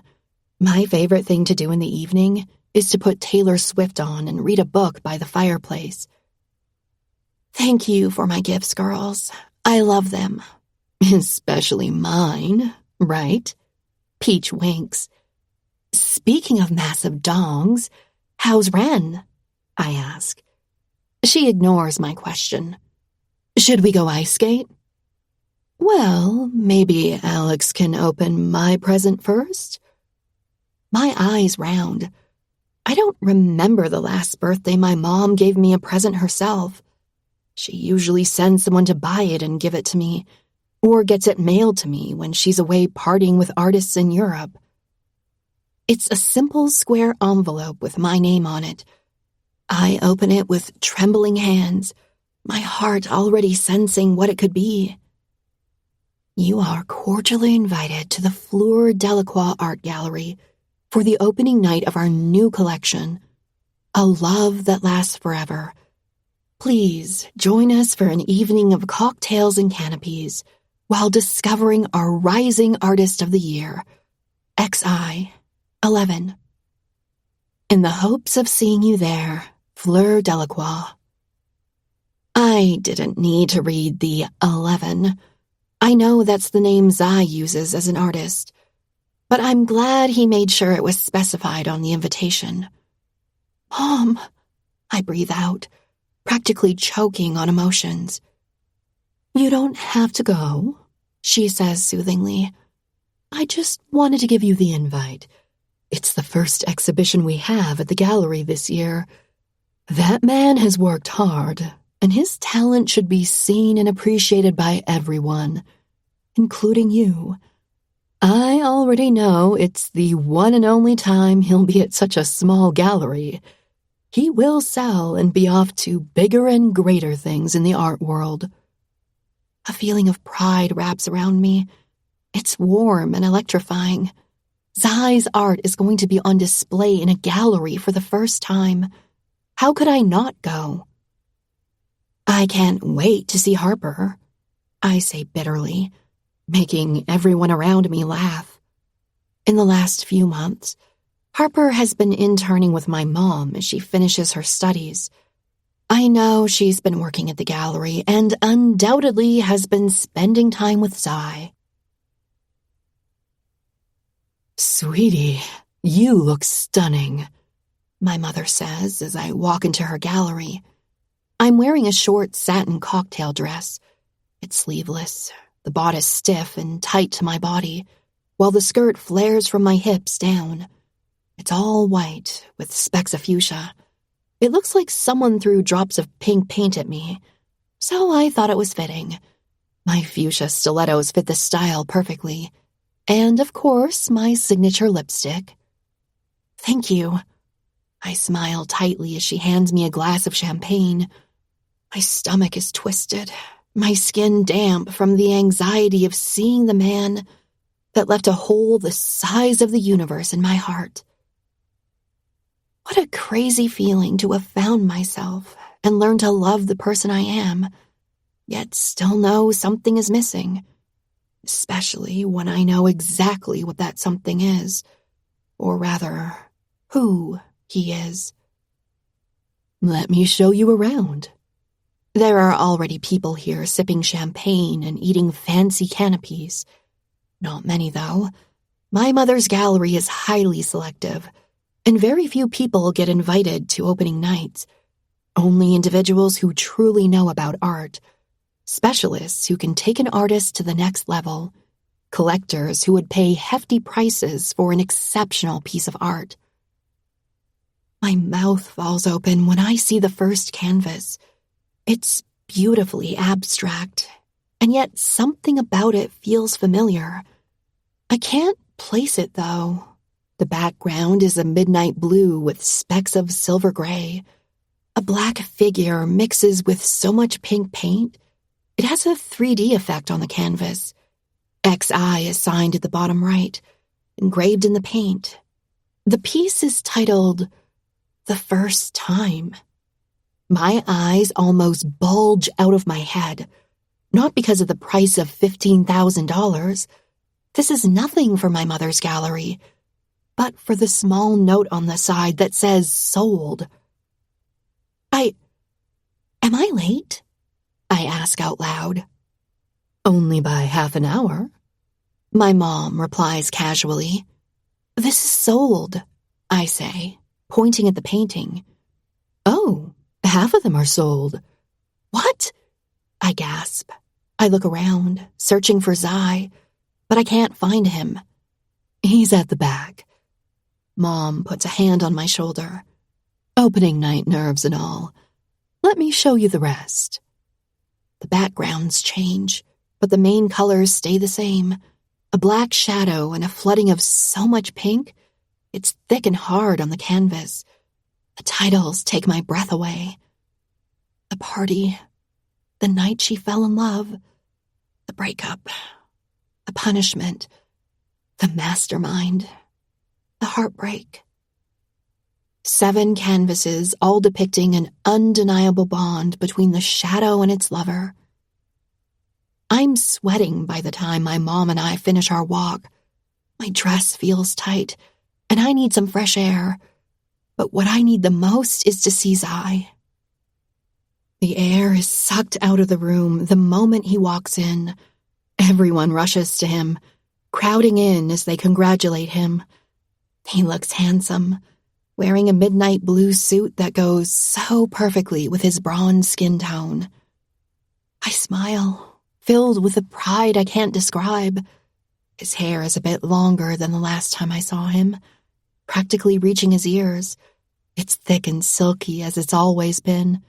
His 5 o'clock shadow is perfectly trimmed, and his eyes shine with pride.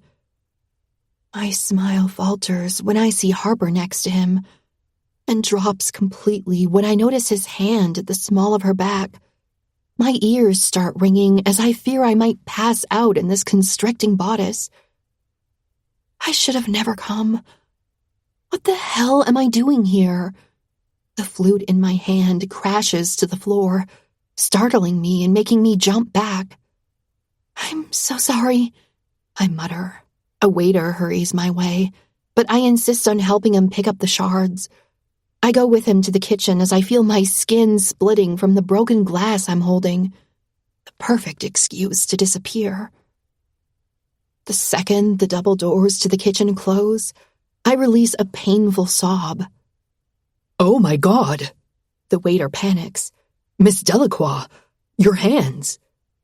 I drop the glass in the trash and rinse my hands. It's only a few cuts. The kind waiter passes me a cloth, and I press it against my wounds. Are you all right? I nod, knowing perfectly well I can't share how I truly feel with a stranger. How my hope that Zai would wait until I was ready to see him again has been crushed under Harper's expensive heel. I'm so hungry, I admit. His eyes widen and he looks around. I can get the chef to prepare something for you. Please, I nod. The truth is, there's no way I'm going back out there, and I know there's no exit through the kitchen. I sit on one of the steel tables and wait for my Philly cheesesteak. I'm not truly hungry, but I'm polite. I eat it slowly, drink a glass of orange juice, and wait. The waiter goes in and out of the kitchen all night, until he comes to me. Miss Delacroix, the gallery is about to close. Everyone is gone. I took the liberty to tell your mother I'd call a taxi for you. I assumed you wanted to be alone. Thank you, I murmur. I'm sorry for hiding in here all night. Anything you need, miss. I jump off the steel table and nod goodbye to him and the cook. The main lights in the gallery are off when I walk out. Only the tiny LED fixings above the paintings are on. I am such a hopeless romantic, it's a fucking joke. All the romance books I've been reading lately have been getting to my head. I feel no hate, just disappointment in myself. The man was in love with me, and I told him to leave me alone. He asked for a timeline, and I gave him none. It could have been a day. It could have been forever. I brought this on myself. I look at the painting titled The First Time. I could have sworn. Never mind. Spinning around, I gasp at the shadow standing behind me. I retreat, but his hand wraps around my arm, stopping me before I bump into the painting. Hi, Cupcake. My heart squeezes at the sound of his voice. My entire body electrifies, firing up from the exact spot he's holding. Hi, I stutter. You came. His smile is dazzling, something I hadn't realized I missed until right this second. How could I not? It's the rarest and most beautiful thing in the world. A diamond hidden in the most precious caves, inaccessible to mankind. I did. I scratch my throat. Congratulations. This is all breathtaking. I'm sure you and Harper must be over the moon. Harper, I painted them. Give me some credit. Of course, I blurt out. You're an incredibly talented artist. I've always known that. I was just trying to say I'm happy for you both. I'm sure she inspired some of your work. It's beautiful. A love that lasts forever. I want to die on the spot. I want the floor to open and swallow me whole. My heart can't take any more of this. Harper is my manager while she interns with your mom, he says calmly, but there's something in his tone. Confusion? Brushing it to the side, I keep going. Bold to date and work together? I chuckle. But good for you. I can't help the slightest cynicism. I'm not as sweet as I used to be. I mind a little less about what people think of me. I don't care about pleasing everyone anymore. And fuck, I'm not happy. Surely that shouldn't come as a surprise to him. He narrows his eyes at me until clarity crosses in them. His face hardens, and frustration makes him tighten his hold on me. Are you insane? He growls. Insane? I'm being kind enough not to burst into tears and put you in a situation. I just saw the man I'm hopelessly in love with his new girlfriend. Give me a break, will you? I snap back. Excitement flashes in his eyes, like he loves that I'm fighting back. Still, he's fuming. What's the color on the paintings, Cupcake? What? He flips me around. a hand on my waist and another that comes to grab my jaw. He forces my head up slightly, making me stare at the painting. The predominant color on every single canvas I've painted in the last 5 months. What is it? He says low. Look, He hisses.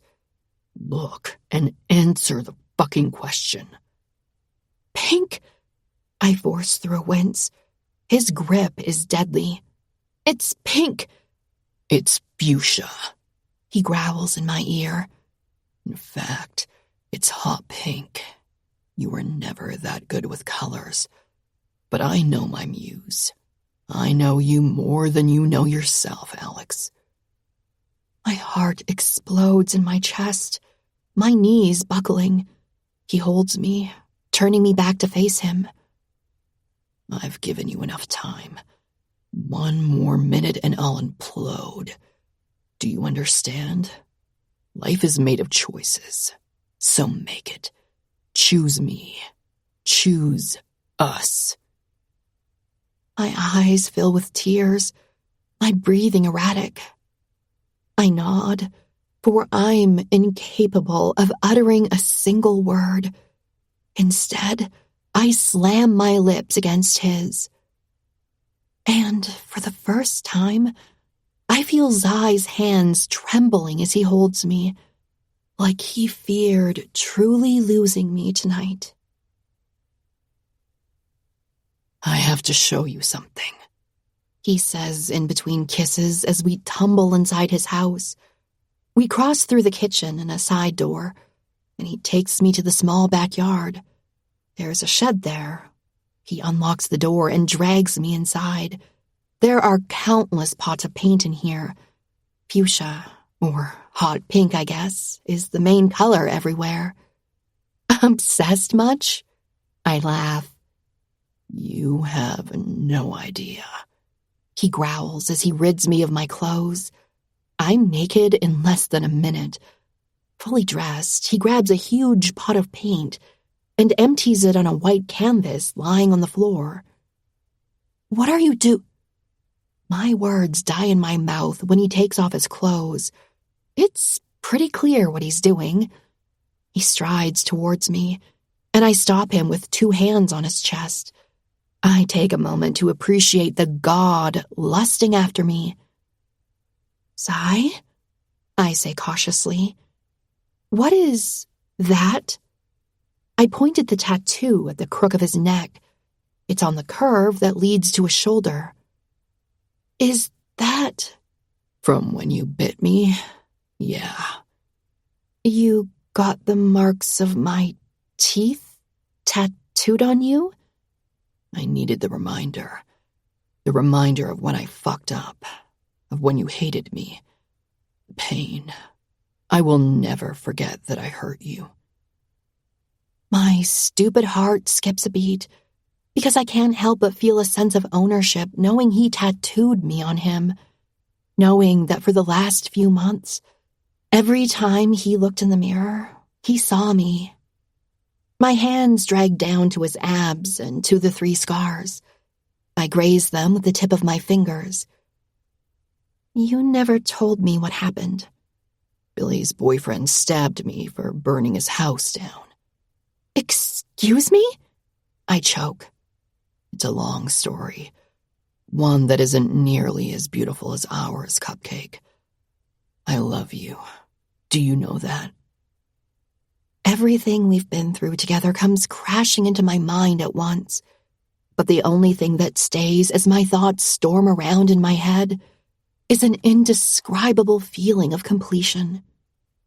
I love you, I rasp as I look up into his eyes. He fists the hair at the back of my head and chokes me with a kiss.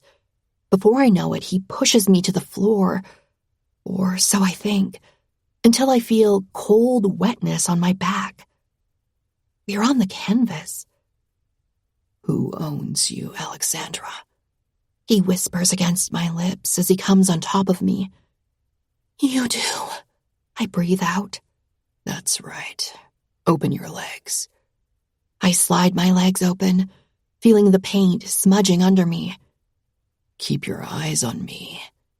He lowers himself, grabs my ass cheeks, and presses his mouth to my hot core. Fuck! I scream as he eats me out like a man starved. Zai! I moan. I missed your taste, baby. He spends infinity licking and nibbling at me, keeping the rhythm only he desires and making me writhe under him. After making me orgasm from his mouth and tongue only, he comes up and grabs my hand, placing it on his chest. He closes his eyes and takes a deep breath. Do you feel that, baby? I feel my eyebrows pinch in the slightest. I can finally breathe. He exhales. The way Zai makes love to me that night is like nothing before. He takes his time, making me come over and over again. We fuck until the paint is practically dry, and I can't keep my eyes open anymore. He makes me repeat that I belong to him and him only, and I love it. We take our time like we've got forever together. And I think we do. I wake up in his bed, but he's not there.